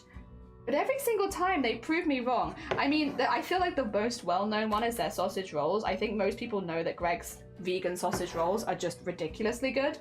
Like, they sell out basically every single day, and it's just, yeah, they're really good. But yeah, by the time that we get there, they never have any of them anymore because, like I said, they always sell out. So like by lunchtime, there aren't often any vegan sausage rolls left because they're gone. They're gone. They're taken by people who got there before us. I can't even blame them. Like, they are really good. Should get them if you see them. I can't believe it's not butter. Maybe. Can you make pastry with that? Please excuse my ignorance. I come from a family where we did make pastry, but we always used butter. So I'm just a little ignorant when it comes to the idea of not using butter. I just don't get it. Probably is a way though. You're probably right. It probably is something like using margarine or something instead, I guess. No clue. Stuff confuses me. Same. I appreciate Greg for making vegan alternatives though, because then I can eat the vegan alternative and be like, damn, that was really good. I'm not a vegan. I just like it. I find meat sometimes in the middle of the day makes me feel very heavy anyway. And so why not? Why not give it a go? And so far, I mean, they've been crushing it, I would say. Okay. Have that. And a little bit there. Oh dear. I hope that it's showing up for you. For me, the colours are quite dramatic at this stage. I like them, but they are dramatic. They're quite dramatic little colours. Alright though, it's alright. They're probably all pale in comparison once we start to do the outline, to be fair. So any dramaticness of the colours will probably get much less dramatic once we go around the outside. Although I haven't decided what the colour of the outline I want it to be yet. Because obviously black is kind of a common one that we use here. We do a lot of black outlines, but it doesn't have to be black. It could be an interesting colour. We could do another ombre one, like with Pomni, because that was kind of fun. I just don't know what I'd ombre between. We could even, if we wanted to, do a gold outline. We could outline it all in gold. I don't know if I have the mental strength to do that, but that is an option. Instead of outlining in black, we could outline everything in gold. Now that I've said that, I kind of want to do that. Maybe a light blue sky, like a sky color? Oh, gold is cool. The problem is I feel the same, Zombosi. I really like gold. But gold thread, you know, I can do it. It's not like I can't use gold thread. It's just a bit but. Gold thread is a little less fun to work with than most other threads. But I would be using it, I guess, as from like a sewing thread, so I wouldn't have to separate it. Haku is blue, right? Haku is blue. Yeah, so they are blue. I kind of don't want to have this outline be the same though. I heard butts. We do like butts here, you're right. We might not have been talking about butts, but I don't mind the occasional butt interjection. I'm not against it, you know? Okay. That does look pretty cool. I really like the texture. It looks really fun. It gives me joy. I want to have some of these stretch a little higher though, to be honest. Oh, there you go. I want that to stretch up a little bit. There we go. And I want that to stretch down a little bit. Yeah! Texture, yeah! Double D! Shame, yeah, unfortunately I'm afraid we weren't talking about butts this time, but I don't mind the extra butt. I'll take a little extra butt, that's fine. No, we were actually talking about Shifty what colour to outline it in, and I have kind of just fallen into gold. Sounds really fun. Like, what if we outlined the whole piece in gold? It would look pretty heckin' fancy schmancy. I am also a big believer in gold as the best colour ever. Unpopular opinion, but you know, I do really like gold. A little dot in there. There you go. Oh, dear. Aging spots. Put some little aging spots in there. Make it look nice and weathered.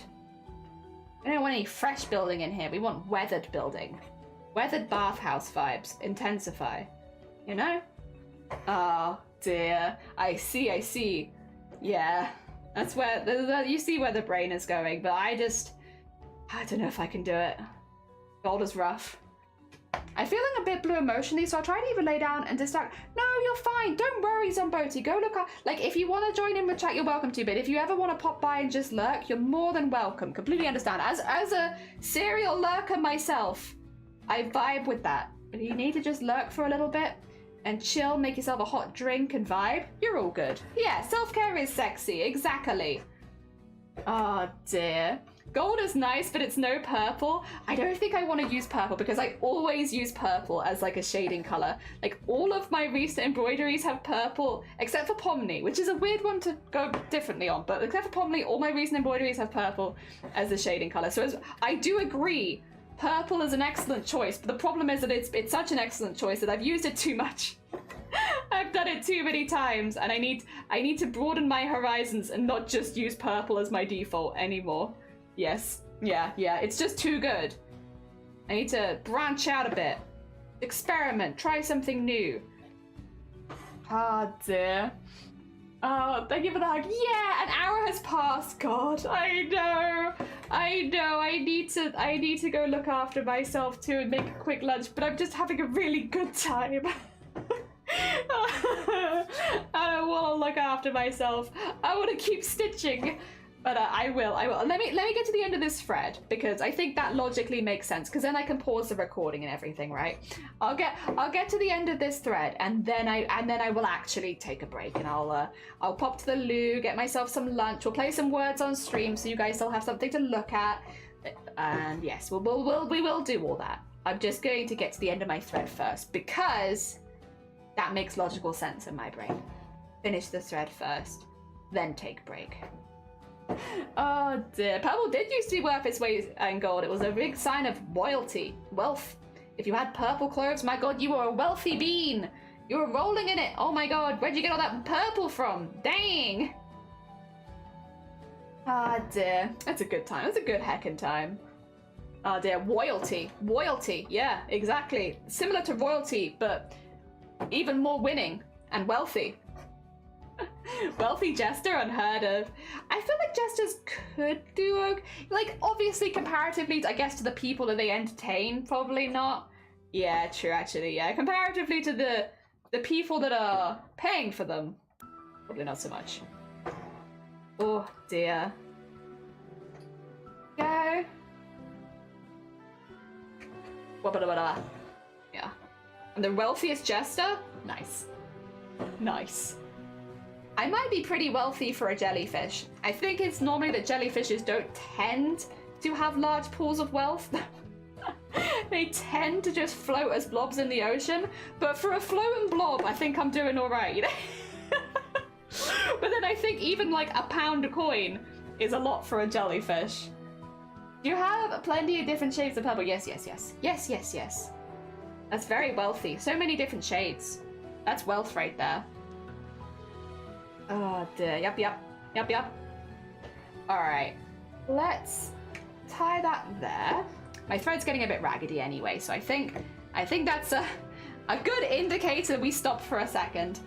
I'll have a little peer at it though. I want to have a little look at the work we've done. We've done 4 hours. I want to look, well, we've actually done 3.5 hours because the first half an hour was me just chatting. But, I mean, it looks weathered. Which is what I wanted. I wanted a little weathered bathhouse. And you know what? This might be my little weathered bathhouse. I like it. Like, it's quite dramatic, but that's what I like. I like a little drama. Yeah, all right, let's pause that recording because we don't need to be recording while I'm having lunch. And then let me go use some words on stream and I will take an actual break. An actual break. I love gold. Thank you. You're right. You're heckin' right. I do love gold. Good hick. Actually, not the best hick, but not too loud. A good hick is not too loud of a hick. And that was less of a good hick. It's too loud. Oh wow, you came up immediately. I didn't even have to turn you on. Jesus Christ. Straight on the scene. Wow, okay, can we just... I wanna... Yeah, I wanna...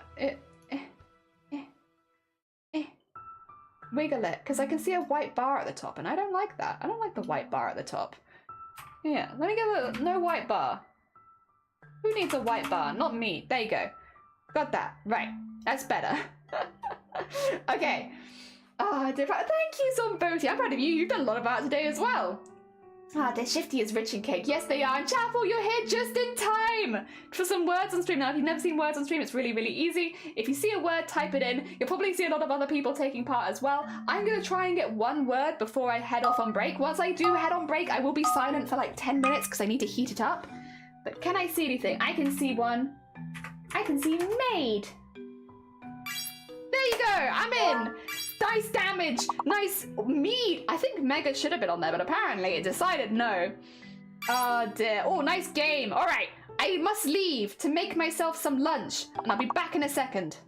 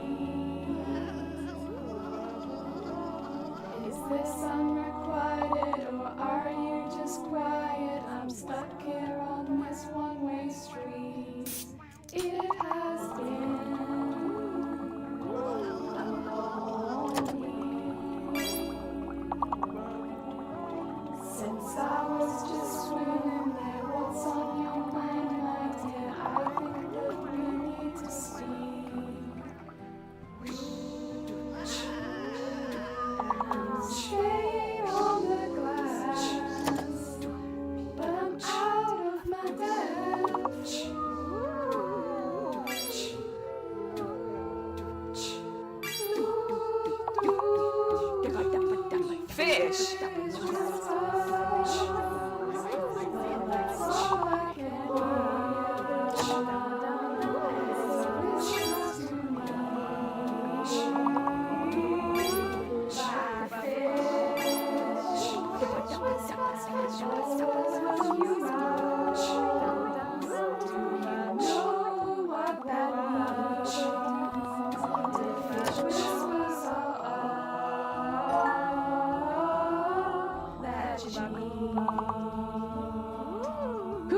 Who's been redeeming things?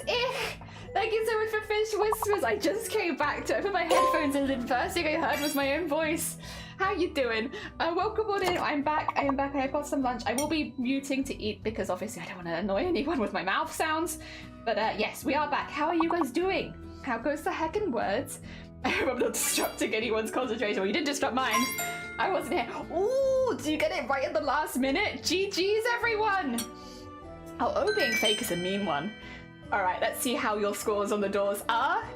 We have Malice and Clues tied for first place. Oh my god, that's a surprise. And then we got Ambrose, then Grobit, then Chapel, Stevel, and myself at the end there. GG's, everyone. All right, I'm gonna hide myself. And Simplex, welcome on in. I'm hiding. That's while I eat.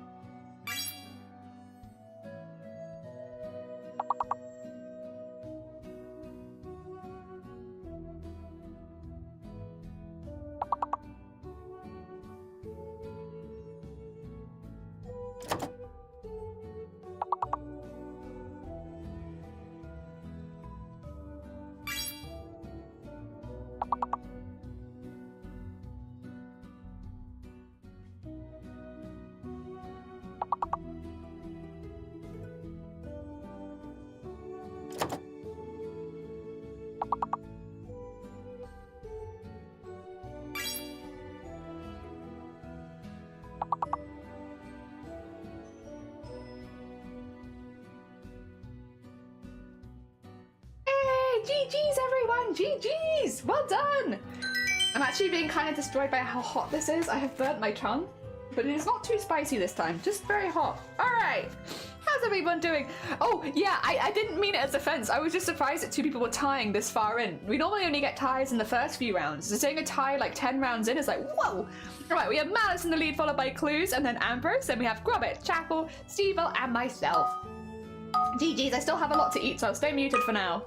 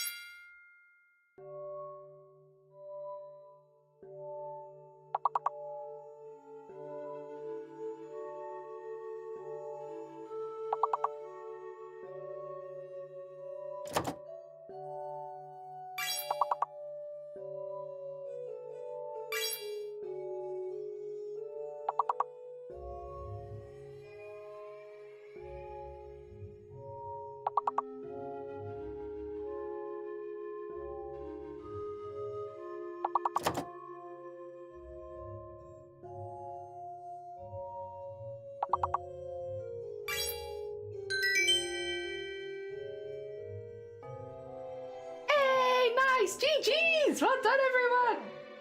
We have Malice in the lead with 160, followed by Clues and then Ambrose. Then we have Grubbit, Chapel, Stevel, myself, Simplex, and Zomboti. GG's, everyone! Oh dear.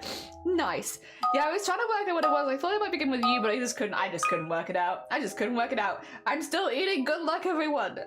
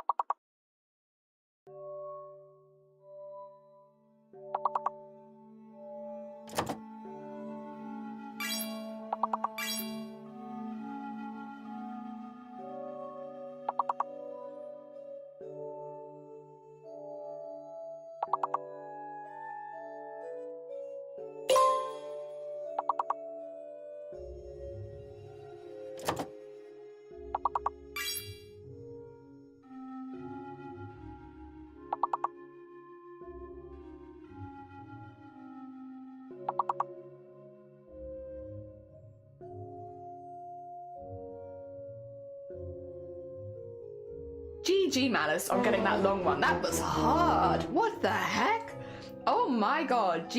Listen, I know we went out a little earlier than yesterday, but GG's, you've got time because I still haven't actually finished my lunch. I'm like 2/3 of the way through, so we will restart. That being said, scores on the doors that time, we have Malice in the lead, and then Clues in second, and Ambrose in third. It's 1, 2, 3.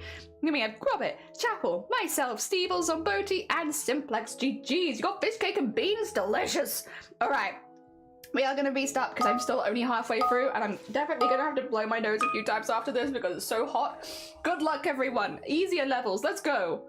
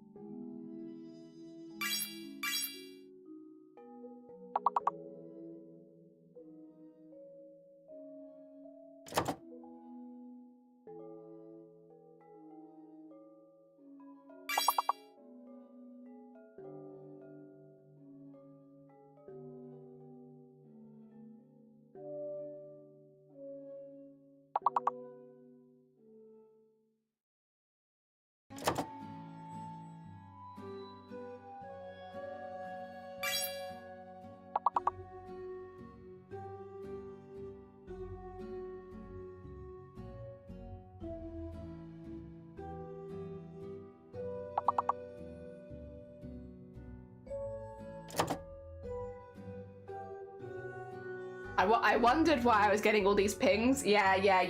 You can't say it because it's a slur. Unfortunately, I know it's probably one of the words on here. There's a fair chance, but yeah, no. Sorry about that. I was seeing people like doing sad faces. I'm like, why are you all sad? What's going on? Because on my restream chat, I can't see that, but when I switch over to Twitch, yeah, I see it. Dear, yeah. Unfortunately, we have to be a bit careful with anything that comes up as a slur and not allowing it in Twitch because otherwise I can get banned. Okay. We got this. We got Clues in the lead, followed by Grobbit and then Malice. Then we have Chapel, Simple, myself, Ambrose, and Dan. Dan, good morning. I hope you're doing well. Welcome on in. Ah, dear. Yeah, also means reflecting light, but yeah, the words are no, yeah. You have to be careful on Twitch. I don't want to do anything that gets me banned. I'm nearly finished, by the way. I've only got rice left.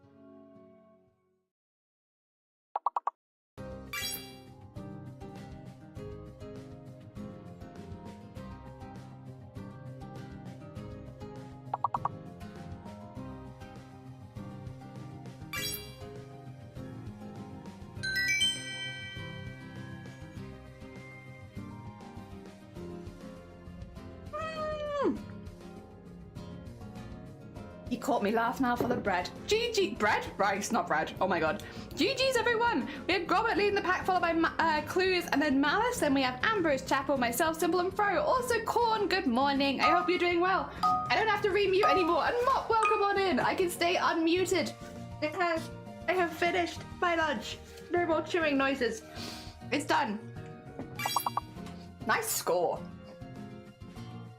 Oh dear, I was gonna say maybe a little sniffs because it was hot, not spicy hot, just hot. Oh. Soccer, nice soccer. Core, nice core.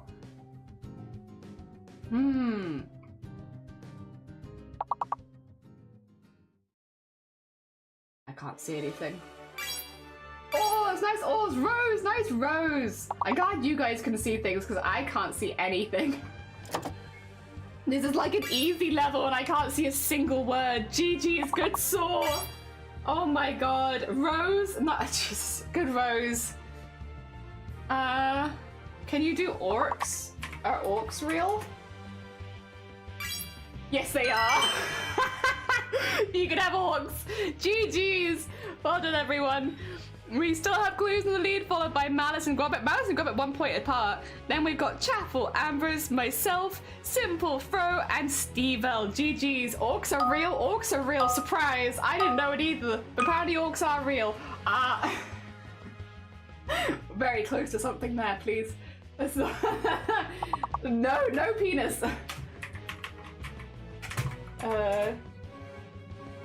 That's not how you spelled innard. I thought that was, but apparently not. Oh, dinner. Nice dinner.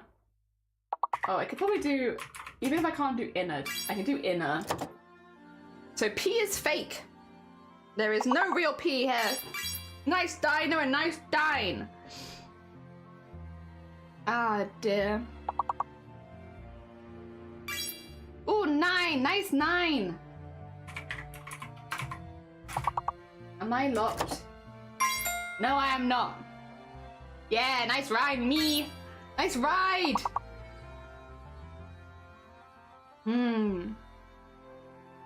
No. Rend, nice Rend. Dyer, nice Dyer. Dane. Danes aren't real. Orcs are real, but no Danes. Danes don't exist, I'm afraid, Steve-L. I don't make the rules, words does. Maggie, good morning, welcome on in. I hope you're doing well. Nice iron, Malice. A nice Dire Clues. Oh, a nice nerd. Nice nerd Clues. Danes live in the cap. No, they do not. They don't exist. They don't exist in this game. We've got Clues in the lead, followed by Malice and then Grovit. Then we got myself, Chapel, Ambrose, Simple, Throw, and Steve-L. GG's. GG's. Alright, what have we got here then? Ooh. It's like the Vile likes to do. Race? Yeah. Vile likes races. Oh, clear. Nice. Oh my god, both of you went for it. Cereal. Good cereal. Very nice. Oh dear. No care? Oh, it's because Clues is locked. Oh, Lacer. Nice Lacer. Sorry, I'm just like screaming. You don't deserve it. I'm taking real though. Creel! Nice Creel. Oh dear. Excuse me. Sorry. Nice real. Nice Lear. God, I'm Acre. Nice Acre. Oh dear. I'm gonna take Lace. Thank you for the heck. Nice Earl.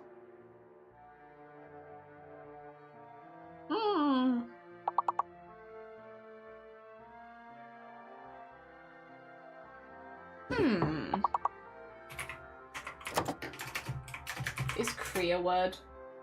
No. What about... Oh, Carl! Anna Lee! Nice, Carl. We've got Clues in the lead with Gromit 1 point behind, then Malice only a few points behind that. Then we got myself, Ambrose, Chapel, Stan, Simple, and Steve-L. GG's, everyone. Nice, Carl. Nice Lee. Okay. I only got it because we've had Car before, yeah.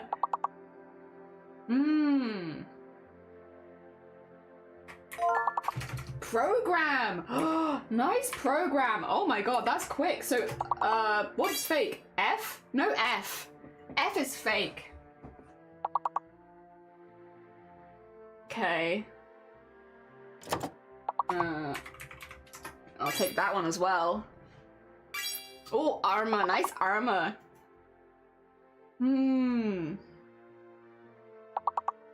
can see another one.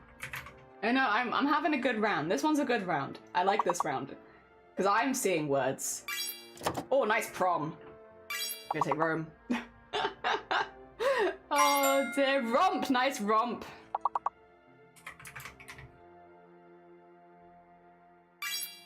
Ah, nice ramp. I was gonna take ramp if nobody else did. Oh dear.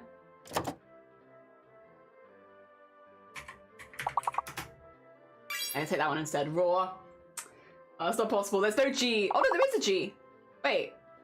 But yeah. But I guess it's maybe, yeah, it's no 5-letter words, I suppose. Also, Adichan, good morning. Welcome on in. I hope you're doing well. I'm having a good round. I'm having a good round. Gorp. Nice gorp. Oh dear. I can't see the last one though.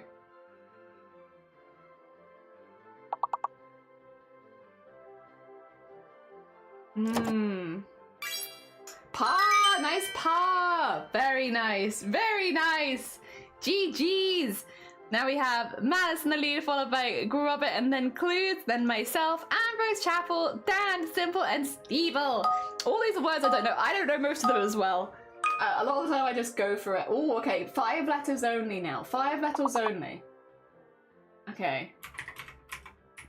I'm trying to mingle. No mingle. I tried. Oh, what about... Oh, no. 5 letters only. 5 letters only. You need to use 5 letters or it will not be on the board.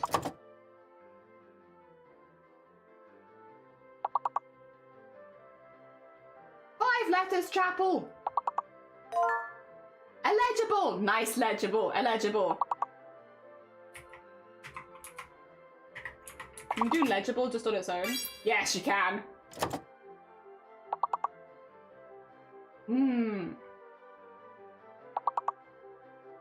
So M is fake. There's no M. Ah, okay.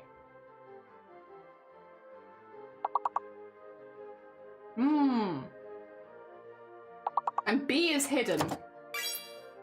Gilly, nice Gilly. Beige, nice beige.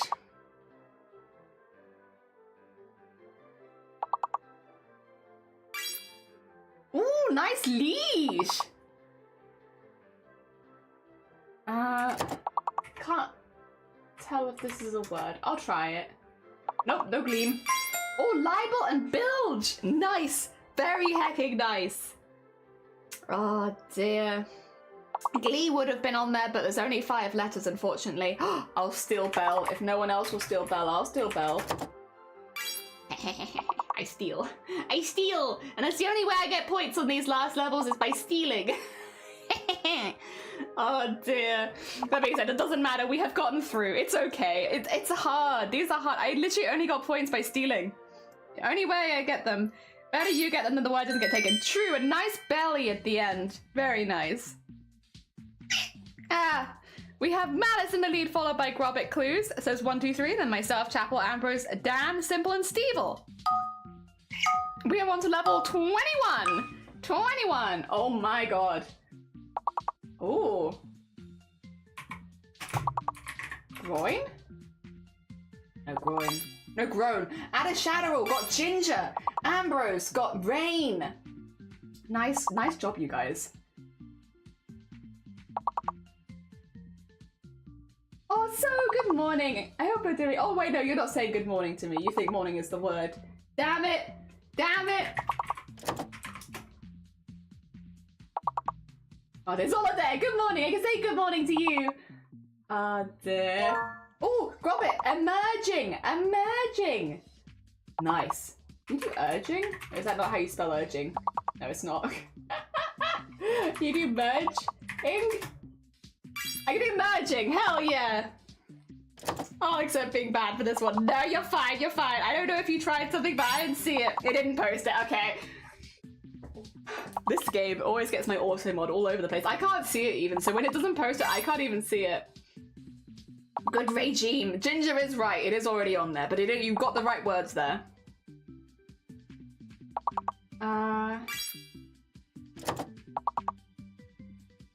What's that? You got grime, nice grime. Oh, I wish Eggier was on there. I would love that. Rhymer! 2 missiles and boobs, what is this live? I'm not sure! Oh god, green! Nice green. Oh. A miner. Oh, merge! Nice merge! Oh, I'm blocked. I can't help. I can't help. I'm sorry. I'm sorry. We tried. We tried. And we did well. That was further than we got the first times. GG's, everyone. To you too. Alright, in the final scores on the doors. Oh, I snuck in, I'm so sorry. We got Malice in first, Robert in second, myself in third, then Clues and Chapel, who actually, you know what, it gets you next to each other again, which makes me happy. Then Amber's, Dan, Simple, Adish Admiral, and Stevel. GG's, everyone. GG's. Well done. Oh dear. Right. For anyone who popped in while we were doing words, we are making a Spirited Away embroidery at the moment. We are doing the bathhouse with Haku the dragon on top. And this is how far we've gotten in like 4 hours. Oh dear. I'll be honest, I may have been a little distracted. I've been having a nice time chatting with everyone, so to be honest, I'm okay with that. Ah dear. So we're trying to get all the stuff with the bathhouse done before we move on to Haku, because they're both quite big bits, but there's a lot of stitching that needs to be in the bathhouse. So that's what we're kind of working on. We're chipping away at it. We do need to get a little bit more of the light, just for this bit here, really, actually. It's really just that bit. And then after that, we can start working away at the windows and other bits. I think we have some green roofs that need to go in. I might actually do the green roofs next, just because I think I'll get lost on those. Yes. And I have now eaten, so I have more energy again. Not that I had really lacked energy at this point. I'm having a day where I wasn't really feeling hungry until I ate, and now that I've eaten, I feel good. But before that, I didn't notice at all. Oh dear. Yes, I will say, having a break and then coming back and looking at it, it's important, isn't it? They always say, when you do a piece of art, to like step back and don't look at it for a while, and then come back and look at it. And I really like this. I really like this. I think I was a bit worried the contrast was too intense before, but now that I'm looking at it again, no, I actually really like it. I like it a lot. I'm glad that I didn't go back and try and change any of it. Same with puzzles. Yeah, if you're stuck, just leave it for a bit and come back. Yeah, it's that exactly. That is it. I'll take a little break, come back, look at it again. How are you doing, by the way, Adish Admiral and Solitaire, and anyone who joined us doing words? I hope that you're doing well. I hope that the week has treated you well. Are any of you planning to celebrate Lunar New Year tomorrow, or no? I don't know if we have anyone in this community that generally celebrates, but I would be curious if anyone here was planning to celebrate. I'm just starting my recording again. There we go. If anyone here was planning to celebrate Lunar New Year, what is Lunar New Year? So Lunar New Year is, it used to be called, over here at least, Chinese New Year, but because a lot of Asian countries celebrate it, it wasn't really the best name, because obviously it's not just in China. So these days they call it Lunar New Year, which is exactly the same thing, and it's when you have like Year of the Boar, Year of the Dragon, Year of the Rabbit, Year of the Rat, Year of the Ox, and all that kind of stuff. And Lunar New Year itself is more about just, you know, eating good food, bringing in the new year, new beginnings, all that kind of stuff. If you've had a bit of a rubbish 2024 so far, it's a good opportunity to start again, have a fresh start. Which, it depends on what kind of year you've been having so far. If you've been having a good year, you might not feel like you need a fresh start. But if maybe the year started off a bit rocky for you, or things could have gone better, then tomorrow could be your fresh start. Maybe. I've been doing some doodling and I'm playing some Dark Town at the moment. Nice! Do you focus on me? Yeah. Oh, we don't celebrate, but we celebrate Carnival at the same time. Lovely. Lovely. Oh, power went down. Clues. bless you. Are you okay? I hope you're safe. I hope your fridge is okay. I hope that your fridge is chilling and being chill, specifically. Always the one that gets me. Fridges and freezers. A bob? So please don't say that you go. My heart can't bear the news, just knowing that you'll be 1,000 light years away if you do. Oh, okay. Know when it's through, when you find what you're looking for, that you'll do 1,000 light years away when you do. Go. And I should have said it before you were gone. And I'm kicking myself for waiting oh so long. And I should have held you near every time I fear. Somehow you just wouldn't feel the same. Sorry, I've gotten very distracted. Slime Rancher OST came on, and my brain's gone out the window, sorry. Is this shithole not much focusing on? That means I can find you relatively easiest because you're only the only thing of value? Oh my god. That is beautiful, Addershadowal, beautiful. Doodling yesterday evening, just D&D thingamabobs and figure out how colours work. Spoilers, they don't. I have no ability to focus on work either. Oh, Addershadowal. Oh dear, should be fine, thank you, I'm glad. Fridge is always the one that worries me. There's a backup generator running. I don't have a backup generator. I don't know, do we do that here in this country? Do we have, I guess like hospitals probably have backup generators. But I feel like outside of big buildings like that, you wouldn't have one. Probably, right? Ugh. My mouth still tastes like my lunch and it was just so good. I've been blessed with the forever mouth taste of a good stew. If you live out in the boonies, you're probably more sooner than have one. Oh, okay, so if you're like out, that's fair, that's fair. I don't live so ridiculously far out or anything like that. Bam ba dum bam ba yum. Oi, come back. I miss you. Please. Thank you. Yeah. Nice, nice, nice. Okay, good. Oh, dear. Yeah, we've been making a Haku embroidery for Year of the Dragon because, oh yeah, that's the thing I was gonna say. Lunar New Year, tomorrow, Year of the Dragon. It's pretty cool. A lot of us are getting some pretty good luck in different areas. So I'm bringing that in with a dragon embroidery. And also because I do like Spirited Way, we had a few options. Your energy supply is probably made so that the supply can shift easily from one to another. Yeah, maybe. We're very lucky where I live. A lot of areas in Wales do suffer with power cuts whenever there's like big storms and stuff. But I don't know what grid we're on. It can be like everyone else in the area can lose power. We tend to be pretty lucky with it. Like, we've only lost power maybe once or twice, and only for a very short period of time since moving in. We've been very, very lucky. I don't know exactly what it is that's caused that, because like we've had some pretty intense storms, and like a lot of people in Wales have had no power for days at a time. Internet's the one that goes out sometimes and is a pain in the ass to get back. Power generally fine, internet, It does weird things sometimes. I can't quite explain what the internet's doing. Sometimes it just goes.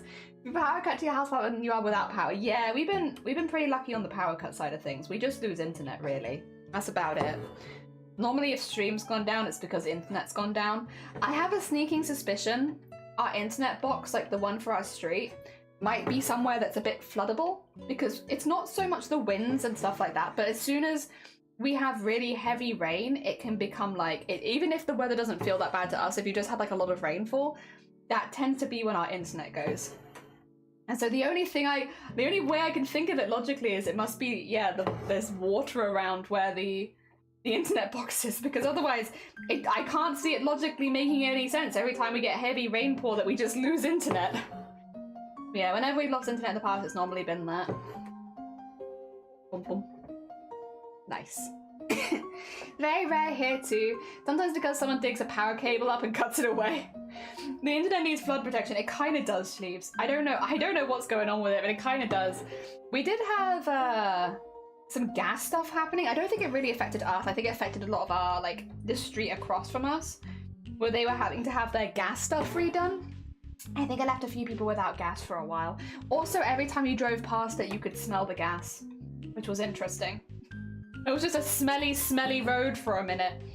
One of the roads near us just smelt like gas for a while. But yeah, that wasn't on our road, thankfully.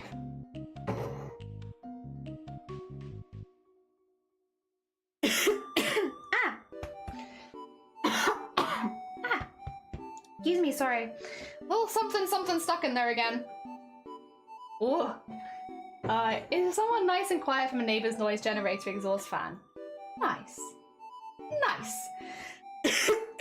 Oh, I might have to drink some tea. Sorry about this. That's something like full on stuck in there. It's probably like a piece of fries. 2 seconds, just in case. I'll hide myself.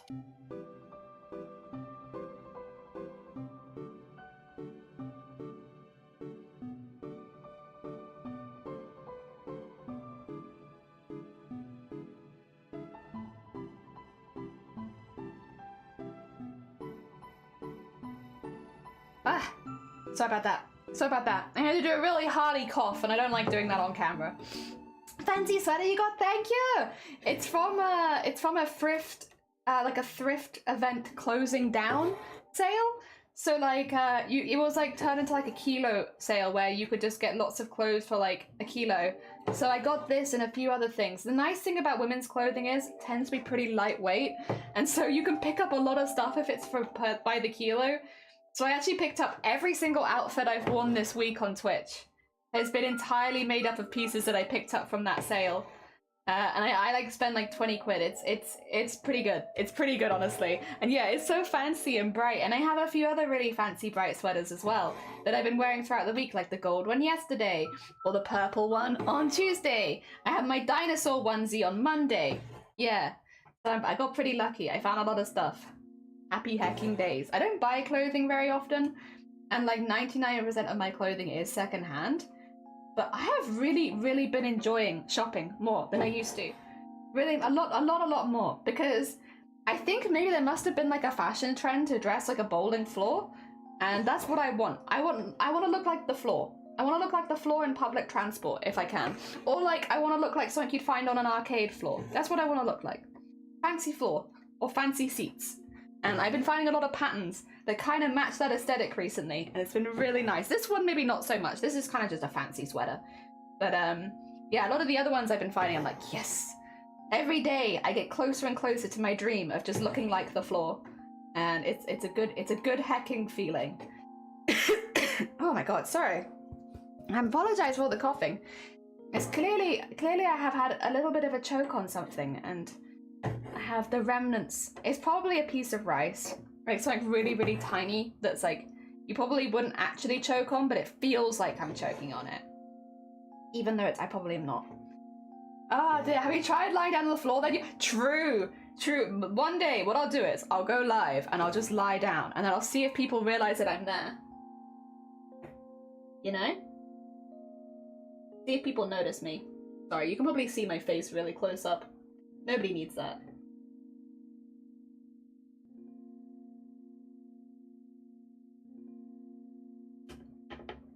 Nah, it's not gonna undo. That's okay.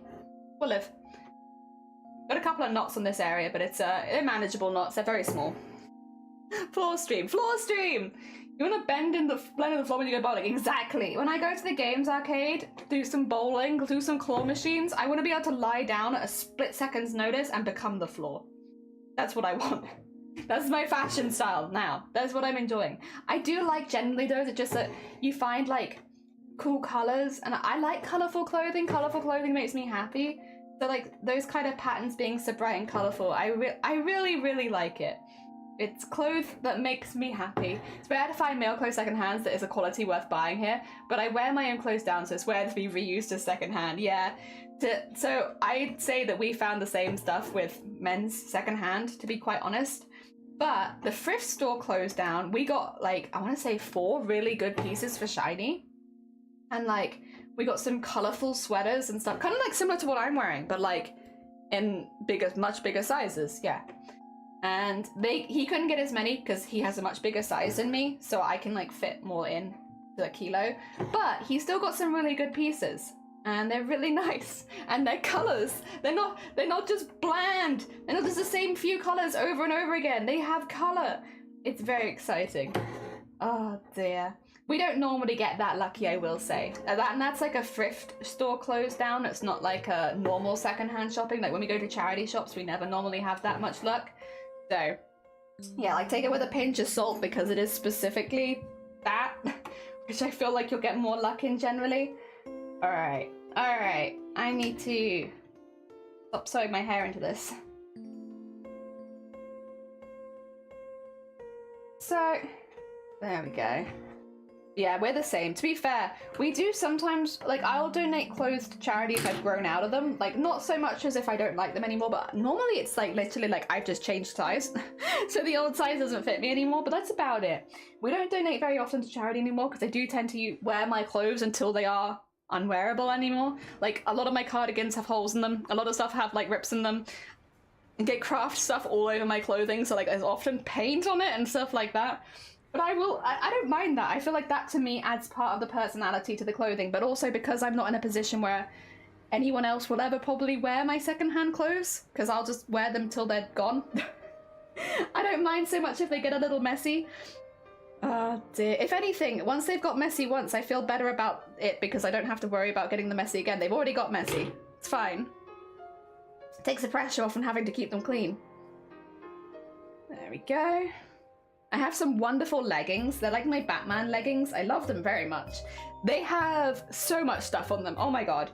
They still fit and they're not like ripped or anything, so I still wear them. But when you actually look at them, they have hair bleach and hair dye on them, because I've clearly dyed my hair while wearing them. They also have gold fabric paint, so if you get it from the right angle, they're really shiny, which is a 10 out of 10 actually. I think that actually makes them better.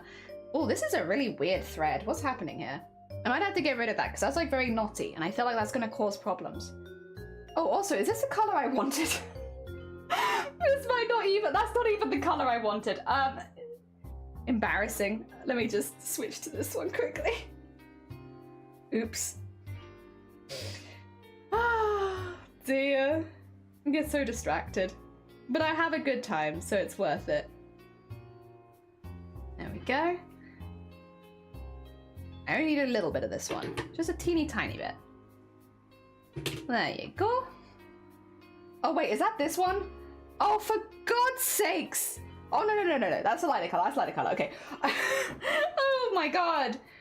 I was about to shoot myself the evilest look for cutting more thread when I already had thread there. No, it's okay. Slightly different color. They just look very similar, which is on purpose because I did try and do like a gradient. Oh dear. What was I talking about again? Was it fashion? I've lost myself, honestly. Oh dear. I did start today a little overtired, to be fair. Just a teeny tiny bit overtired. I didn't sleep the best last night, and I woke up feeling like I had to get up because I'd been trying to sleep for so long and I was just getting frustrated lying in bed. But I definitely didn't get the bestest of sleep. So I'm gonna blame that. Alright, let's start getting some of this stitched into. Sorry. Ooh. I think I would like to get a little bit more of this stitched into in general, actually. Maybe I should have cut a slightly larger bit. Just because it helps blend like the slightly darker colours together, and probably would be best to put over the dark colour rather than underneath it. I can learn that for next time. I'll take that away with me next time. I'm not going to redo it now by any means. I'm quite happy with how it looks, to be honest. I don't feel like I need to redo it, but I think next time I might have done the lightest colour first, then the darkest colour second, and then gone back and done the middly colour. Just because the middly colour that I'm using now really does help blend the two together, and it's kind of difficult if you just go from light to dark to blend in the dark one. It doesn't like blending on its own. Oh dear.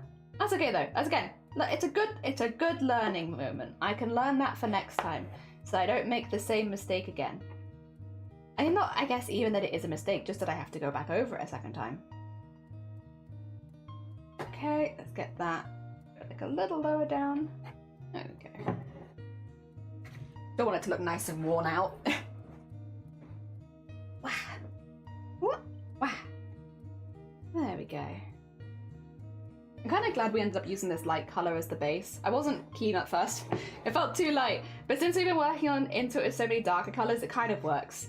It kind of works. I concede. It was probably the right choice, even though I wasn't particularly hyped about it. Wow. But it looks nautical themed. Well, we discovered earlier that it might be a subtle way of saying fuck, because the only letters on here are F, C, and K. We're not sure. It's just a guess that it might potentially be very out of character for me.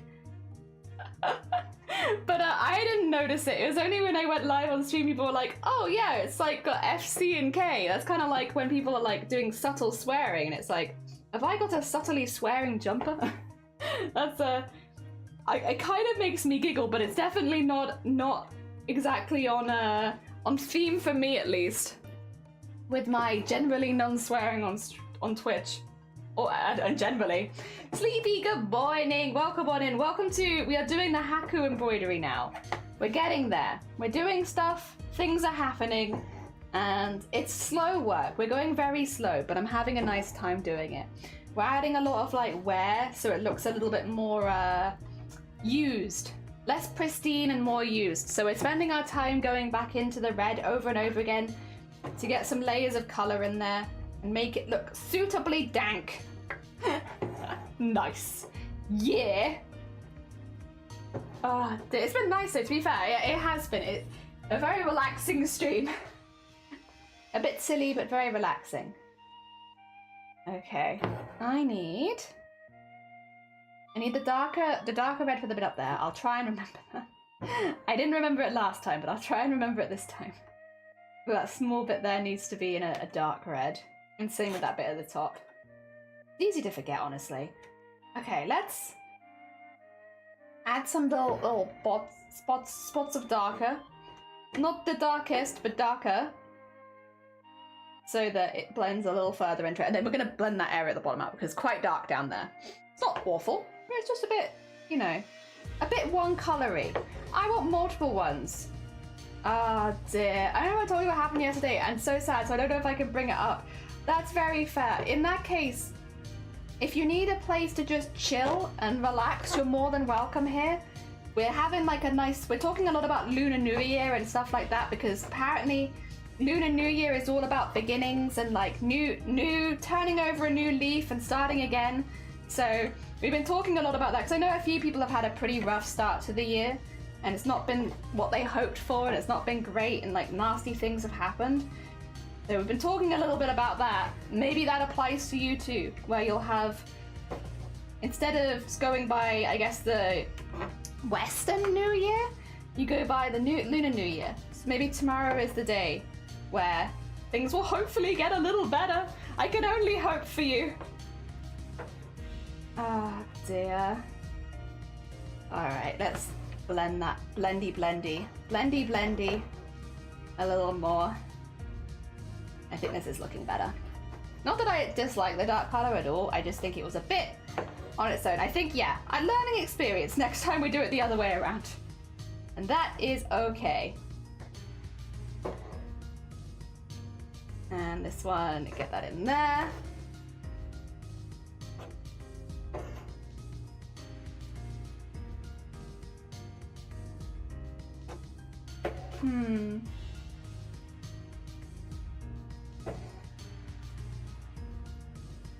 Maybe in here a little bit as well, because I feel like that's kind of distorted the shape a little bit.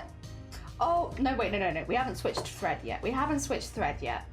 That is true. Hold off a little longer. I don't want to think it up too much, but there's a little tiny bit.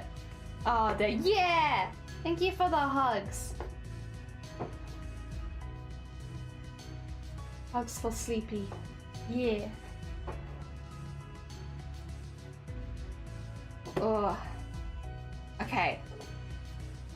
I think we can move on to the dark color again, just get a little bit of it in that area, and then I think maybe we're finished with the big base bits of red.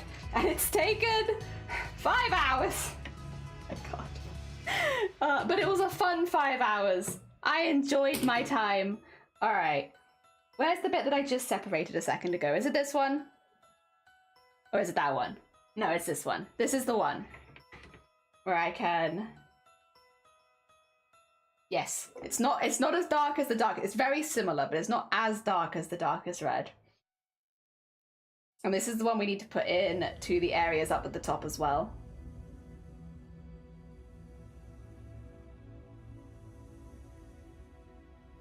All right.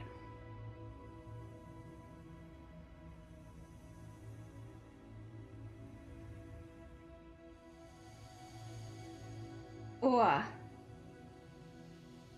It's not the intentional signaling flag colors on your jumper. It's not that. It's not that. Oh, are they signaling flags? Wait. Is that what they are? Oh, it's not. Oh, it's not international signaling flags. No. So it's done as well. So we did this when we got home. And I do this quite often when I go thrift shopping. We look up the brands because it's like, not in a weird way, but like if I've already found something I like from a specific brand, I feel like there's a logic, right, where I might find other things that I like from them. So we tried to look up the brand of this jumper and it's just ended up being impossible because the brand of this jumper is called Florida Keys. And when you look up Florida Keys, that's a place. And also, when you look up Florida Keys clothing, all you get is like tourism stuff. And I don't feel like that's what this is. So we've really struggled to find like where it comes from. The only reason I wanted to know was because I like this jumper and I'd like to get more similar ones, you know? I like the first one. Makes sense that I'd want to know if I could afford any others in the future. But no, turns out that's not going to be on the cards for us because they've got a goddamn name that makes them impossible to Google search. Like, how do you Google search for Florida Keys? Also, like, the brand is like, the logo is all in italics, and I can't even find the logo online. So I have no idea who made this jumper. I like it, but I no idea. Like, if it didn't have labels in it, I would have assumed it was like just a homemade jumper or something that someone made and donated.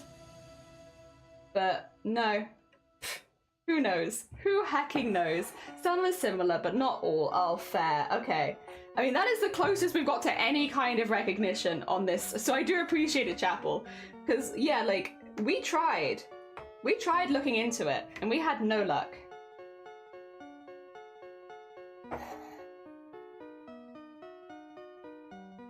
There we go. Okay.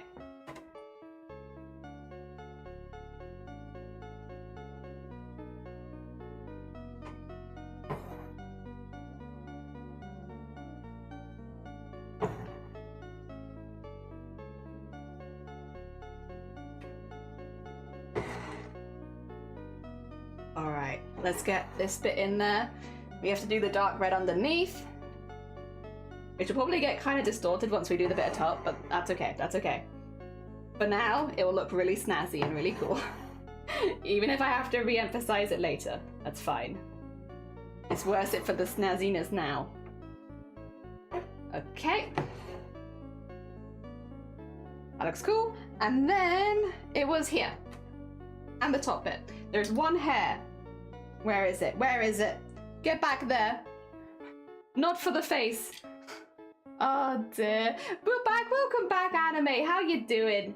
We have been slowly, when I say slowly, I mean really slowly, chipping away at this, but I've had a nice time making it, so that's been okay.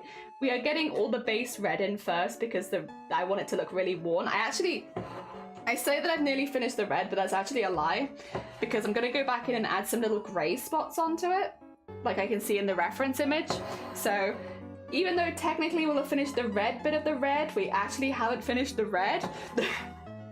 Because I'm going to go back and put more things on the red. And then we've also kind of decided that I'm going to outline it all in gold.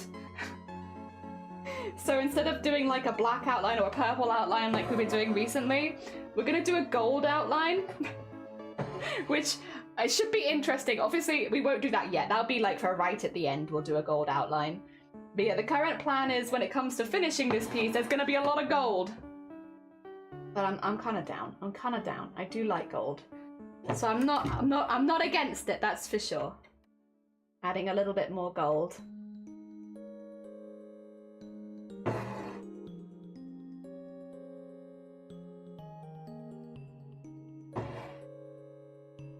There we go.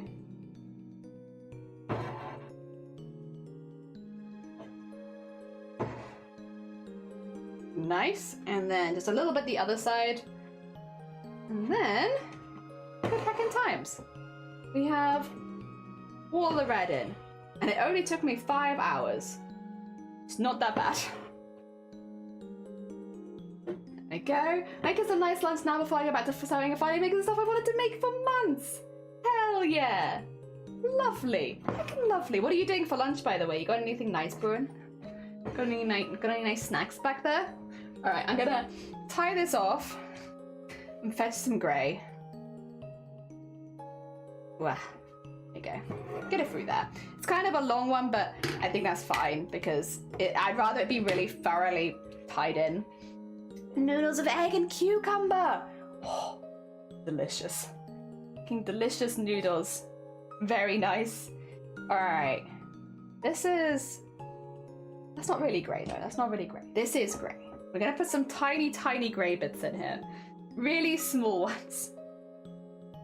Specifically with the purpose of making the building look a little more worn away. There we go. Again, I do have a reference I am looking at every now and again when it comes like from the movie. So I promise I'm not just making stuff up. It does make it look like it needs like some little grey bits.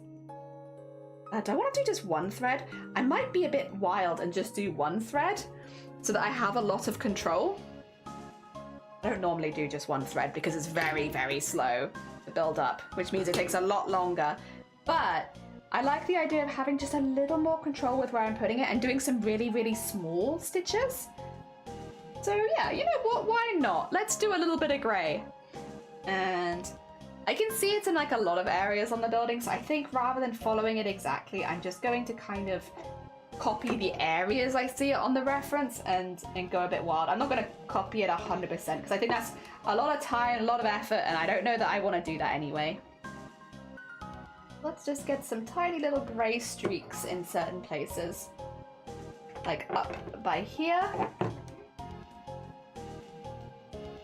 Go. And a teeny tiny one there,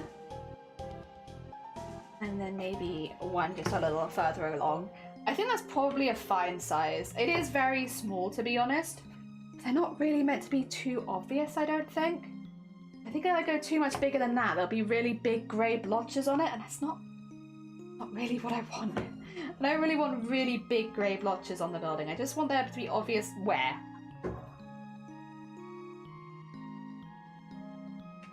There we go. And maybe, yeah, there's quite a bit on this side. So let's hit this side of the building a little bit.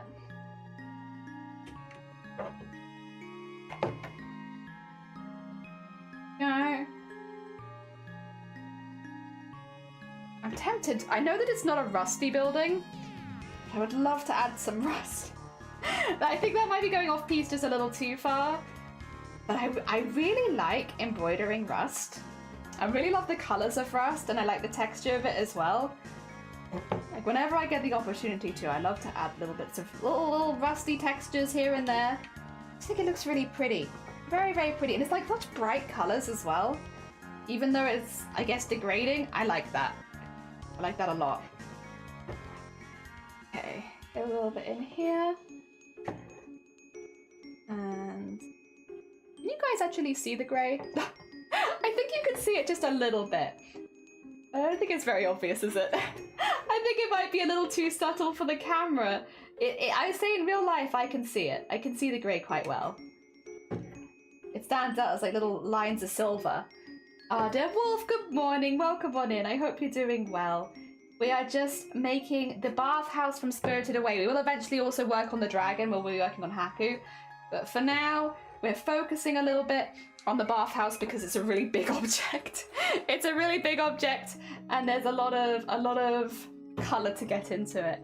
We're actually just trying to make it look a little bit more worn and torn, if that makes sense. We're going in and adding some areas of discoloration and some darker areas under the windows and stuff like that, so it looks a little bit more used. Because although the bathhouse is really, really pretty, I think that it's not perfect. I don't think it's perfect. I think it's like worn. It's old. It's an old building. I am thinking it's really cool. Makes you want to start cross stitches? Do it. If it makes you want to start cross stitches, that sounds like a thing you should do. You should give that a go. We love a little bit of embroidery. All types of embroidery. We like all of them. Cross stitch. We have a lot of people here who do amazing cross stitches, and I love to see them. I've actually been being shown recently the embroidery Reddit page. I'm not really big into Reddit. Just a disclaimer. I don't really go on Reddit that often. I have enough social media. I don't know. It's nothing against Reddit personally. I just kind of am a bit busy. But Shiny every now and again, if I'm having like a particularly bad day, will take me over to the embroidery Reddit page where you can see all the embroideries that people have been making over there. And I will say some of the cross stitches I've seen over there are just, I don't have a lot of drive to get back into cross stitch, to be honest, until I see what other people are making, and then I'm like, aha, I get it. I get why people do this, because now I want to do this too. There we go. That's a nice little discolored bit, and I might just stick that up here too. Since there's not so much going on up here, I think it could take a little bit of extra detail. Yeah. Another embroidery you're doing, this is called thread painting, which is basically, it sounds really fancy and really difficult, but effectively thread painting is just drawing a picture, and then instead of colouring it in with pencils or pens or paint or whatever, instead of colouring it in with any of those, you just colour it in with thread.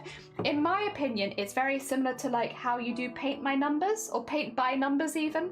If you've ever seen like paint by numbers kits, it's a very similar feeling when you do embroidery like this, because you're kind of just filling in spaces with different colours. You don't blend them. You can't blend embroidery threads. So you're just sort of slowly but surely filling them all in different areas until it looks like how you want it to look. Yeah, it sounds really fancy, but in reality, it's actually quite simple. I think I told you, but I might start. Oh, really? What are you planning to cross stitch? Have you? Is it like one you've made yourself, or is it like one you've purchased? Oh, I do like cross stitch kits. I like watching other people do them. They're very relaxing. It's like a visual therapy, just watching other people chip away at their cross stitch kits. Oh, well, at least for me it is. Might not be for everyone. Disclaimer, may not work for everybody, but does work pretty well for me. There we go. Wow. Okay. I like it. I'm obsessed with painting by numbers, doing a head job one on a Highland cow. Yeah, like if you like paint by numbers, then this might actually be a really good one for you. I know it seems like a bit of a leap, but I promise once you get into it, you'll see what I mean. In that, like, because you can't blend colors, it feels very much like a paint by numbers because you can't be blending them. You have to just color in that section and plan it out. The planning bit is probably one of the more difficult bits when you're starting, but like, where are you going to put each color? How are you going to do that? The nice thing is you can overlap it. Like, I've obviously filled this whole area in with red, but I can go back over it with gray and add that as and when I want it. So it's not like you're locked out once you fill in a space. You can definitely go over the top of it again and again. There is a limit because once you've got a certain amount of thread, it gets hard to keep adding more thread, but that's it's a pretty soft limit. Like, it takes a while to get to that bit, right? So it's not too bad, nor do I think most people find it too limiting. Yeah, it's really fun. You don't have to do it a thread at a time as well. You can also do groups of threads if you want to get it done a bit quicker. I can show you a couple. I will have to end my recording, but I can show you the difference between one that's done thread at a time, like more like this one, versus one that's done with multiple threads, because multiple threads at a time still get you a really good look. And they are much quicker. I just want to add a lot of detail to this one, to be honest. I'm just enjoying adding all of this detail. I don't actually... Wait, if I... Okay, I do want to... Just quickly, while I remember...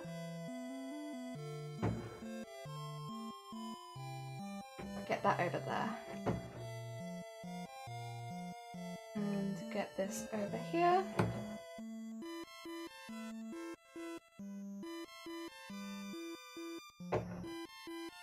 There we go. That's what I wanted. Nice. Oh, to get one. Do you have a Discord? Yeah, if you exclamation mark Discord, you'll see the Discord link there. These ones, I don't buy them as kits, if that makes sense. I kind of just do a drawing and then I embroider it.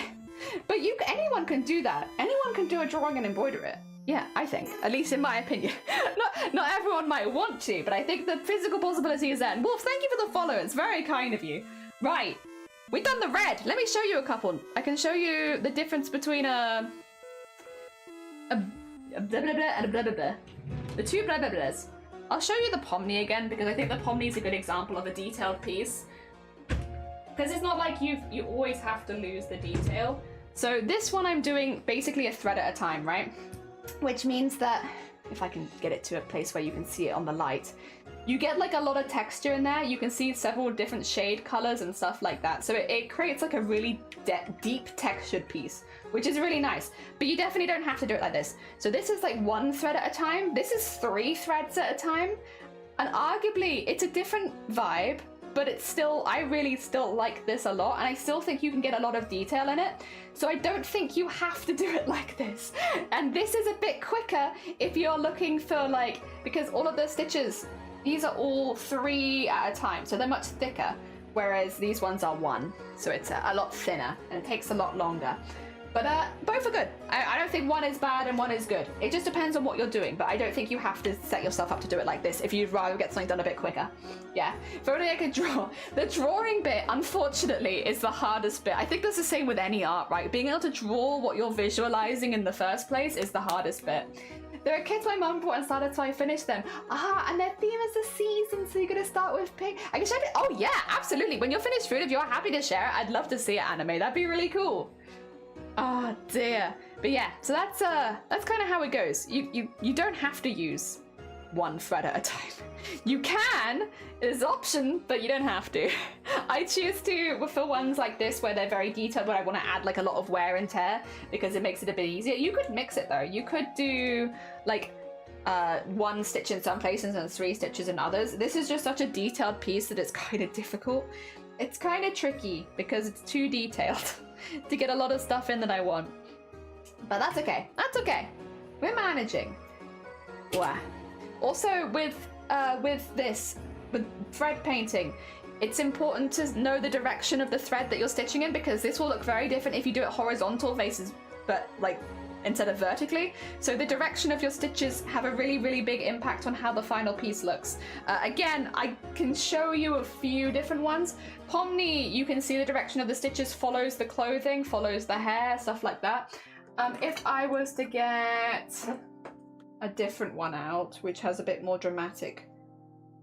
What about Vivi? Vivi might be a good option. Yeah, Vivi. Okay, so Pomnis are specifically vertical most of the time, and they follow the line and direction of this. Vivi has obviously the opposite, where it's like instead of going up with the coat, they're going horizontal, but it means that you get like an interesting texture where you're doing this really big satin stitch on over a long shape. So again, neither is right nor wrong, but they will look different. There you go. Information you may not need, but I am passing on. Take the information, pass it along to another crafter. Oh dear. Oh, thank you. I'll be honest, I've been terrible at uploading to the TikTok. I've been getting pretty good at YouTube, and I've been doing better at Instagram, but TikTok, I'll be honest, it did kind of fall by the wayside for a while. I've got loads of shorts though that I've been editing for YouTube that I could, I guess, just put straight on TikTok. I probably should do that, honestly. Honestly, that is what I should do. But I'm very bad with social medias. I'm trying to get better. I am. It's a slow process, but I'm trying to get better. Oh dear. I like the information. Yeah. It's like whatever, if I can pass it along and it can be useful to someone else, I'd rather you all have it. I think as well, because a lot of people look at this and they're like, oh, I could never. And it's like, no, you could. You could. I promise you could. It's so much easier than I think. I think a few of the things I do, right, they have almost like a, what would you call it? Stereotype? Preconception that it's going to be really, really hard just because of what it is. I think embroidery has that, where people assume that because it's embroidery, it's going to be really, really difficult. And I'm trying very hard to remove that because, at least in my experience, it has not been very, very hard, and it's been incredibly rewarding. And like, I would love as many people as possible to also have that lovely, rewarding experience of like having a piece that they want to do well turn out well, you know? It's definitely not as hard as people think it is. And a lot of it just comes from patience. I would say, as with many art forms, if you have more time to spend on it, you will probably like the end result more because it is a slow craft. But cross stitch is a really good option as well. It's another type of embroidery. And cross stitch you can kind of get away with, like, tends to take a little less long. I say tends because I also remember there are people like sleeves out there who are doing cross stitches the size of my goddamn desk. But tends to be, if you get the kits, that they're a little bit smaller and, you know, don't take quite so long.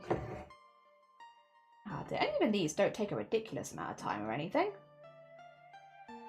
Oh, I think the Pomni piece was at 17 hours, I think. Which sounds like a long time because it is a long time, but if you like put it next to oil painting or something like that, I feel like it's not so different, you know? Ah, sleeves, yes. Sorry, whenever I think of cross-stitch these days, I just think of sleeves.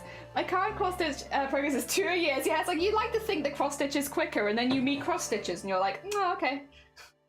I thought cross-stitch was a good option for people that might not have as much time, and then you remember. You remember the cross-stitching community is like a masochist sport. But, yeah, no, you do make some really nice things with cross-stitching, to be fair. Can't blame people that get into it, because it is beautiful. Okay. Go. Also, hi, Odd. You see the one I have? It's gonna take me forever to do. Oh, I don't doubt it. I do not doubt it. Not even a small amount do I doubt that. Oh dear.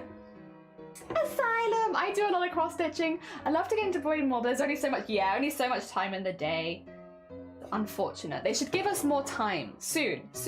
More time for embroidery, please. Could you give us like a time allowance extra a day if we do crafts? Because they take so much longer than everything else. Oh dear. I'm going on a pilgrimage on Twitch of trying to get as many people as possible to try embroidery, smocking, and maybe cosplay. I'm having a very good time with it as well. It's pretty good. I've caved to go and find one. Yes! Join us. It's Friday. It's the end of the week. Join us in crafts! Oh dear. Hell yeah. What do you mean? Last I heard was making small bookmarks, is it? I'm sure they were, but that doesn't change the fact that Sleeves is also making several cross stitches which are like the size of a... Wait, does that mean you took on another project, Sleeves? Wait a second! I'm putting 2 and 2 together here. Did you take on another project? Sleeves. Oh my god. Are you doing alright? Is the craft room doing alright? Shush. Concern. That's so much cross stitch. Sleeves is making a really, really big, impressive Pokemon cross stitch. I think they also had like an Eevee cross stitch. I don't remember if you said you'd got that one or not though, or if that was like a plan maybe. Or if you already had it.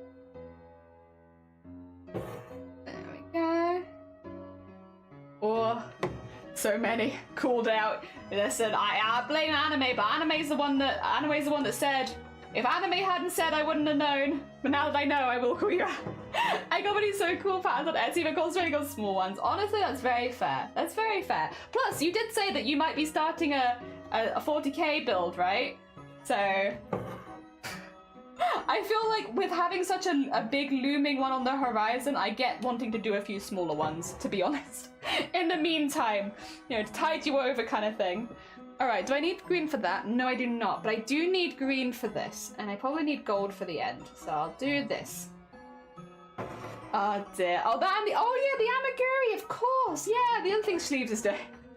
I cross-stitching an ocean bookmark for Mother's Day. That's hecking lovely. That's hecking lovely, Sleaze. I did start to have Sisters in Battle and ship Mistress Brahms from Darktide. Yeah! Big hecking projects. Very big. Oh, dear. Yeah, no, it's nice to have something smaller in between. Which is not that. Because don't get me wrong, I'm sure they're really, really fun. Like, I'm sure you'll have a really good time making them as well. But it's you know, it's a big undertaking. Ah, dear. There we are. I finished the Pikachu. Oh, congratulations! Hell yeah! Dear, the wig for Brahms is going to be a real undertaking. Do you do a lot of wigs? Asylums, remind me. Are you big into wigs? I know some cosplayers do a hell of a lot of wigs and they get really good at it. I am not that, unfortunately. I look on at those cosplayers in awe at their skills, but it is not me. Oh dear. I'm not so good. I'm not so good at wigs. Don't have any expertise there, unfortunately. I think it's impressive when people do. But I myself, not so much. Okay. Yeah, slowly but surely, once again, having to pay a lot of attention to the direction of these, which is... it's important, but Go.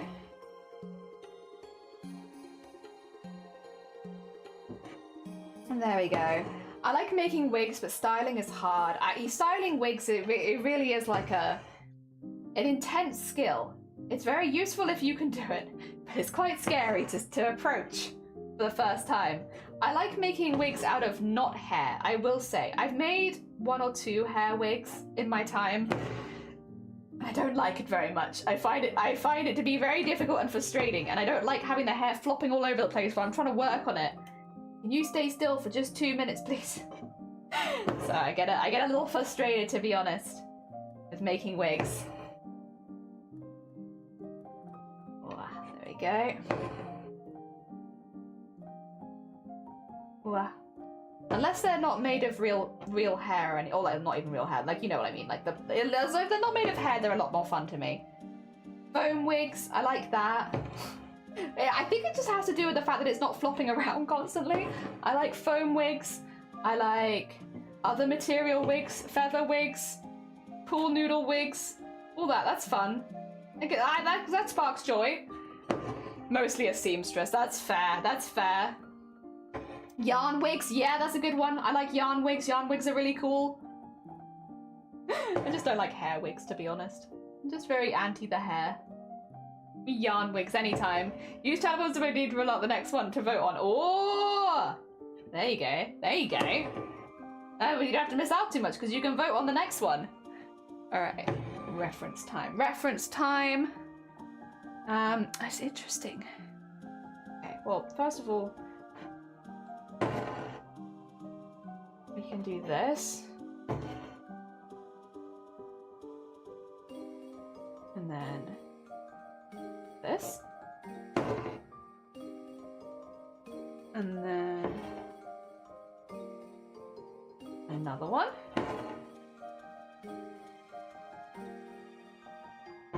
there we go, nice. I will have to put some gold on the end of this, but I'll also have to put gold on the end of that, so that's okay. Preparing for gold, which will happen later, not yet. No, we're not ready for gold yet, but at some point. And then this one, it seems like,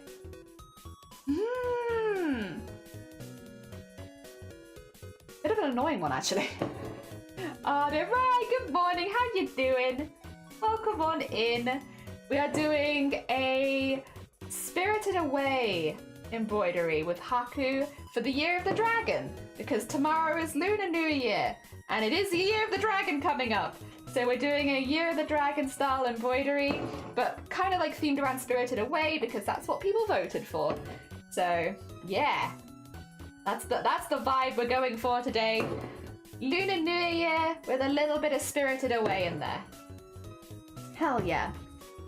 Whoa. Haku, haku, haku, haku, haku. I could make a wig out of my own head. You could, if you wanted to. Why not? Oh dear. Are you guys making candles now? Not yet, no. But maybe one day. Maybe one day. I did make candles when I was little, but I haven't for a very long time. I have 3 braids in my hair because I could, but I couldn't donate it sadly. Aww. Dear. Yeah, I'm not allowed to donate my hair because it's been dyed. So even though my roots are all that's my real hair, but the ends, that's not my real color. My hair is this color. Oh dear, very, very dark. Very, very dark. I remember when I first started to grow my hair on stream, I don't know why everyone thought that I was blonde. I feel like my eyebrows give it away, but it seemed like people thought I had much lighter hair than I really do. Nope, not blonde. Unfortunately, honestly.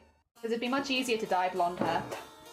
As much as I don't think I'd suit it, it would make it easy to do everything. Squeeing, yeah, you fan of Spirited Away then? I'm a fan of Spirited Away. We had a few options, but you guys voted for Spirited Away, so here we are, doing Spirited Away. And actually, I think that it's worked out really well, because I think isn't like lucky colours for New Year's or for Lunar New Year's meant to be red and gold, right? I'm pretty sure red and gold are meant to be very lucky colours, and this is going to be an embroidery that has a lot of red and gold on it. So even though that wasn't maybe the intention, it might have been like a happy coincidence that this happens to use an awful lot of red and gold, and I'm pretty sure those are very lucky colours. So yeah, what a happy hecking coincidence. Oh dear, just getting some of the roof in at the moment. It's quite the intense process, but we're getting there. It's a lot of vertical stitches where you'd think not to use them, but because it's like that corrugated roofing, I want that texture. So instead of doing horizontal stitches, I'm doing all vertical, which means a lot of very small little stitches. I might have made a mistake, but I'm giving it my best shot because I would like this to look pretty cool.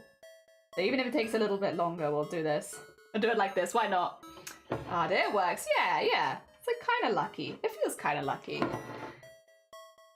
There you go. There we go. Get that in there.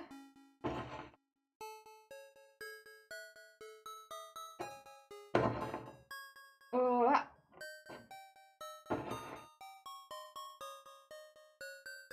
and then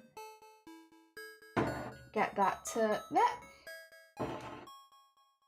And work my way back through all of these. Oh my god, Jason! Welcome on in, I hope you're doing well. I'll get this in and then I'll hydrate. I will hydrate. Texture's gonna go good though. Yeah, that's what my brain is going on, is we'll do it because it will end up looking good. Even though it's a little annoying to do now. I can do that. I have a new cup of tea, so I have plenty to hydrate with. Oh dear, I would donate my hair if I could, but it's not long enough. It just gets thick. To be fair, as much as it's not great for donating, that's not a bad thing to have. Like, thick hair is nice. I've always had more thin hair, which is why I didn't mind like bleaching and dyeing it, because it's like my hair's thin anyway. I'm not ruining it by doing anything to it because it's already thin. But yeah, I was always a little jealous of the heckin' thick-haired beans who'd like just get luscious locks, beautiful falling hair. I get a lot of wispy hair. That's what I get, thin wispy hairs. The ones that like play around here and stuff. Little wispy wispies. Oh dear. It is what it is. We can't all have thick, luscious locks. For there to be people with thick, luscious locks, there must be people like me who have thin wispies. Oh dear. But again, I probably would have been more hesitant about dyeing my hair if I had really good hair anyway, so I guess maybe it's one of those things where it's like a blessing in disguise, because I really do like dyeing my hair. This one's a bit different. Actually, is it? No, it's not. This is still corrugated. God damn it, everything is corrugated. Oh. I thought I had a break. Turns out I do not. Oh, I found something interesting. What'd you find out? What are you finding? Oh yeah, I like to have my thick hair. Hell yeah. Definitely a good thing to have. Ooh. There we go. I will say my hair has been getting a little thicker though. I think for me it was to do with gaining weight. I gained weight and my hair got thicker. And it's like, hell yeah. About hecking time. What? We are purging heretics in the name of the Emperor so far. Are we? When did we start doing that? I don't remember doing that. Maybe that was when I was on break. Maybe you started doing that when I went and got my lunch. I feel like I would remember if we had started purging heretics, you know? I feel like I wouldn't forget that. Oh, you had a picture? All right, let's have a look-see. Let's have a look-see. Oh, have I not been recording this whole time? Oopsie doopsie. Maybe this will be a short rather than a long one. Oh dear. Oh wait, that's beautiful. Oh, anime. Oh, that would be heckin' lovely. Very heckin' pretty. Oh, I'm not showing anyone. I'm just looking at it myself. Sorry, I keep doing this. This is the cross stitch that anime is looking at doing for spring. They think it'll be really, really pretty. Got some little eggs and lots of spring flowers around it and like pastel colors. I like that. It sparks joy. Oh dear. Oh, excuse me. Oh dear, thick head, thick. I found out the chef on Australian Navy submarines gets paid the same amount as Australian Army Commander. A chef? Chef? Like you a chef? Oh, Dark Tide. Also, I see. They found 3 cross stitches? Nice. Which one are you gonna do? What is tickling the fancy today? All right, let me remember to record this time. I'm remembering. Here I am remembering to record. I'm recording now. Heck yeah. Good job, us. Thank you for the heck. Oh dear. There I go. Damn, close to go to hell. Yeah. Probably. We've got a lot of heretics. Oh, did I start the rest of the seasons one after the other? How long do you think that will take you? Because it looks like quite a large embroidery. But I don't know. Oh dear. I will share them in the Discord. Do it. Show us your embroideries. Send it to us. The embroidery wolves. Where we will look at them and probably just like all of them. The problem is we'll probably like all of them. We're not very good at helping people make decisions. We're very good at enabling though. Now that we can do. Make decisions? Absolutely not. Enable. Oh dear. I feel like my chef today would help if I wanted to be a chef on a submarine. Would you want to be a chef on a submarine? You'd probably get to see some things that like most people wouldn't dream of seeing in their lifetime. Because you'd be so deep underwater. But I think you could also be quite restrictive. I guess it's tricky, right? The positives and the negatives. Being in a submarine, you get to see so much cool stuff down there, I'm sure. But like, yeah, you know, the whole being stuck in a submarine under the water for months at a time would probably get very mentally tiring. Yes, I'm not sure how you would call it, like cabin fever-y, right? Not sure. Never done a cross stitch. It'll probably take me some time. Oh, but it'd be nice to just chip away at it though. You know, see if you find it relaxing. See if it's something you could add to like your kind of like chill vibes times. Oh, you shared them in the Discord? 2 seconds. I'm gonna finish this little rung here because I'm very close to finishing this thread, to be honest. And then I will pop across and have a little look-see. Thank you. Submarines don't have windows. Oh, they don't have windows. Oh, oh. That's not nearly as fun. Damn it, why do submarines not have windows? What the heck? That sucks. I petition that submarines should have windows, please, because it's sad. It's sad imagining them without windows. I know it's probably a health and safety thing, but the idea that you can't see outside at all, that's sad. Oh dear. You can just crack open a window? Well, apparently you don't get to crack open a window. And it's not allowed. Oh wait, what the heck is happening here? Oh, I see. Okay. Let me... There you go. Weird. Weird thread things. Just weird thread things. There you go. Snip. Snip, snip, snip. They run Linux. Oh dear. It'd be a structural nightmare. Yeah, it would be. Probably not the most fun. Ooh, 3 big ones? Ooh. I like the first one. I like the first one. I like the last one as well. I'm not as keen on the horse. I like the horse, but I like the first one's got more animals in it, so more animals gets more points. You know, one animal is cool, but why do one animal when you could do 10 animals, you know? Just thread things. Just hashtag just thread things. Just being a silly little guy. They're just being silly little guys. And kind of getting in the way a little bit, but not too much. Just a little bit, you know? Alright, let's do the other bits of window on the other side, work our way around. And then, yeah. Start putting in other layers of colour. Damn tough crowd. The Beatles animation yellow submarine. I know! Me too. Oh dear. All big cats too, yeah. Why do one horse when you could do 10 cats? 10 cats. 10 cats is better. I like horses, don't get me wrong. But there's one horse versus 10 cats. You're not gonna win. You need 10 horses at least for 10 cats. Now, had it been 10 horses versus 1 cat, probably would have said to do the horses. Quantity. Quantity of animal. That's what I'm looking for. Alright.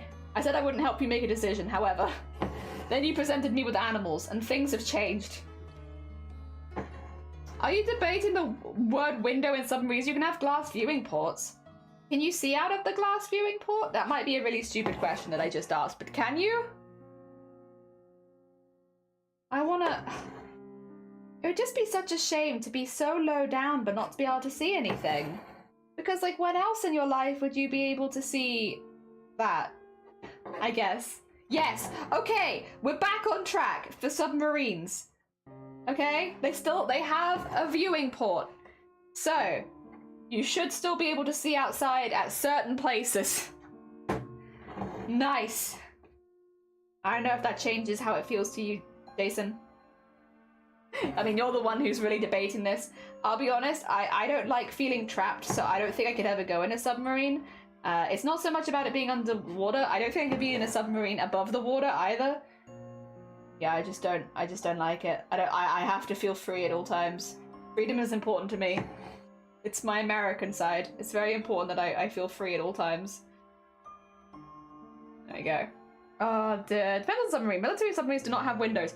What the heck? May have a pressure problem depending on the depths you want to go down to, though. True. Oh my god. We really do be debating. Do we all just get in a submarine? Submarine time! We could keep streaming on Twitch, or we could all just get in a submarine. I don't know. I'm just putting the option out there. We could. I need to eat, but I don't know what to make. What about beans on toast? Are you a beans on toast fan? Egg sandwich. Cheese toasty. When in doubt, noodle. Noodle's pretty good. Actually, that's a very good point. With an egg on it. A noodle with an egg. And maybe a cheese on top. A noodle with an egg and a cheese. Ah, dear. Chips. Noodles and chips. Mashed potato. Roast dinner. Gravy. Oh, dear. Yeah. There you go. Beef Wellington.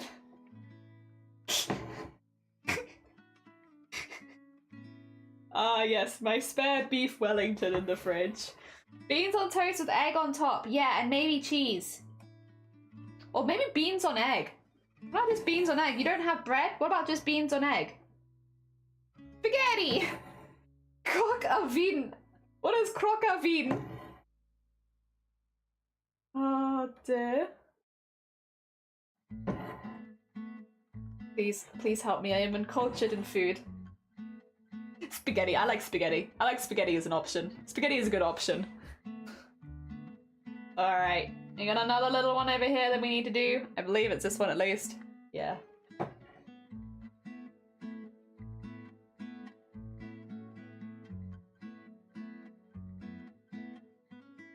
There we go. Beans on toast with cheese on top is the most British thing. It's delicious. It may be very British, but it's also really good. There's this weird trend of people putting cheese in the noodles with the broth. Yeah. Yeah, weird that people do that, isn't it? Isn't that weird? Oh my god, I can't believe that people do that. Who could that be? Oh my god. Who could these weird people be that keep putting cheese in their noodle broth? It's yummy, yeah. It's really good. With the right cheese, it's proper tasty. Oh dear. Delicious, delicious cheese. I put tomato sauce in my chicken noodles. Nice. Oh dear, I like egg, to be fair. I'm just real big into egg. Egg and noodles, really good. I'm a fancy jester, what can I say? Yeah, we crossed this. Shifty is a purple jester, which means that they must have, you know, secretive jester wealth. The jester gold. They've got it. Because they've got purple. Sliced American cheese in Korean instant noodles. Yeah. Although you can also put cream cheese. If you have like a Philadelphia kind of style cream cheese, and you can mix that into the broth and make like a slightly thicker cheesy broth. Same noodles, different cheese. Big difference. M&S. It's not just cheese. Oh dear. Bread with cheese, tato and noodles. Well, Sleeves doesn't have bread, so we can't have bread. Remove bread, but the tato and noodles? Yeah, we can have tato and noodles. Oh dear. Crispy and soft. And cheese. And cheese. Important and cheese. Yes, yes, yes, yes. Oh dear. Accepted, you're welcome. Oh my god. Well, have we helped at all, Sleeves? Has the indecision been made for you? Have you worked out what you'd like to eat from all this? Guys, do you feel helpful? Because I feel so helpful right now. Oh my god. We're so helpful. Sleeves didn't know what to eat and we gave them like 10,000 options. We're so helpful. Oh dear. Hell yeah. I think we decided on beef Nellings, noodles and cheese. I think I've narrowed it down to something with cheese. No. Yeah, I like beef Wellington, noodles and cheese. Sounds pretty good to me, Sleeves. Curry, cheese and chips. That does sound really good, actually. Curry, cheese and chips. Oh dear. Baguette. But baguette is bread, and we've already said that Sleeves does not have bread. Bread is not on the table. Get your bread. Throw it out the window. There's no bread here.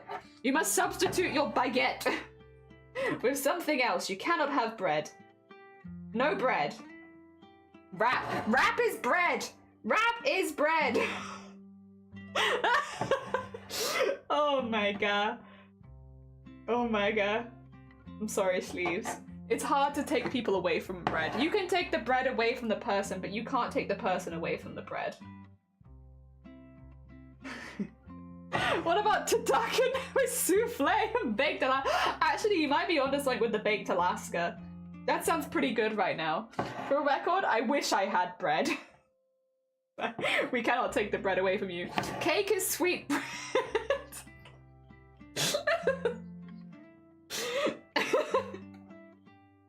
Help. Oh my god. A baked spud. Yeah, have you got a potato? How are our potato stocks looking, Sleeves? Do we have potato as an option on the table? Because potato and cheese, yeah, loaded spud. Potato and cheese is actually pretty top tier. If you have a potato, we have options. If you have potato, we have options. Banana bread isn't bread. Yeah, you're right. I actually kind of agree with you, I'm afraid. Baked tater, loaded. Yeah. A nice loaded tater. Now that's pretty good. And it's nice and warm on a wet day. Yeah. On a wet and cold day, you can have a nice warm toasty potato with cheese. And maybe beans or something, if you've got it. I don't know. Soup. You can put soup in your potato, sure. Loaded, potato loaded full of soup. Yeah, why not? Go on then. Yeah, no bread, just put the soup straight in the potato. Is soup a food or a drink? It is, and soup is a dream. Soup is a state of mind. It's not all edible and bananas are yucky. I also feel that bananas are yucky, but I do like banana bread. I'm sorry. I am a fan of banana bread, which is cake. No bread left pizza. Potato pizza? Potato is the base. Make a pizza but without the bread. Just mashed potato. Oh dear. Banana chocolate chip bread. Every time. Yeah, banana chocolate chip bread. It might be bread, so you might have a problem with that, but it's close. God, every time you guys suggest bread, I feel like a small part of me dies. My soul leaves my body for a short period. Oh my god, amazing. Amazing. I feel very free. Mac and cheese! Oh, actual legit suggestion? Mac and cheese? Focaccia. Get the bread out of here. I swear. Oh my god. You could do jacket potato with patata and mozzarella. You probably could actually. A pizza style jacket potato? Maybe? I don't know if it'd be good or not. But I feel like it could be good. Fry up. Oh, fried potato. Oh my god. A hash brown with cheese. Oh, that does sound good. Ah, dear. I make dope mac and cheese. With the posh cheeses. Delicious, delicious posh cheeses. That does sound good. That does sound good. God, you're making me hungry, Asylum. Maybe it's time that you also had noodles, beef Wellington, and souffle. Maybe a potato in there somewhere. Oh, dear. Oh, banana bread, can't forget. Oh, dear. What about an omelette? Oh, omelettes are pretty good. You can make a good omelette real cheap as well. And a good with cheese. Yeah. That's actually a really good idea, Shifty. Omelette is a fair suggestion there. If you like omelette. Given that I only have vegan cheese, I will not have mac and cheese. Actually very respectable. Yeah, vegan mac and cheese is just not quite there yet unless you're making like the white sauce from scratch. And I don't know if you'd want to do that in the middle. You put potato in the oven. Yes! Potatoes have won. In the lunch war for sleeves, potatoes have won. It is depends upon macaroni cheese. It depends how cheap or expensive it is. Oh, okay. I do potato heavy country, but I prefer sweet potato. I do like sweet potato as well. And everything with cheese, yes. Yes, I do also like everything with cheese. It does terrible things to my body, but I do like it. Ah, there we go. That's alright. Anytime, sleeves. I'm glad that we could be of help. Even though I'm 90% sure half of us were suggesting bread. I'm glad that we could be of help. There we go. Well done, everyone. High fives all around. We have helped. We helped someone today. We were definitely helpful. In the same way, like, a kid is helpful when they help their parents bake. We were helpful today. Oh, dear. Alright. I do have quite a bit, so I probably will attempt to do the top roof today for this bit as well. Vegan pizzas. Yeah, Domino's vegan pizza is... The cheese, it's fine when it's hot, but I really do not like the cheese they use because when it cools down, it's grim. Resisting urge to comment. You don't have to resist. You're welcome to start a war here if you like. I'm busy anyway, so it's not like I'm going to moderate you. I think Shifty's making a beef Wellington right now, so I don't think Shifty's going to moderate you. You're fine. Both of the people here that could moderate you are a little busy right now, so you'll be fine. You're going to say that you love it? Yes. I love it. Bam, bam, bam, bam, bam, bam. Wait, I do what? Aren't you making a beef Wellington right now? I was kind of under the impression you were making a beef Wellington right now. Have I misunderstood? I like it. Hell yeah. Hell yeah, Haplin. It's allowed. Just, oh, the vilest thing you, oh, I see. I see. Oh no, you had corned beef pie. That's kind of a beef Wellington. Can we twist corned beef pie so that it sounds like a Wellington? Probably no. Probably no. I mean, I was suggesting they make beef Wellington. For you or for them? I guess probably for both, because beef Wellington is kind of a big meal. I mean, one person could eat a whole beef Wellington, but I feel like you'd normally make it for a few people. I'm kind of sad that Steve didn't decide to make a beef Wellington for all of us. That would have been cool. Oh dear.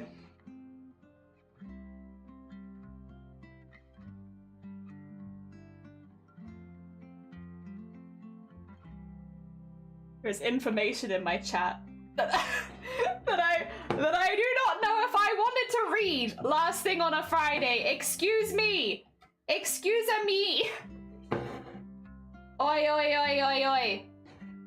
Get the bonk stick out. Listen here now.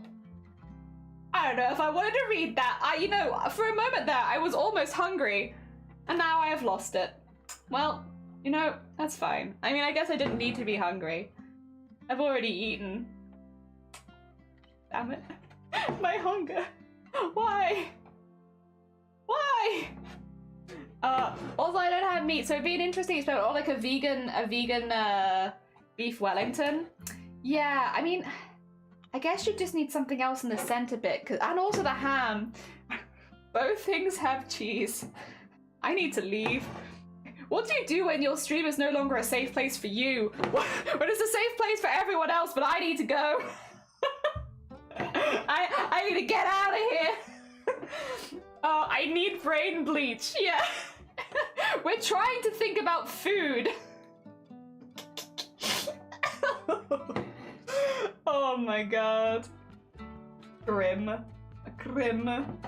Disgusting. Oh my god.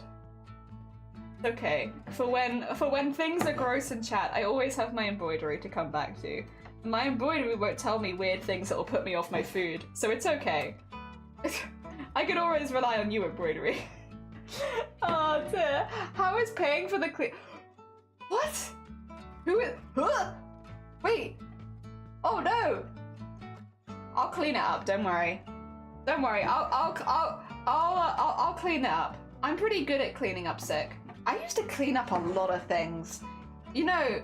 But then I guess actually when I think about it, I guess we did with pretty unwell people a lot of the time. You have to be really careful though. Like in retail, they'd always give you like a special cleaning stuff to clean up like body produce. Weird way of putting it, but anything that comes from the body, like piss, shit, or vomit, you have to clean it up using like special liquids. Special stuff. Otherwise, it's not clean enough. Oh dear. Beauty! Welcome on in. I hope you're doing well. Yeah, we're doing the bathhouse from Spirited Away, but we will be doing Haku as well. He'll be our dragon. Oh dear. Probably the third virus. God, better. No, I mean the content. I'm puking. Oh, do you want me to come clean it up? It's alright. I'm really good at that. I also really like cleaning. I prefer cleaning not body fluids, but I do like cleaning. I find it very relaxing, very therapeutic. Just going at stuff with like a mop and some cleaning wipes and bleach. Oh, I love bleach. I love cleaning everything and making everything sparkly. I like wiping. I like leaving the cleaning stuff, product on stuff, and then wiping it away afterwards, and all the grit just going woof away. I love it. I'm selling you on cleaning, but I really like cleaning. I find it very relaxing. You can already tell. Oh, I'm glad. Yeah, we've been really slow today because we've been going for 6 hours and I haven't even finished the bathhouse, but we've been having a really good time. Oh, you hate bleach? That's fair. Do you not like the smell, is it? Honestly, I don't particularly love the smell, but I love what it does to like a dirty bathroom. I love watching a dirty bathroom get clean. I kind of worked part-time as a cleaner when I was younger because I needed the extra money, right? But also because I actually really enjoyed it. Secretly, I actually really enjoyed it. I didn't enjoy it, like, I didn't enjoy walking to people's houses, right? I didn't enjoy walking to the house and, like, cleaning. But I really, really liked the act of actually doing it. So, like, you know, the idea of it I didn't enjoy, but once I was there and doing it, oh my god, I loved it.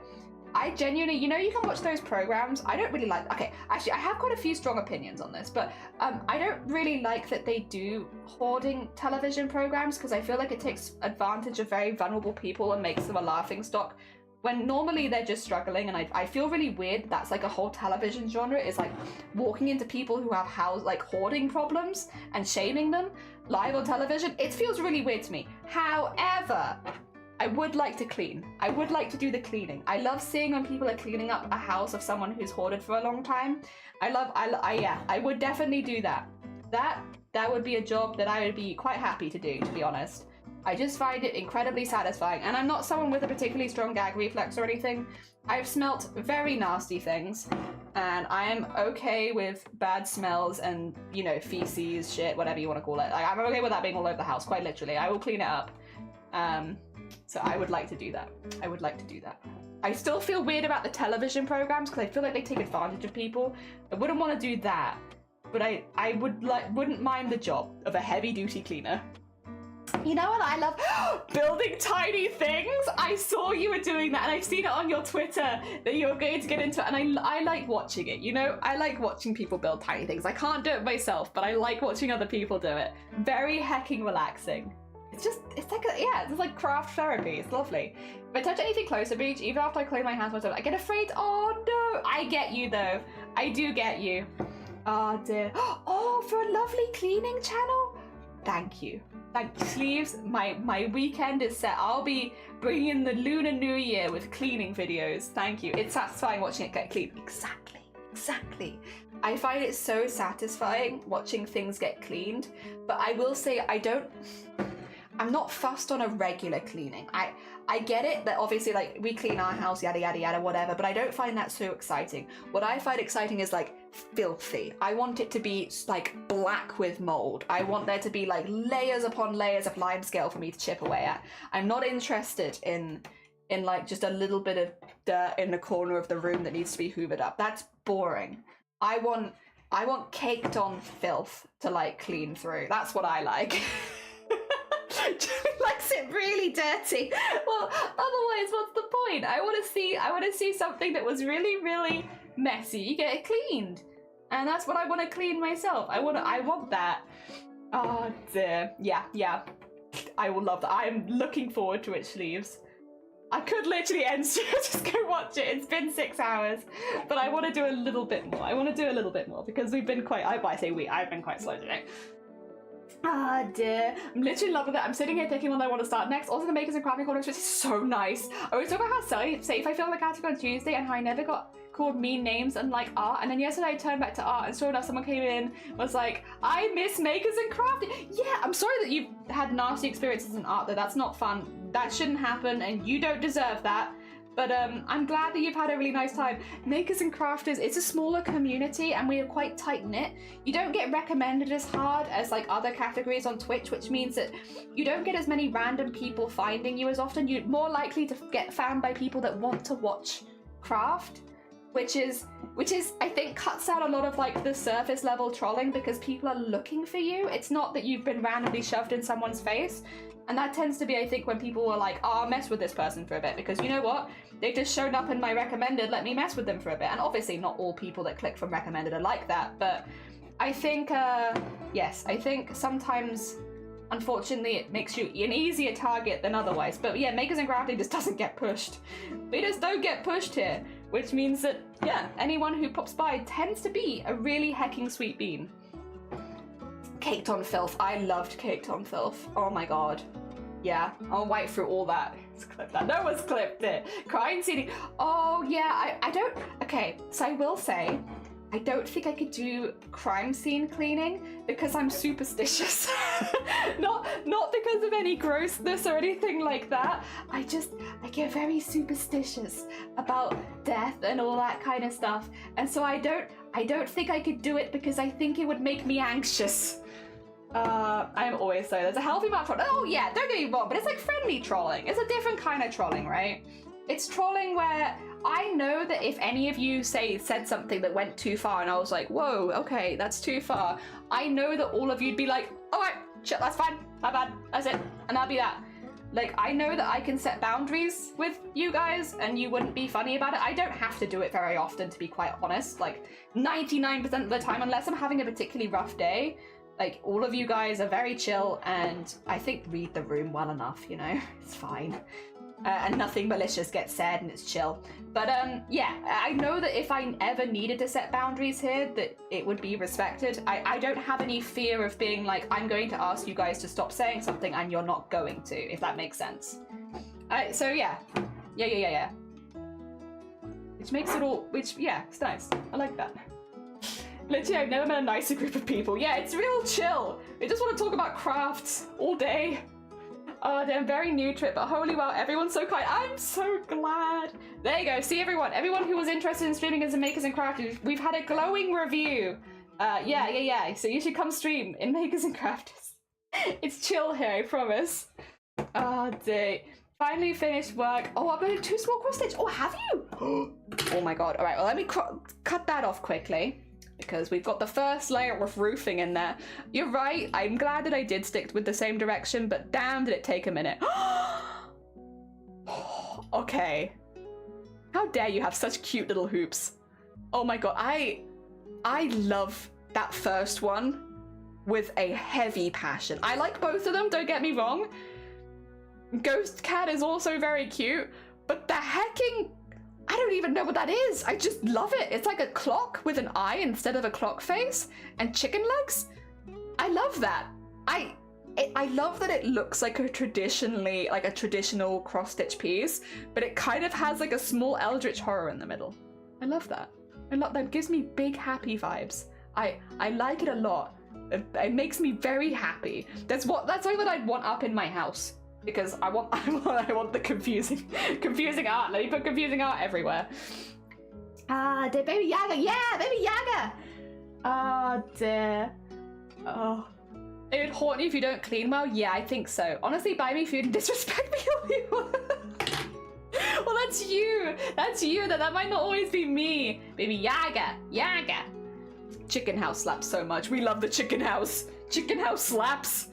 Baby Ghost Cat. Yeah, Ghost Cat is also adorable. But Chicken House is slapping. Oh, wait, I haven't even responded. I need to put a heart or something on it. Oh my god, sorry, I'm terrible. I'm a terrible... Oh, thank you. There you go. Thank you.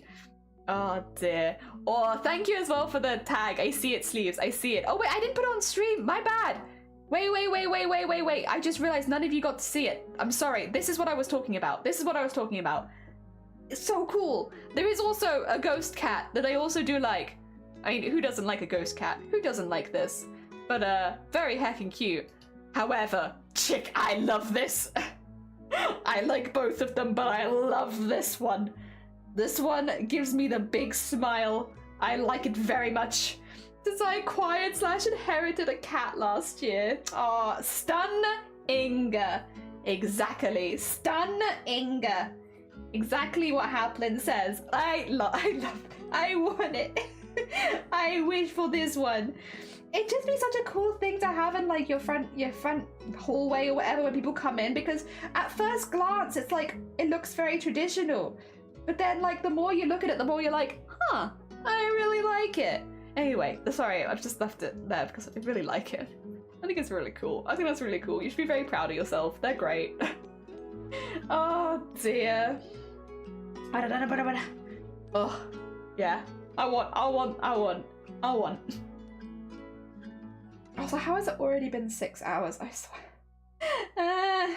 I'm not ready to end stream. I'm gonna do some more stuff on the roofs because I just want to get like a little second layer of color in, because I think it will look nice if they had a bit more texture. So I'm gonna do that, and then I'll see how we're doing for time, because yes, obviously I am just kind of going. Which, don't get me wrong, having a great time, but I also, you know, I always, at some point I probably should leave. I probably can't just, I'll be honest, if I ever did a subathon, I think it'd be very, like, it'd probably be like a couple days, the time would be running out and I'd be like, I want to keep going. So even if the timer runs out, I'll just stay here. I'm not going to stick to the rules. The timer might have run out, but I'm not finished yet. I'm going to keep going. Actually, has anyone ever done them? I can't do subathons. I'm not going to either, as a heads up. I can't do them. I have migraines every evening, so unless it was like a vomiting subathon, in which case, now that I'd be good at. But unless we were specifically looking to do something like that, no, I can't do subathons. But I'm wondering, has anyone here ever given it a go? Obviously, it's become a really big thing on Twitch over the last few years. A lot of people have done it, and it's like a really fun way to support a channel doing kind of like a fun activity. I like watching other people do it, even though I know that I'll probably never do one myself. It still gives me joy watching other people do it. Oh dear. I think though you'd have to have a lot of endurance, right? Because you're streaming for, God, how many hours in a day? I guess as long as you're awake, you'd be streaming. And like, I love streaming, but I don't think I could stream like I guess how long am I awake in a day? If I sleep 8 hours a night-ish, if I'm lucky, let's say 8 hours a night. If I stream 8 hours a night, 24 minus 8 is 16. I don't think I could be in front of a camera for 16 hours every single day. Like, I'd run out of words to say. Like, what would you do? Like, well, I guess do embroidery, wouldn't you? If you were me, at least. Oh no, oh no! Okay, 2 seconds. Wait a second. Wait, are you lying to me? Are you doing me a heckin' trick? Okay, 2 seconds. I thought I'd snapped my thread, but I don't think I have. I think I haven't snapped my thread. You're just being a butt and making it look like I snapped my thread, but I didn't. Oh my god. What a hecking butt. What a hecking butt. Ah, dear. Barely stream for 2 hours, but like, I just don't think every single day? I don't know how you do it. I think it's very impressive. Don't get me wrong, I'm not here trying to bash on anyone. I think that if you can do that, that's incredibly impressive. Being able to stream for that many days in a row, I think that takes a real skill, to be honest. I think it's a real skill. Last one I watched did 14:10, like 14 hours live, 10 hours like off stream. That's still mad. That's still a huge amount. Very heckin' impressive. I need a 12 centimeter hoop, but I was set at 10. Aww. Aww. Heck. Oh dear, that's not ideal. Not ideal. I've seen one with a timer where she'd pause the timer and go offline when she needed to.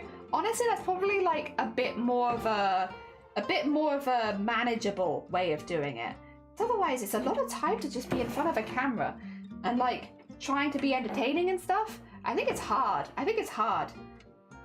Oh dear. Again, it's not, just to be clear, I'm not saying any of this because I'm planning a subathon. I can't. I couldn't do a subathon. I need hours off stream to go be ill in places, and that's for me. That's premium content. You don't get that for free. You kidding me? I love describing all the gross things I do as premium content. It's become one of my favorite things to do. But yeah, no, it's premium content. That's not for you, and you can't have it. So I'll never do one. But I do think it's really impressive when people can. I think it's a really fun thing. I wouldn't be against, like, I guess whenever I hear like a streamer that I already watch is doing a subathon, it's really cool because it just means I get more of their streams. Although I have discovered a few streamers doing subathons because they wouldn't normally stream in my time zone. That's been cool too. Heckin' bamboozled. What a heckin' piece. Yeah, a month max, I think. Yeah, I don't think I've ever seen anyone go beyond a month. I think at that point as well, like, mentally, that's got to be very taxing. Even if you're taking breaks, that's got to be a lot. I wonder what the longest subathon ever is. It might be okay if you had a decent community, about 2 to 5 years. I'm not sure that it's worth it. I think it depends. Like, I've seen people do not just subathons. There's like followathons and stuff like that, where for new followers they can they add stuff to the timer, and so people that might be near a milestone might do stuff like that.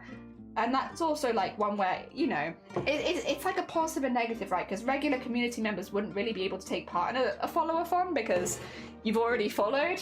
I guess other than sharing the stream around and stuff like that. But it can be fun for newer members or members that don't have as much money and stuff like that, where they can still take part.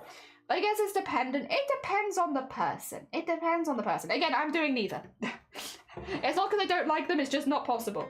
But I think it's interesting. I think it's an interesting thing that's risen from Twitch. Also, Lagoon, welcome on in. We're talking about subathons and follow-a-thons and stuff like that. Just to be clear, I'm not doing one. I'll never do one.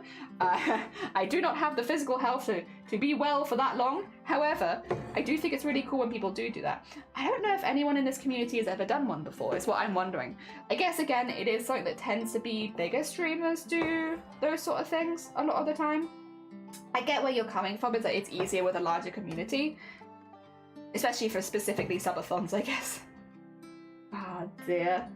Hell yeah. Also, I'm very much liking the roof looks very heckin' cool. I'm very fond. I think it will look better once the edge is like neatened up. That's okay, we can do that later. That's not a job for now. That's a job for when we're doing all the gold stuff. And I'm not doing that right now. We might end up doing that on Sunday though. There we go. Oh. I'm trying to think what I've seen. Actually, I don't know who else follows B here, but did B do a subathon at one point? I feel like I remember doing something similar to a subathon, but I think theirs was like a 24-hour capped subathon. And I think I've seen a few people. Actually, I think I've seen a few people do 24-hour capped ones. I'm still not doing that. Sorry, I don't want to get anyone's hopes up. I'm not doing it. But I think I've seen some people do 24-hour ones.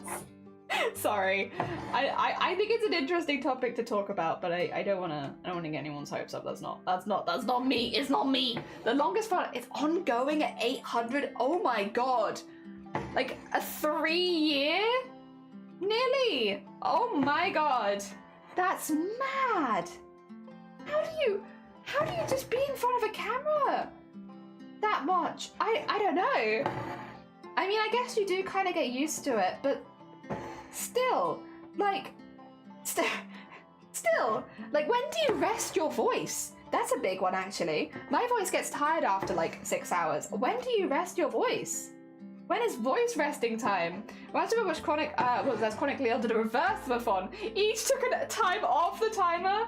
Oh, that's quite funny. I probably wouldn't do anything like that. I'm very careful. I mean, I think a lot of us are. I'm sure they were as well, but like very careful with my health. And I probably wouldn't do that either, because I feel like there's still a risk there for me, at least, of getting to a point of vomiting on camera. Good words on stream. Oh, true. We could have the longest. You have like a whole, like, what do you call it? 8 hours in a row of words on stream whenever we're falling asleep. I feel like there are some people here that would love that, and some people that would actually go insane.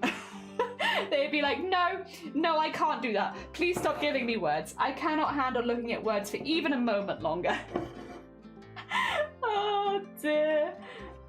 Did I just sleep on sleep? Yes, there's a category Haplin called I'm Only Sleeping, because it used to be that you weren't allowed to fall asleep on stream. That used to be bannable.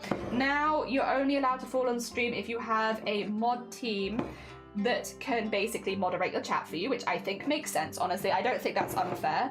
And then also you put yourself in the I'm Only Sleeping category so that people know that you're sleeping. Yeah. Basically that. There's a couple of conditions of what to do when you're falling asleep on stream, but they're honestly very easy to do.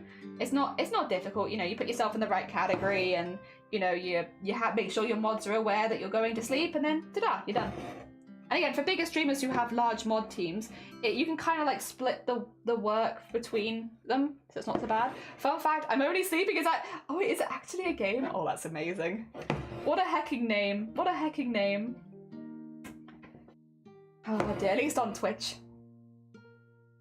Yeah, that's how it goes. I've watched a few people, again, tends to be bigger streamers, because I've watched like Iron Mouse do their subathons before, and a couple of other, again, generally larger streamers do subathons. And it's cool, because it means that, you know, you get to see a lot. If, you know, there's a streamer that you enjoy watching and you enjoy their streams, a subathon just means that you get to see them for the full week, or like for a little longer. And it can be fun watching people break records and do some really unusual things. I think a lot of planning goes into them a lot of the time to make sure there's exciting things happening each day, so that you want to tune in it each day, because I guess otherwise you could get sick of them. Well, maybe I wouldn't, but I think some people would get sick of them. Maybe the same people every day. Again, maybe because they're very well organized, I've never watched a subathon where I felt I've gotten sick of the streamer by the end of it. Like, no, if anything, it's just very hype. There we go. And get one in there. Nice. That looks really cool. I really like it. It looks really cool. I'm really happy. Oh my god. It just looks so snazzy. Happy hecking days. We were, you know, it took extra effort to have all the thread going in the same direction here for the corrugated roof. And now we get the benefit of spending that extra time because it just looks really cool. I can't wait to get the gold thread in there and just emphasize some of the highlights on it too. It's so tiny, but to human eyes at least, I really like it. It was worth it. When I watch a subathon, I take advantage. It's usually a chill stream who I can sleep to and just watch on with white noise. Yeah, like when a few of the streamers I do have done subathons, I just have them on in the background basically the whole time, because it means that I don't worry about switching streamers. I can see like all the hype moments and stuff like that. So yeah, I definitely do the same, where I take advantage of the fact that I know they're going to be on and just watch them in the background a lot, unless like, you know, someone like Shifty comes on, someone my mod for, or like a good friend like Damos or Vile or something like that, then yeah, I'll probably switch streams at that point. But you know, for the most part at those points, I'll just watch one person for a very long time. There we go. Ooh, mad at self, but don't want to disabuse the hat. That's fair. That's fair. I hope that tomorrow is a better day for you then. Because tomorrow is Lunar New Year, and it's meant to be a time of new beginnings, and new things, and out with the old, in with the new, everything new. So I hope whatever's happened today, by tomorrow, it's gone. It's gone. It's flying out the window. And I hope that you have some good food for the weekend. Although I kind of hope that for everyone. I hope you all have good food for the weekend. Did you all get your bestest food in? I have some snacks. I actually have some. I was gonna go out after stream, but I forgot. Shiny has bought me snacks for today. So now I'm ready. I was gonna have to go out after stream, but I don't have to go out after stream anymore because snacks have just appeared downstairs. I'm ready. I'm ready for snacks. I do that sometimes with the Bob Ross channel. Yeah. Honestly, I used to do that all the time with the Bob Ross channel. I don't do it as often anymore, but I think it's because I watch a lot of chill streamers like yourself, like a few others as well, where it's like I have more places I feel I can relax for a little while than I used to. And so I used to use the Bob Ross channel a lot, but these days, honestly, not so much, because I would rather just go watch Sleeves or go watch Bile or something like that. So I have other places now, which is good. Oh, there we go. Yay! Yay! Okay, I am gonna run out of thread in a minute, but that's okay. That's okay. We'll do a little bit more. Well, I still have a little more thread left. I got a few other bits done. It does look a little intense because it's right next to the red, I will say. But I think once they've both got the same shadow, like shading and highlights on it, then I think it's okay. I miscalculated and I have more beans than potato. That sounds pretty good though. That sounds pretty good. Oh dear. I hope it gets better, Melody. I hope that it's a better day for you. That's all I can do really, but I hope that it's a better day regardless. Oh dear.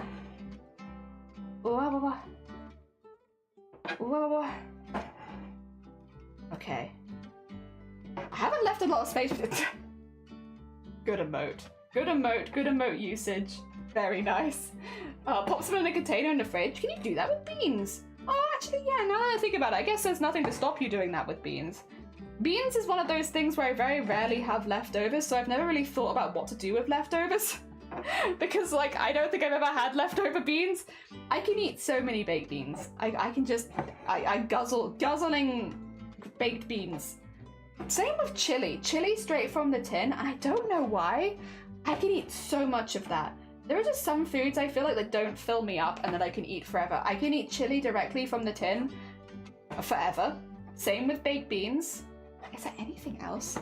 Yeah, as long as you don't put the tin in the fridge. Oh, okay. There. I don't think I've ever only used half a tin of baked beans, so I probably only ever just like drowned everything in baked beans. And mashed potato. Baked beans and mashed potato. That's a winning combo right there. I mean, baked beans and any potato is a winning combo, but baked beans and mashed potato? Oh, a baked potato as well is pretty good. With a bit of butter in it? Oh, delicious.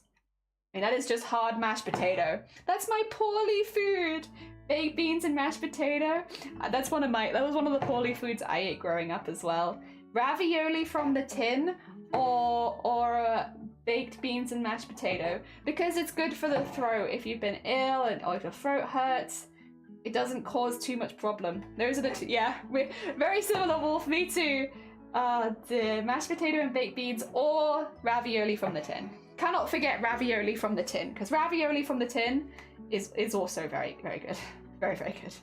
I know not everyone likes stuff like that. Tinned food is a bit funny with some people, but I really like ravioli from the tin. Just like Heinz ravioli, delicious. I'm chronically also go my go-to foods. Poorly as in sick or financials? Yes. Yes, actually. Thank you. Oh dear. Yeah, it's a good sick food. Good sick food. Nice and soft.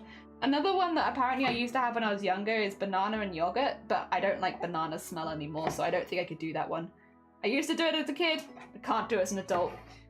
Can't do it. Smell a banana, can't do it. Bananas smell funny. I don't like it. We're going back to weird smells, and I'm a little afraid of approaching this territory just in case after what happened earlier. But I am afraid of this topic now. Oh dear. We just don't know what direction it's gonna go in, and it could be for the scary, for the ah! Although then we maybe circle back to the cleaning topic, and I do enjoy talking about cleaning, so I guess it wouldn't be all that bad. Thank you for the party. Dal, yeah, dal and bread is my go-to. Dal is great. Oh, lentils, yeah, nice and cheap. We like to party. We like to party. We like to party. We like to party. We like to party. We like to party. We like to party. The Venga bus is coming and everybody's jumping. New York to San Francisco and Interstate Disco. The wheels of steel are turning and traffic lights are burning. If you like to party, come on and move your body. Oh dear, alright. I will say with that, I am going to end stream because I've been going for 6.5 hours and I wasn't necessarily intending to go this long, and so I think that means it is probably a good time to call it, especially because hopefully I should be back in a couple of days. I should be back on Sunday, which means that I won't be gone for very long. Alright, I am gonna find a bean. I'm gonna find a bean, and then we're gonna raid a bean, and we're gonna send some love to another bean. Just gonna spread the good around. Spread the good around. We have we got some really cool options. Okay. Oh dear. I wanna go everywhere. Excuse me, sorry. It's just that I wanna go everywhere. Oh, we could. Do you guys want to watch a cross stitch? How do you guys feel about looking at this? Is a big cross. What is on with the goddamn cross stitching community? Why are you all do such big stuff? But would you mind to maybe go and see a cross stitcher doing a really big snowy cross stitch? That might be a good vibe. I slept the whole day and then don't fall asleep till early morning. Oh, bless you. I hope you get some good sleep soon. In the meantime, speaking of sleep and cozy vibes, we're going to be raiding into Little Craft Room, who is doing a cross stitch, a big one as well. There's no such thing as a small cross stitch with you lot, I swear. It's always just massive cross stitches all over the place. But no, we're going to go raid into a Little Craft Room because they are doing a cross stitch, and we've been talking about cross stitch so much today. I know I don't do cross stitch, but obviously we have a lot of people in this community who are interested in it and are doing cross stitches, so I think that would be a good place to send you all to, so you can do maybe some works and crafting along with people and stuff like that. I am going to be back for an extra stream this week on Sunday, unless anything dramatic changes. If it does, I'll pop it in the Discord, but the plan is that we should be able to do 5 streams this week, which would be nice because I don't often get to stream on the weekend at this point. So yes, we'll be doing hopefully an extra stream this Sunday where we'll be continuing doing more of this. I might try and get a little bit done off stream just to keep things moving, because there's other things I want to do next week too. Otherwise, do you want to grab a raid call? You don't have to. Everyone can grab a raid call if you like. Stay safe. Yes, stay safe, everyone. And I'm going to send you all over to a Little Craft Room so that we can enjoy doing cross stitch alongside them. Take care, everyone. There we go. And then for the YouTube people as well, thank you so much for watching. Thank you for supporting on the YouTube, and I will see you soon. There we go.